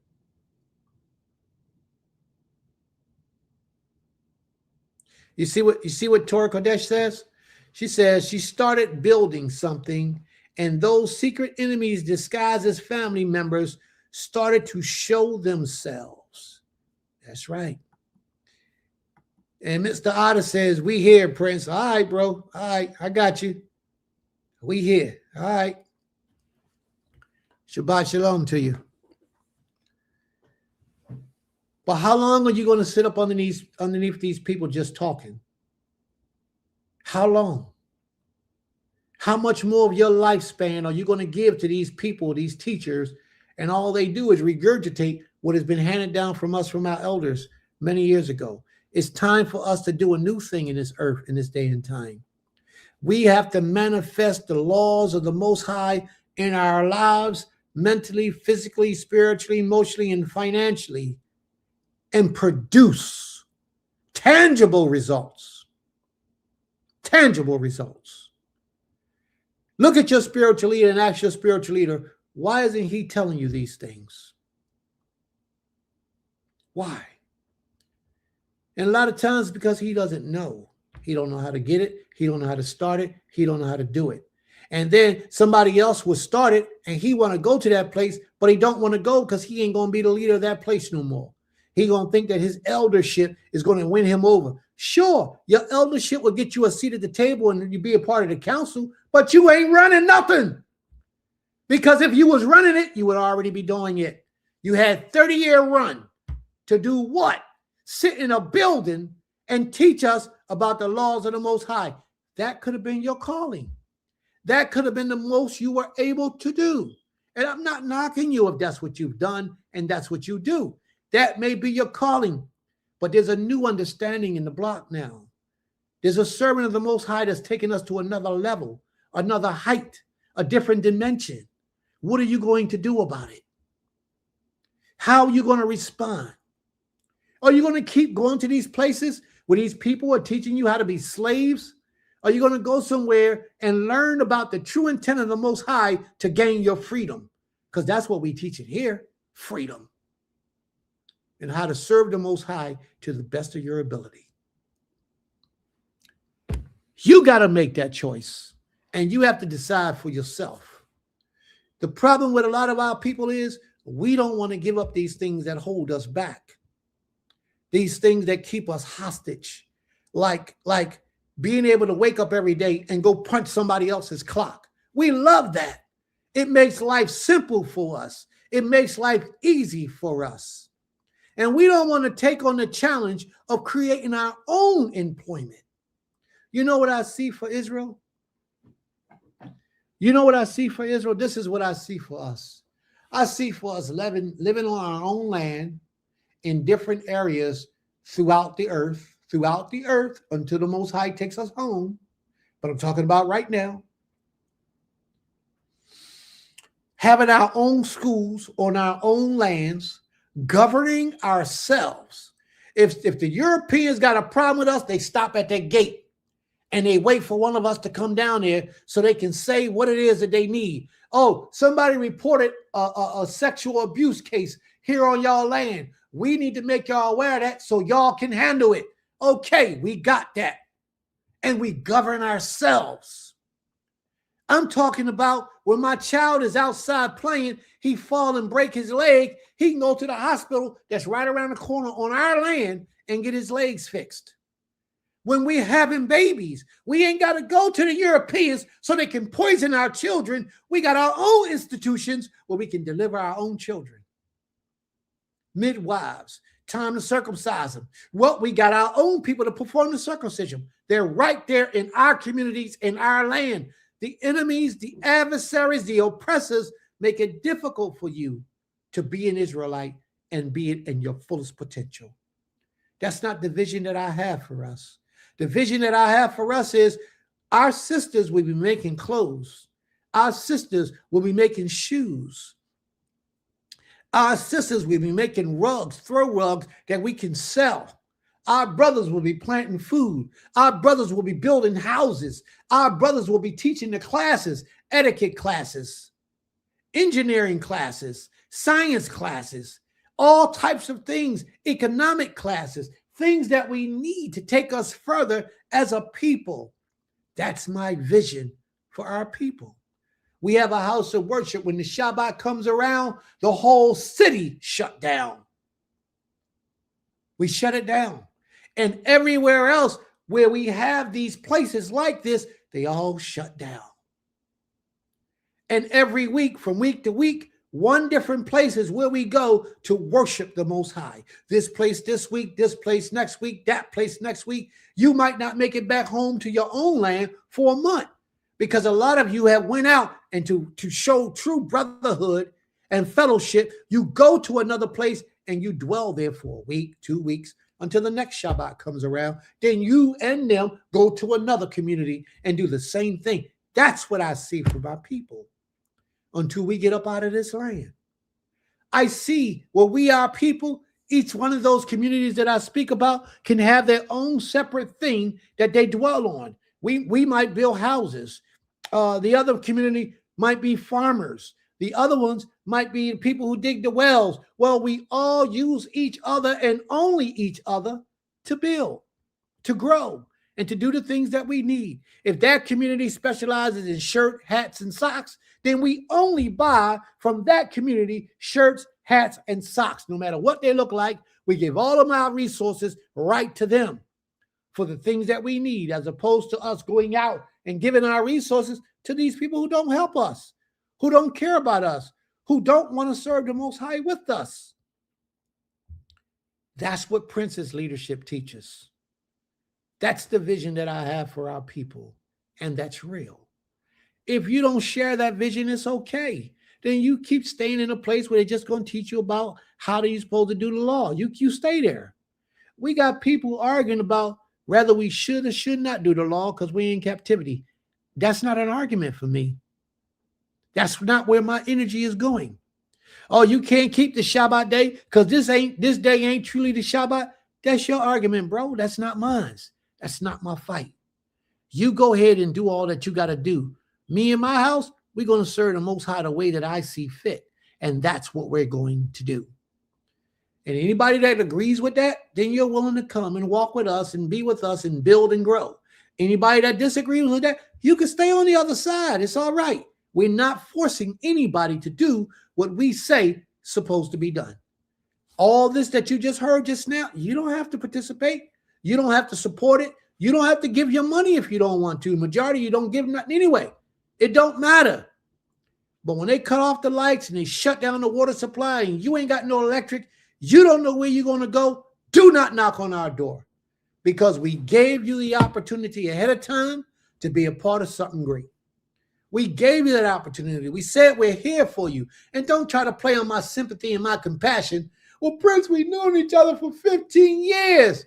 What have you done with me lately? That's what I'm going to ask you. That's what I'm going to ask you. Because what we do for each other right now is what matters the most. What we do for each other right now is what matters the most. So your leadership sitting up there teaching you about the same thing he taught you last year and the year before and 2 and 3 years prior to that. He's still teaching you the same thing. He go through the book every year. Then he start over again every year. Go through the book every year. Start over again every year. Go through the book every year. Start over again every year. It's a repetitive cycle over and over and over. When are you going to say enough is enough? When are you going to start doing stuff for yourself? When? When is that going to happen? When are you going to break this cycle that they got us in where we're not able to function properly as the children of the Most High? You are supposed to be able to call to your Father, especially y'all sisters. Y'all are the weeping women that the Creator talk about, the wailing women. He tell us to call for y'all so that this situation we in can change. But when are we going to start doing these things, family?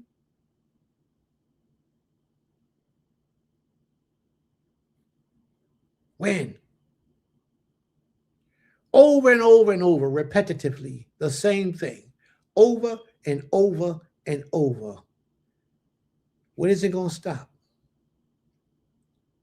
When is it going to stop? It ain't going to stop till you stop it. It ain't going to change till you change it. But if you're defending that cycle, then stay there. It's all right. You be a part of that.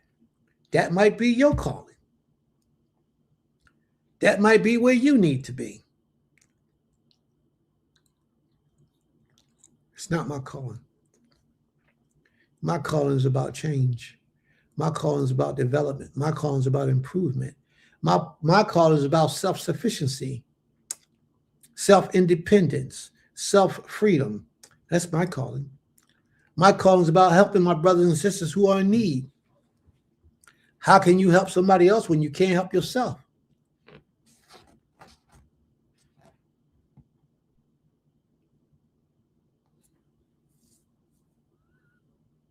My sister told me one day, and she here on the page, she said, Prince, I'm homeless.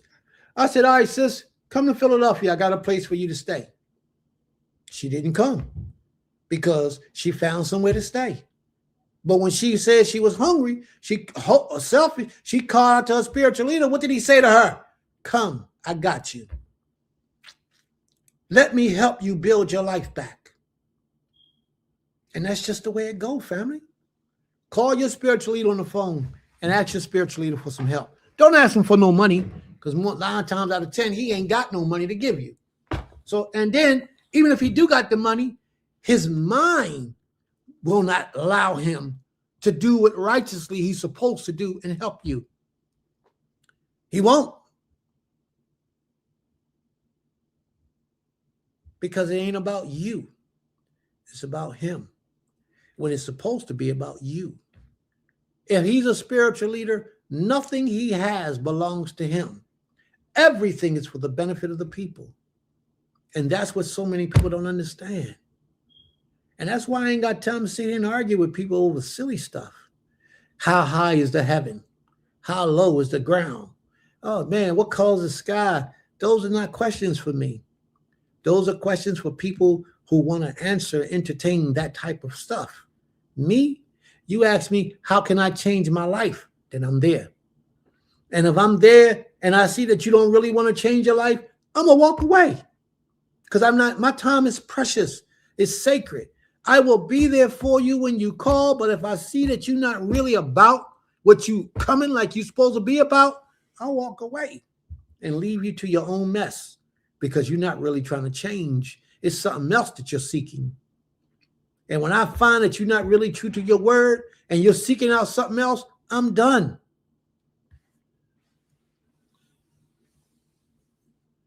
What did sister say? It's been times I couldn't even get them on the line or even a call back except Maury. Who was that? Alicia? May his memory be blessed. Maury Alicia was a special man. Maury Alicia was a special man.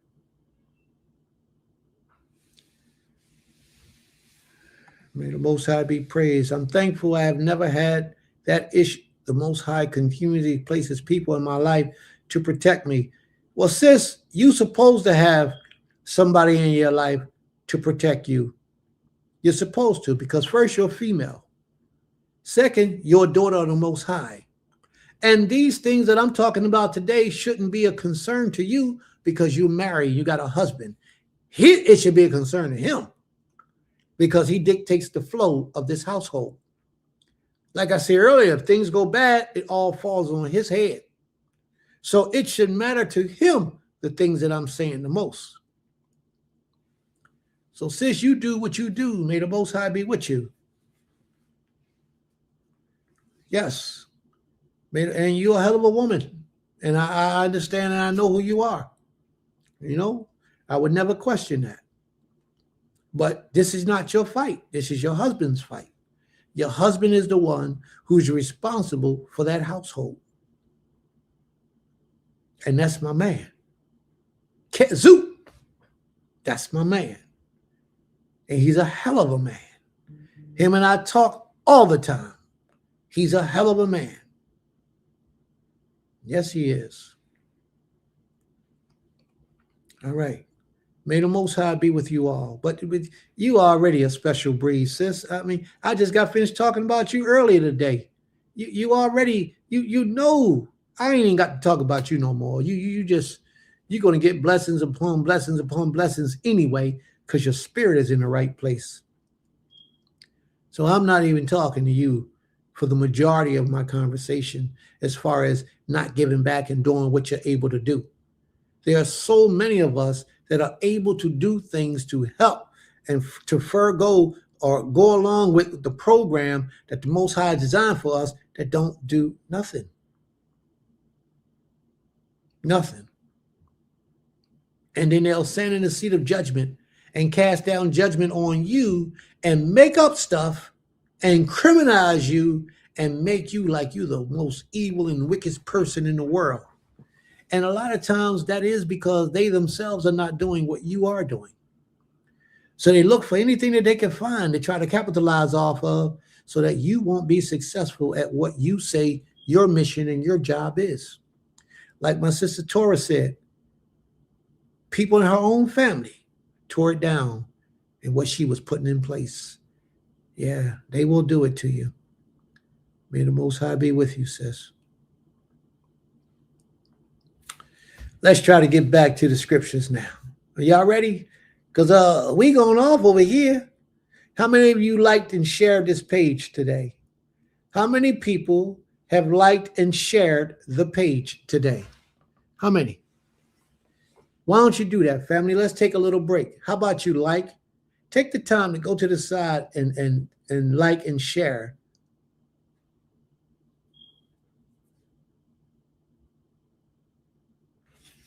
My brother, you gotta explain that to me. I don't know what that means. It says, Todai Prince, I'd rather be a Heavenuva. Man, I don't know what that is, bro. You share with me, please. Now, a lot of you have social media. How many of you share this page on your social media? How many of you are taking the time to ring the bell when you came in? All right. Is this a real question, my brother, or are you just making a statement? What is hell? Is that a real question, or are you just making a statement? All right. Heaven of a man. Okay. Okay. May the Most High be praised and pleased with your actions. All right. So the break is over, family. By now, you should have been able to go in and like and share and get the page going. Could I have a conversation with you about everything? Yes, sure. Maxine Jenkins, you want to do that right now? You want to ask some questions? I can send you the link. You can come on the platform and you can ask your questions right now if you want. Would you like to do that? You want to come on the screen or do you want to type your questions? If you want to come on the platform, here's the link. I'm putting it in the screen for you now.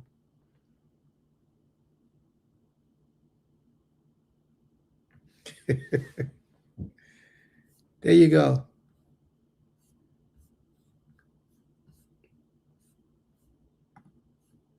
There's a link for you if you choose to come on, or if you want to just type your questions, then you can do though. You can do that.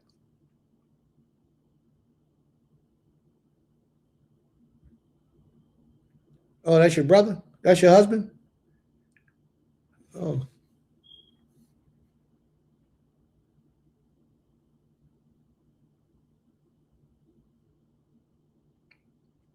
Oh.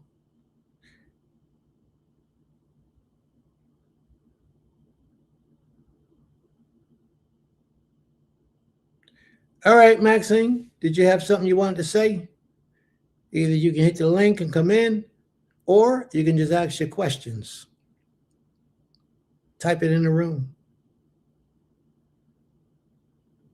Yeah, typing would take forever. So we're going to get back to our lesson, family. And anybody who have any questions, please just type them in the room or come on in. Let's get going.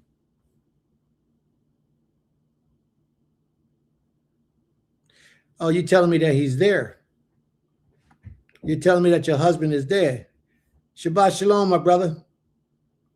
I thought you were saying Maxine was your husband. Maxine Jenkins.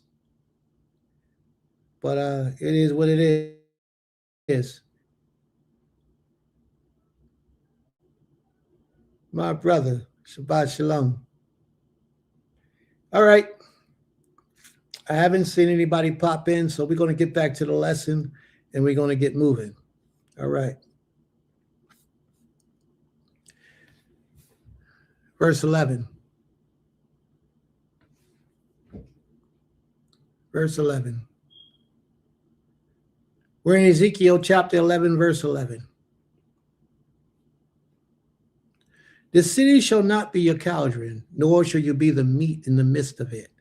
I will judge you at the border of Israel, and ye shall know that I am the Most High. For you have not walked in my statutes, nor obeyed my rules. You have acted according to the rules of the nations that are around about you.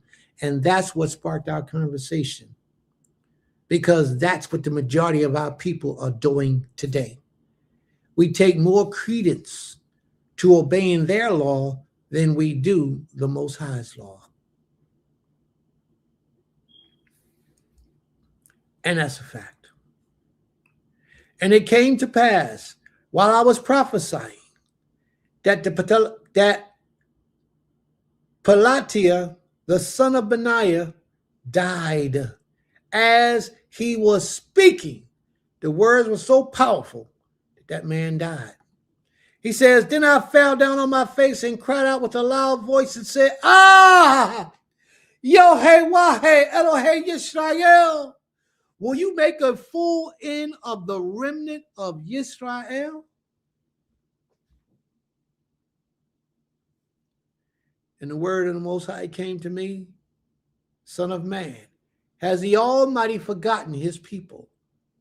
Son of man, your brothers, even your brothers, your kinsmen, the whole house of Yisrael, all of them are those on whom the inhabitants of Yerushalayim have said, go far from the Most High. To us, this land is given for a possession. Therefore say, and this is exactly what our people do today. They say, go far from the Most High. Don't serve the Most High. Do whatever makes you feel good. Do whatever brings you happiness and peace, because it's important that you feel happy, That's what they teach us today.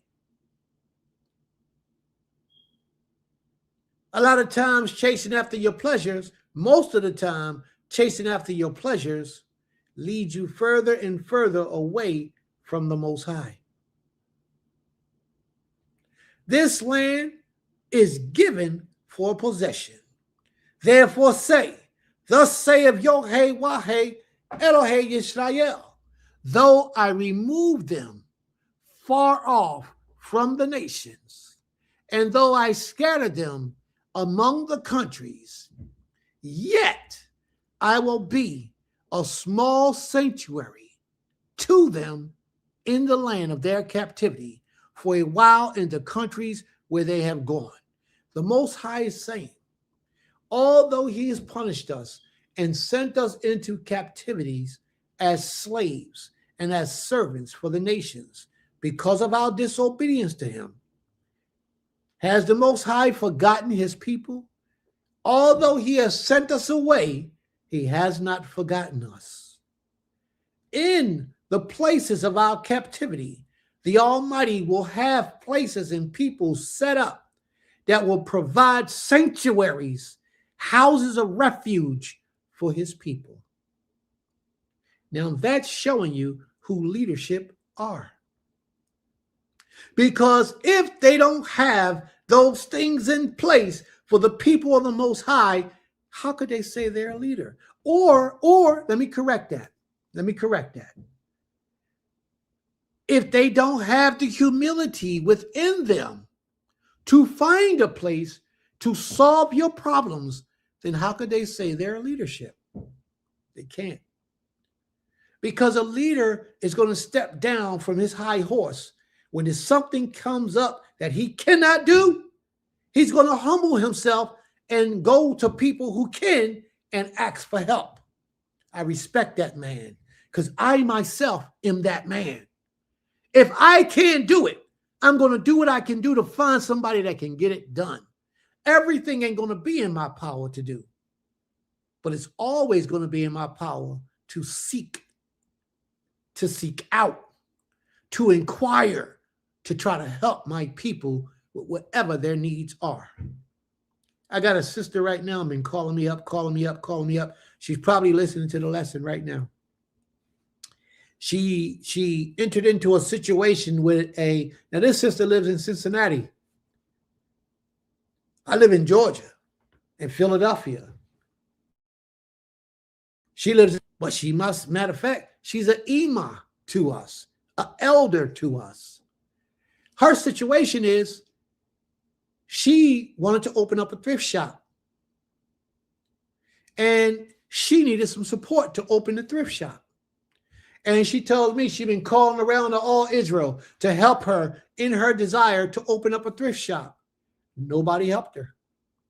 So, Prince, you're my last option. And I ain't got no problem helping nobody. So I said, all right, Ima, have this done, and have this done, and then I'll see what I can do to help you. So what I'm doing right now, family, is I'm asking you all for your help and your assistance. She needs a little above $12,000 to be able to get a roof put on to that building. Who's willing to help her? Who's in Israel today that's willing to help her to get the roof put on in a building that she's not owning, and that will be taken out of her rent for however long it takes for her to cover her rent or for the money that she puts out? Who's willing to help her? If there's anybody that's willing to help her, please reach out to me after Shabbat and let me know that you're willing to help this sister. I am fully willing to help her. I will even go up there and visit and make sure things are going the way that they're supposed to go. But if you guys are willing to do it and participate in this, let me know and we can make it a communal effort. I can make some phone calls with some of the leadership up in Ohio and we can get this thing done so she can have her dream fulfilled of running a thrift shop. Now, last I talked to her, she said she moved into the building. She moved into the building with a hole in the roof that needs to be fixed. And I'm not just going to give my money to any roofer because I never know if they're going to come and do what they say they're going to do. So therefore, I need to be there to see what's going on and to see if this is the best thing and the right thing to do before I put out a dime. I don't care how good of a letter you wrote to me. I need to be there to see and make sure that these people ain't going to run off with my case F. But I will make sure that everything goes according to how it's supposed to go if you guys are willing to support this cause. Let's get this sister a nice place. I asked her to find out if the guy was willing to sell the building to her, because I would rather just buy the building, fix the building, and let her stay in there and do what she got to do. That's how I would rather do it. And then that's another leg up for Israel. We can have another business on the other side of the building. That's what I would prefer to do. If he would sell us the building, but she said the guy don't want to sell it. You know, I don't know why not, but he, you know, maybe we got to offer him something else. I don't know, but I'll reach out and I'll make it happen some type of way, with or without your help. She'll get what she needs, but I would prefer, like my sister said earlier, it shouldn't, all the weight shouldn't fall on one person. The community of people should be able to provide these services. Now we have a living thing, an elder in Israel who need our help. Are we going to help her? She's a Torah-abiding, Lord-abiding Israelite elder who is just trying to take care of herself in her elderly age by running a thrift shop.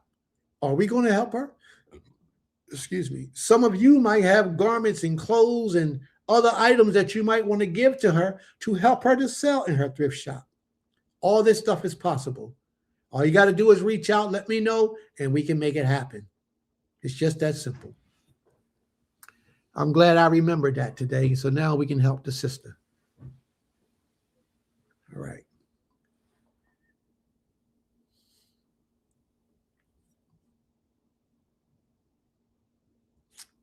Let me read that again. Though I remove them far off among the nations, and though I scatter them among the countries, yet I have them a sanctuary. I have been a sanctuary to them for a while in the countries where they have going.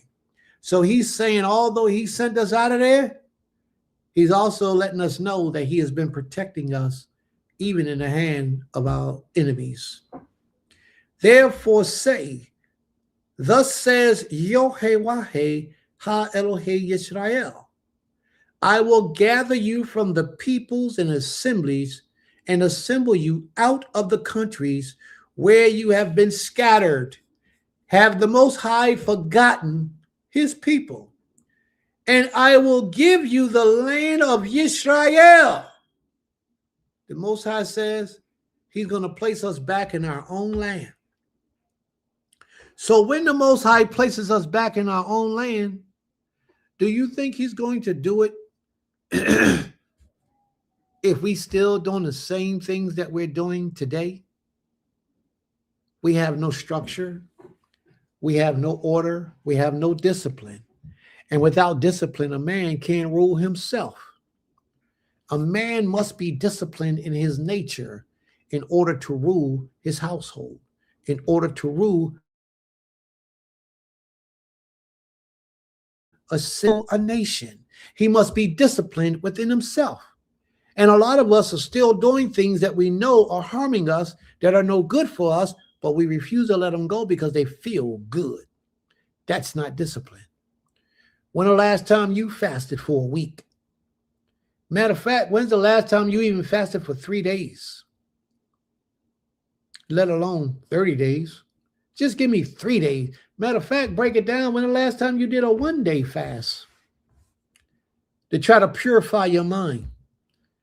When the last time you prayed to the Most High an intense prayer, a serious prayer?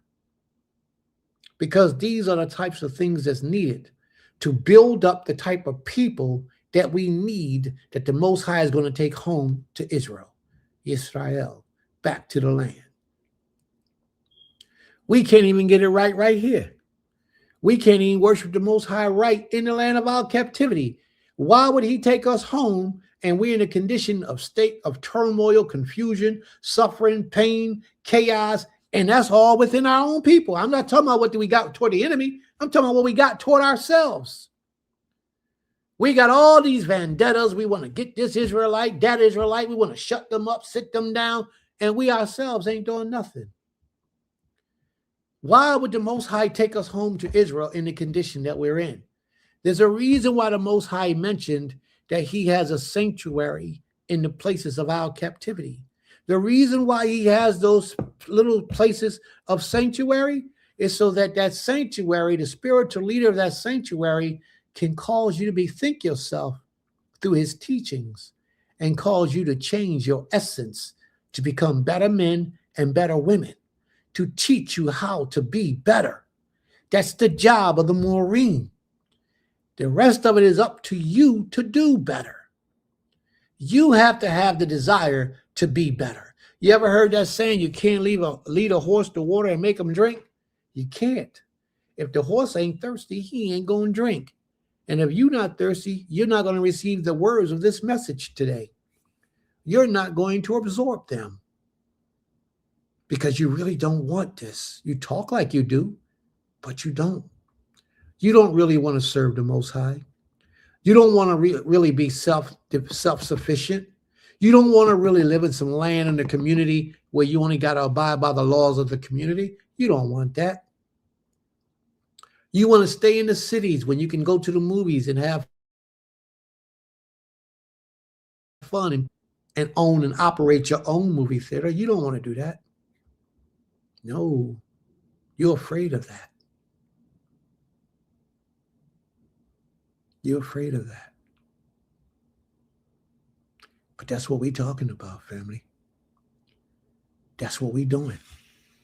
That's what we're building. That's the type of time I'm on. Yeah, I got street with you. That's the type of time I'm on. And it's okay if you're not with it. It's okay. It's all right. You won't be forced to do anything.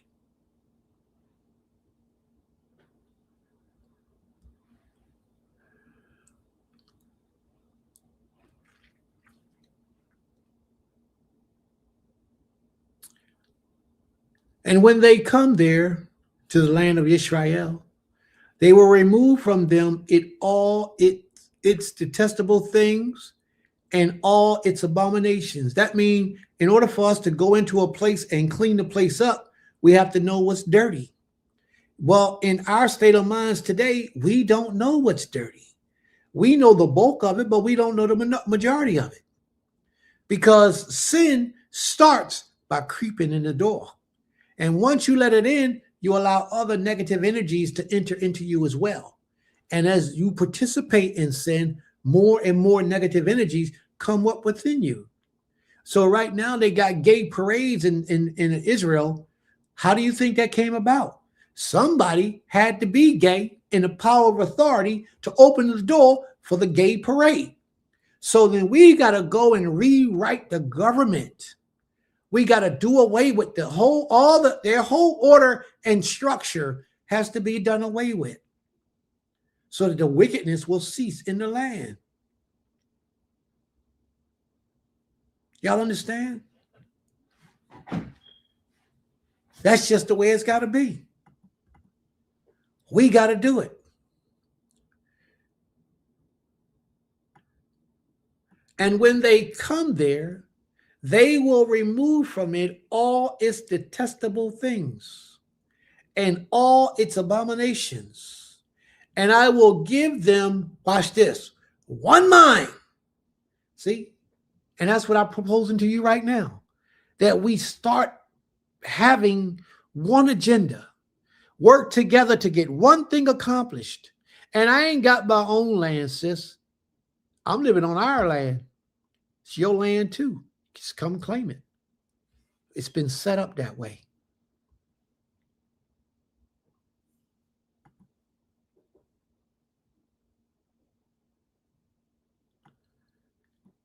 Believe me, I know what I'm doing. And I will give them one mind, and I will give them a new spirit, and I will put within them. I will remove the heart of stone from their flesh and give them a heart of flesh. Wow. The Most High is going to take us through a whole metamorphosis. and completely change us. And they may walk in my statutes and keep my rules and obey them. And they shall be my people, and I will be their Elohim. But as for those, now listen, but as for those whose heart goes after their detestable things and their abominations, like Jesus, I will bring their deeds upon their own heads, declares the Most High, Ha Elohei Yisrael. I'm going to read that again. But as for those whose minds go after the detestable things, like eating shrimp, eating crabs, eating lobsters, not sharing with your brothers and sisters, not showing loyalty to your leadership, not showing honor and integrity just in your own actions, not offering to provide for the fatherless, the sick, the poor, the widows, keeping all your money in your pocket rather than helping those people. Those are the things that the Most High are talking about. There should be no homeless in Israel. There should be no sisters today in Israel, today, 2026, that don't have a place to live, that don't have a roof over their head, that don't have food on their table.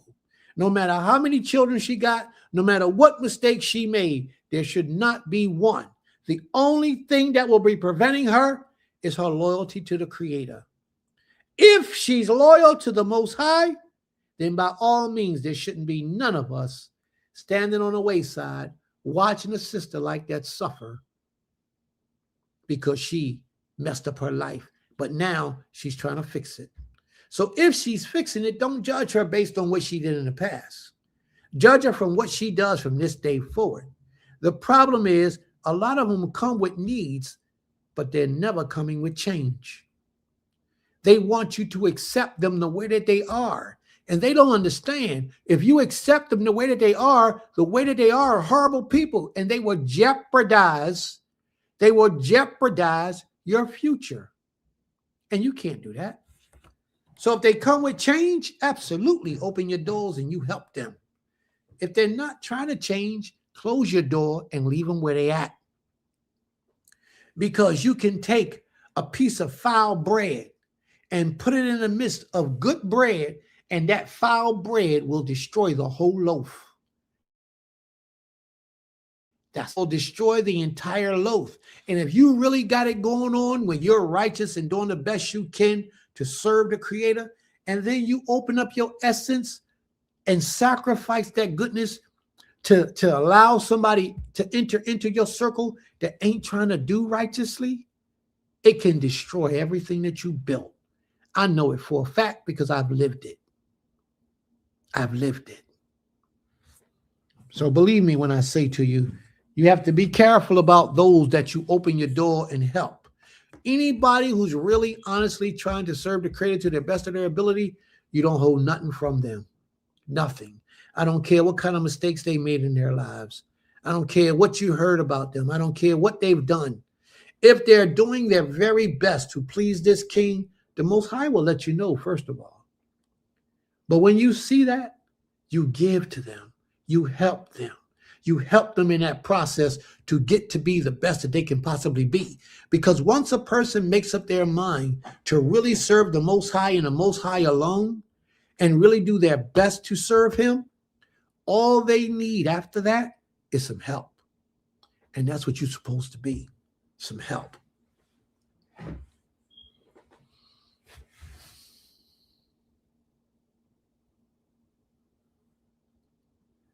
Then the cherubs lifted up their wings with the wheels beside them, and the glory of Ha Elohim of Yisrael was over them.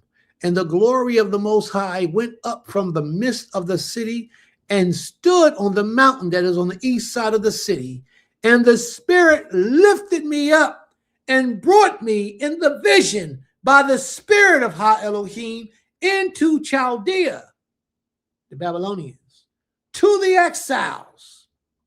Then the vision that I had seen went up from me, and I told the exiles all the things that the Most High had shown me. The word of the Most High came to me, Son of man, and this is him speaking. Dwell in the midst of a rebellious house, who have eyes to see, but see not, who have ears to hear, but hear not. For they are a rebellious house. Are we a rebellious house, family? But yet the Most High hasn't given up on us. As for you, son of man, prepare for yourselves an exile's baggage, and go into exile by day, and in their sight you should go like an exile from your place to another place in their sight. Perhaps they will understand, though they are a rebellious house. You shall bring out your baggage by day in their sight as baggage for exile, and you shall go out yourself at the evening in their sight, as those do who must go into exile. In their sight, dig through the wall. What is he talking about when he say dig through the wall? Through the mind. Dig through the wall and bring your baggage out through it. In their sight, you shall lift the baggage upon your shoulders and carry it out at dusk. You shall cover your face that you may not see the land, for I have made you a sign for the house of Israel. Dig through the minds, penetrate it through the minds. Let them get this understanding as you walk past them, that you are going on a journey in exile, and you ain't bringing nothing back with you, which means just take the things that are needed and necessary for your survival on the road. You can't take the lamp. You can't take the sofa. You can't take the kitchen table. You got to flee, and you got to flee in the middle of the night like your life depends on it. You have to run. I did as I commanded. I brought out my baggage by day and his baggage for exile. And in the evening I dug through the wall with my own hands. I brought out my baggage at dusk, carrying it on my shoulder in their sight. In the morning, the word of the Most High came to me. Son of man, has not the house of Israel, the rebellious house, not all of Israel, but the rebellious house of Israel. That means that some of us are going to be loyal to the Creator. Some of us are going to be righteous, even in the land of our captivity. Some of us are going to walk in righteousness uprightly before the Most High. Those who got that mark on their head, they're going to be in the midst of evil and wicked people. And a lot of those evil and wicked people are going to be speaking in the Hebrew tongue. A lot of them are going to be saying shalom, Shabbat shalom. A lot of them are going to be sitting right next to you in the congregation. Don't always think that evil is outside with them. When the Most High brought that wrath and he sent those destructive angels, those 6 angels, the very first place he started was in his temple. Because a lot of the people that sit in these positions as leadership and as teacher, Maureen, are wicked. A lot of them are wicked. And the Most High is going to bring destruction on their head first. And usually he gives you a warning to try to get yourself together before he just annihilates you and take you out. But a lot of us don't hear the word of the Most High. A lot of us think we doing all right. I ain't deceiving nobody. I know I ain't supposed to be masturbating, but I'm doing it anyway. I know I ain't supposed to be sleeping around with all these women, but I'm doing it anyway. Any man's spirit is not in position for leadership or a teacher in any way.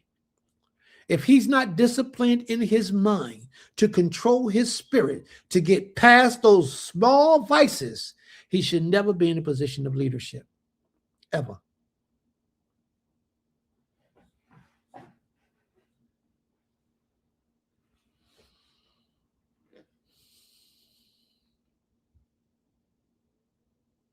In the morning, the word of the Most High came to me. Son of man, Has not the house of Israel, the rebellious house, said to you, what are you doing?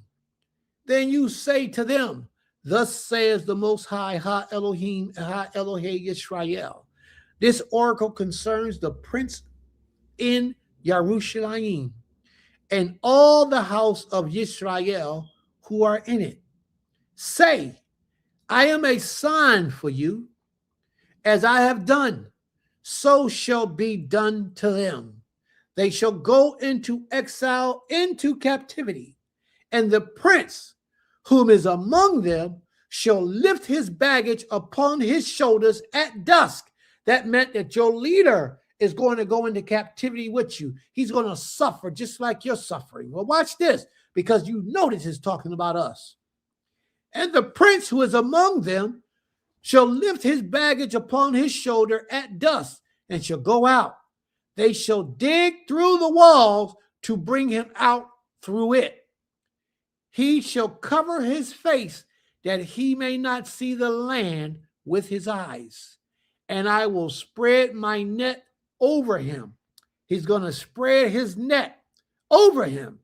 And he shall be taken in snares. How did they bring us? When they captured us, they threw nets over top of us.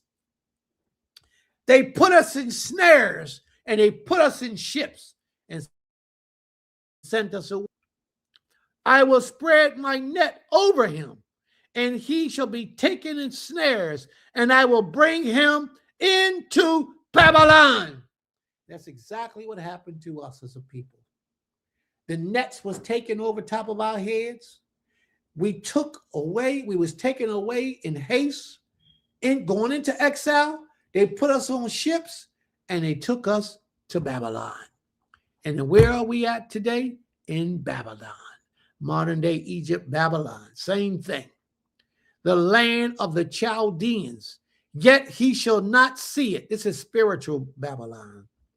He shall not see it, and he shall die there. He will not see that he is in captivity. And you can't see it right now.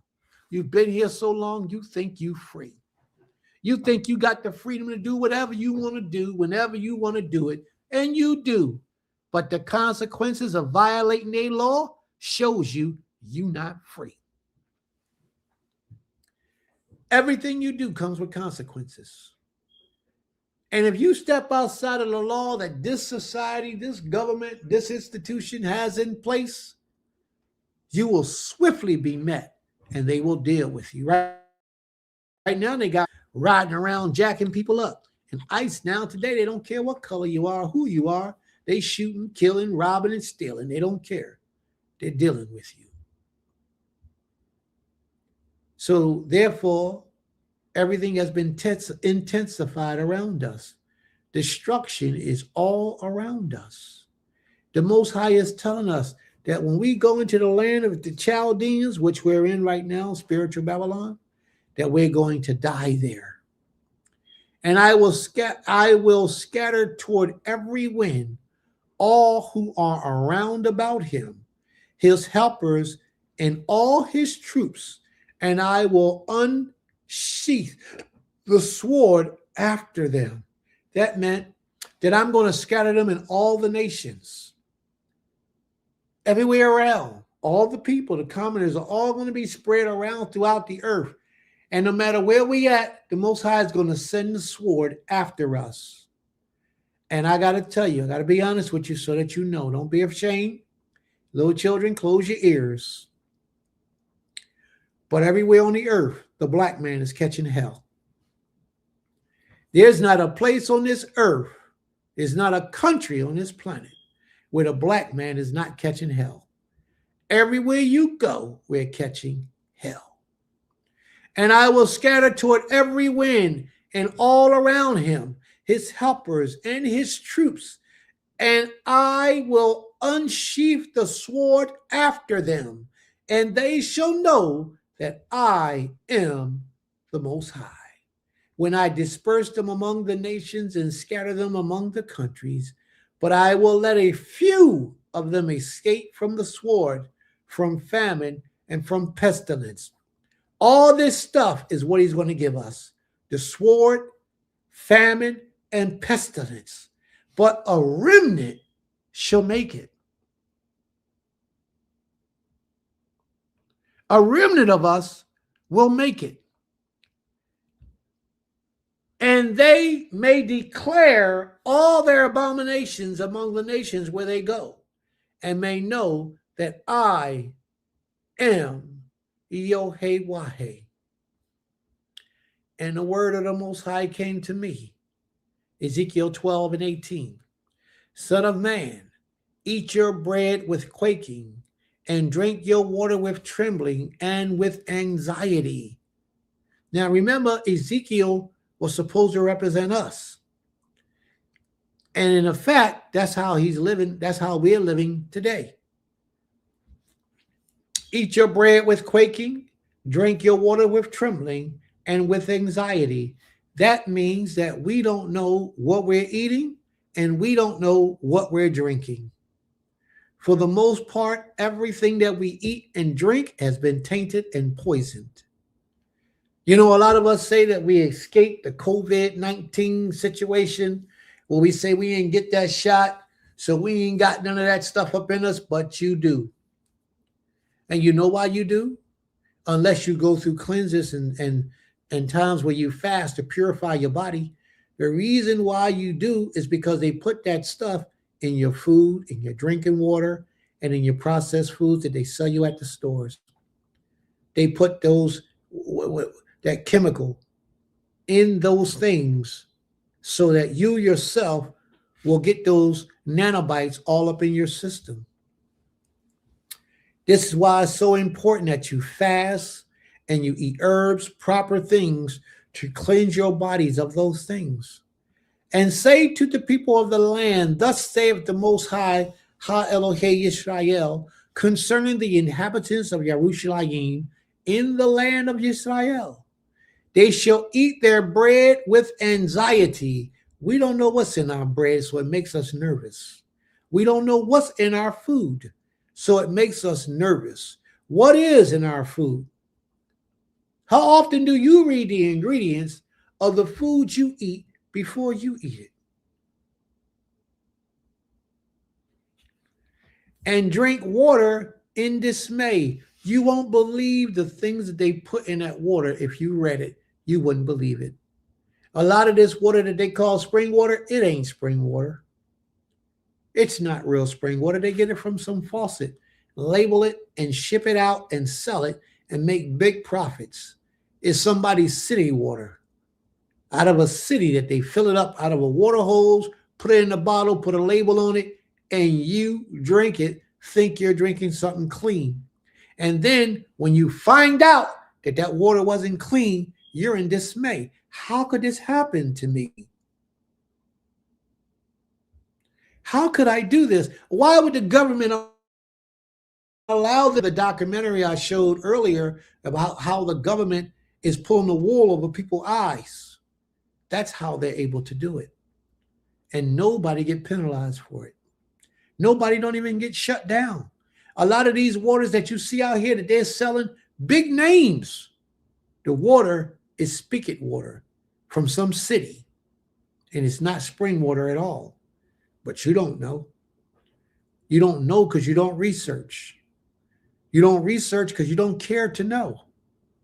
Some people sit on their hands and never open a book to do any reading. When's the last time you read a book? Matter of fact, what was the last book you read other than the Tanakh, the Bible? When was the last time you read a book other than the Tanakh? I'll leave it alone. I'll rest my case. In this way, her lands will be stripped of all it contains on the account of the violence of those who dwell in it, and the inhabitants, and the inhabited cities shall be laid waste, and the land shall become a desolation before you shall know that I am Yahweh. And the word of the Most High came to me, son of man.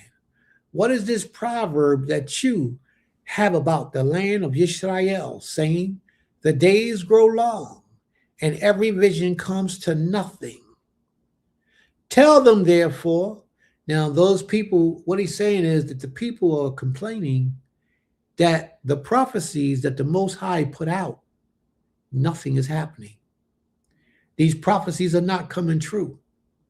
We hear it, but when is it going to show us? When are you going to show us, Creator? That's what we're asking.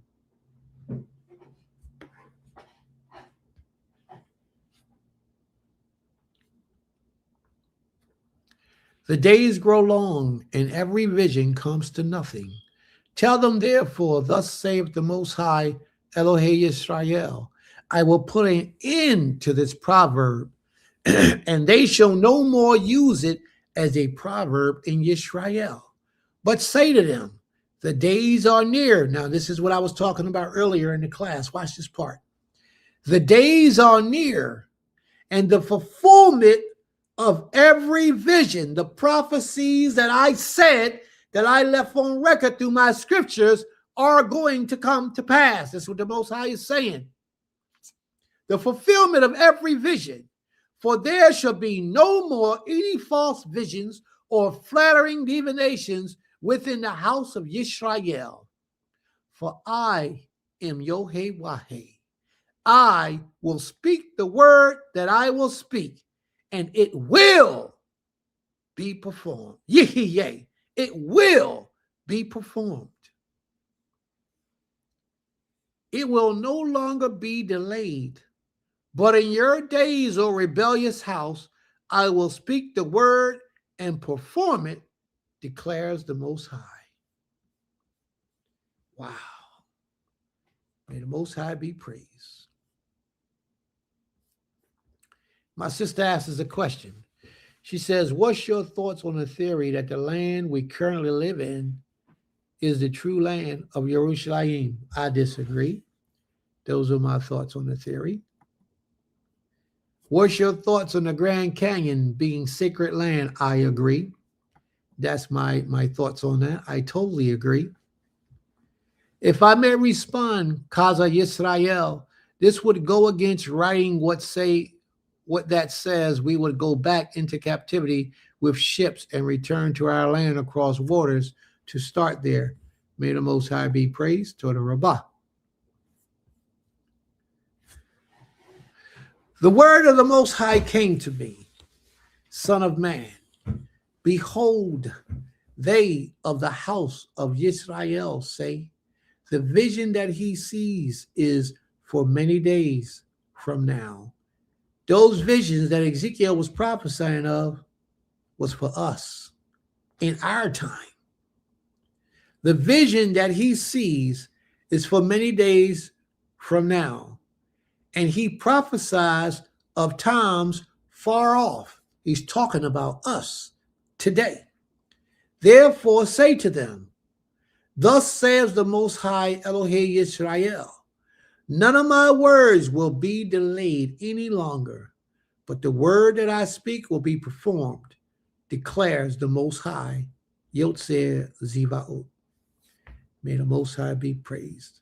We're going to stop our readings right there with Ezekiel, the 13th chapter. All right. Are there any questions, family? Any comments, any questions? Anything we need to deal with? Great readings today. Very important, a lot of information. What do y'all think about the class today? How was the class? Any comments?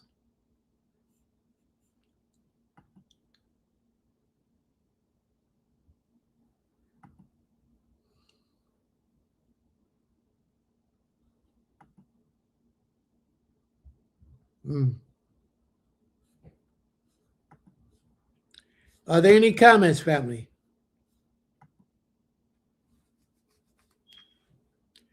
Any comments? Any questions? Anyone?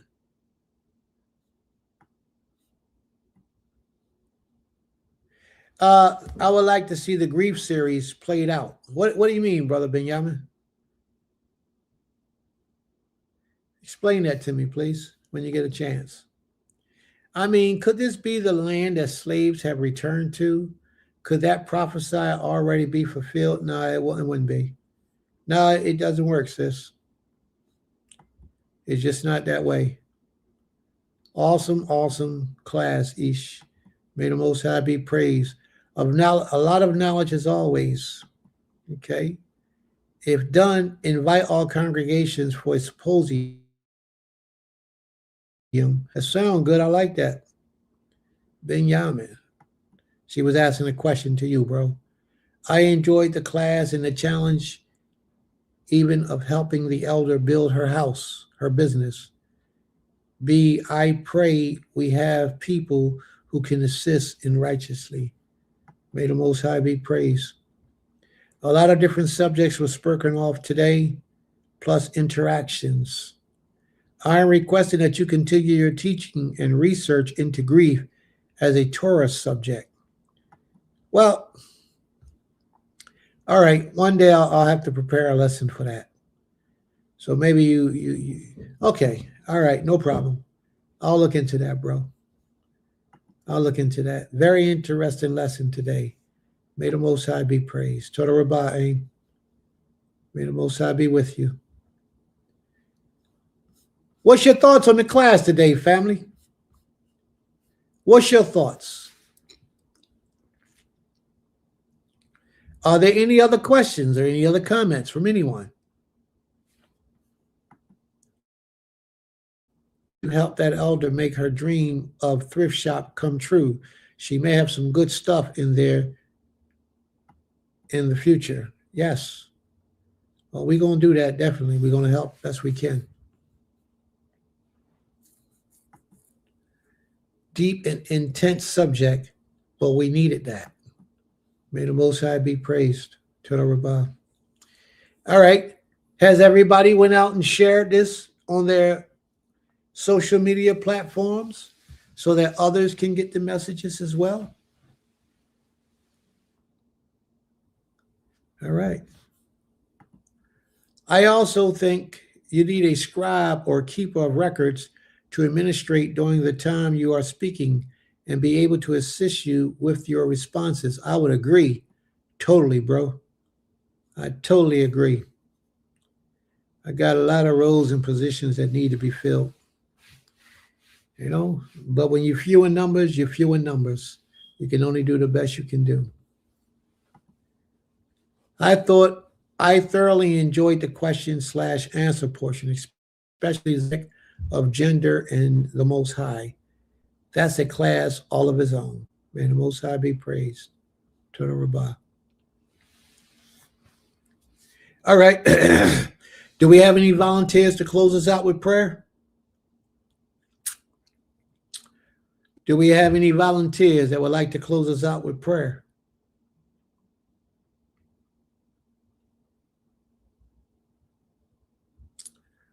I guess not.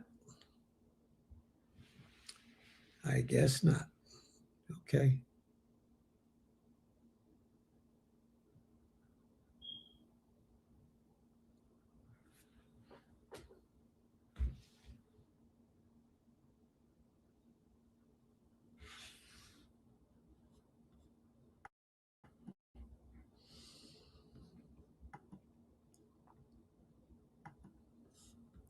The baby must be asleep if you're going to make prayer.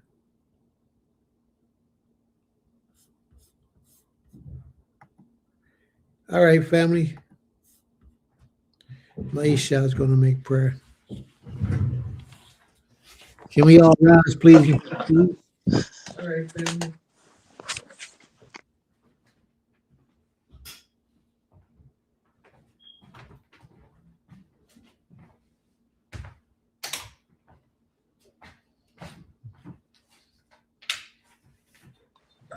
Shalom, can I be heard? The baby's not asleep, but he might be quiet. Can you hear me, Abba? Yes. Okay. Baruch atah Abi, Eloheinu melech haolam. Baruch atah Abi. Our almighty power, Ha Elohim, creator, savior of all, we ask permission to approach your throne. Toda Rabbah, hallelujah to you, your holy name for your Shabbat day, O Most High.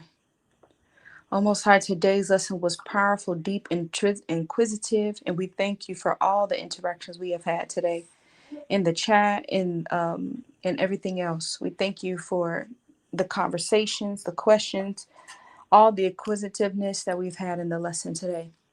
Thank you for giving the strength to my each to deliver your message, O Creator. And if it be your will, let it touch those near and far, whether they listen right now or they listen later in the day. O Creator, may your name be praised forever and ever. O Creator, may the rest of your Shabbat day bring glory unto you, O Most High.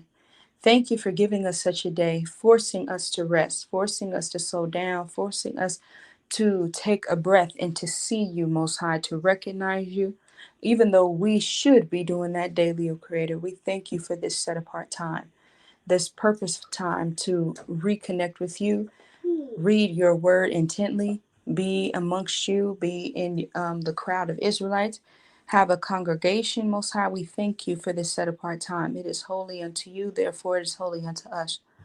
Thank you for the opportunity to be able to correct ourselves daily, Most High, shedding things, asking for forgiveness of things, changing things, Most High. I pray that you be with each and every one of us that struggle in any way of our lives, struggle to change, struggle to let go of things, struggle to anything, Most High, that is keeping us from you.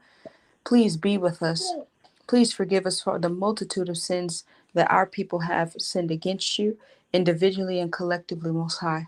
For we want to go back to you at our land, O Most High, as you has prophesied. We want to be a part of the remnant that does so, whether it be us or our children or our children's children. We want to make you happy so that we may be your people fully and completely once again, because you have not forgot your people, Most High. We are still your people, but honestly, we have let you down in so many different ways.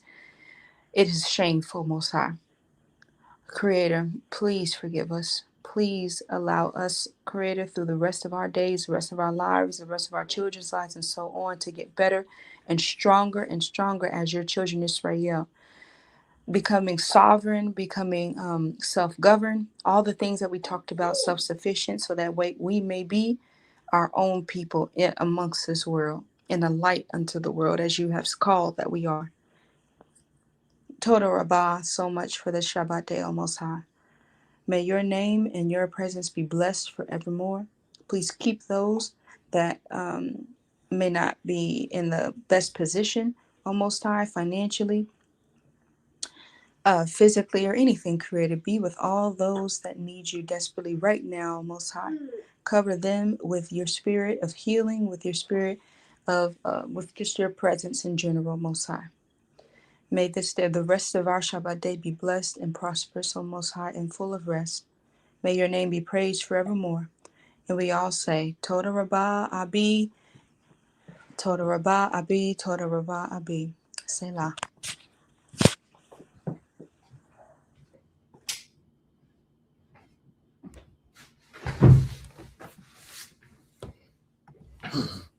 All right. May the Most High be praised. Toda Rabbah. May the Most High be praised. All right, family. Ima, are there any updates? What a beautiful prayer. What a beautiful prayer. It's on what? Are there any updates? Oh, besides the holiday coming, Any announcement? the holiday in April. Pesach, April 4th.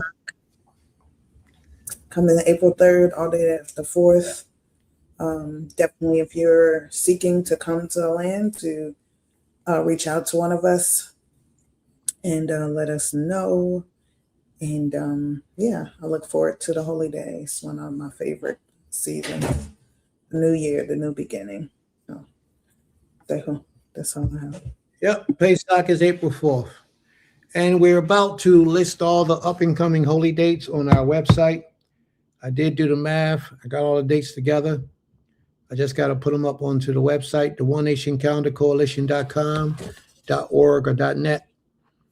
So just give me a couple days and I'll have it up. May the Creator be with you all. May the Most High protect and bless you all.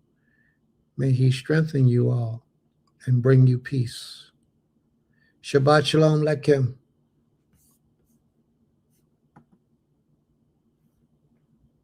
Beulah land at Temple Kefar Yim. This is for the people in the front and the back. You had a lot to do, but you know you gotta learn on your plate.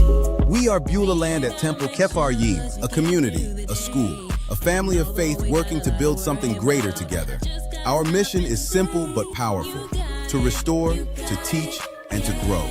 Here at Beulah land, we bring together the vision of Temple Kefar Yim with hands-on action. Stop it, you got it, yeah, you got it. Through our Goshen Hebrew Academy, we teach our children the Hebrew language, history, and principles that ground us in our faith. We celebrate Shabbat services and holy days with joy, keeping our culture and traditions alive for generations to come. Our work also reaches beyond the classroom. We focus on community growth, agriculture, training, and safety, building a place where families can learn, worship, and thrive. The name Beulah land comes from scripture, representing covenant, renewal, and a people restored to their land and purpose. That is exactly what we are doing here, restoring faith, culture, and community life. But we can't do it alone. If our mission speaks to your heart, we invite you to support us. You can give through Cash App or PayPal at Build Yisrael, or learn more at www.GoshenHebrewAcademyTempleKefaryim.org. Feel free to contact us at BeulahLand@TempleKefaryim@gmail.com. You can also subscribe to our YouTube channel and even become a member to stay connected and help spread our message of faith and restoration. Change up in a minute, as fast as change clothes after clean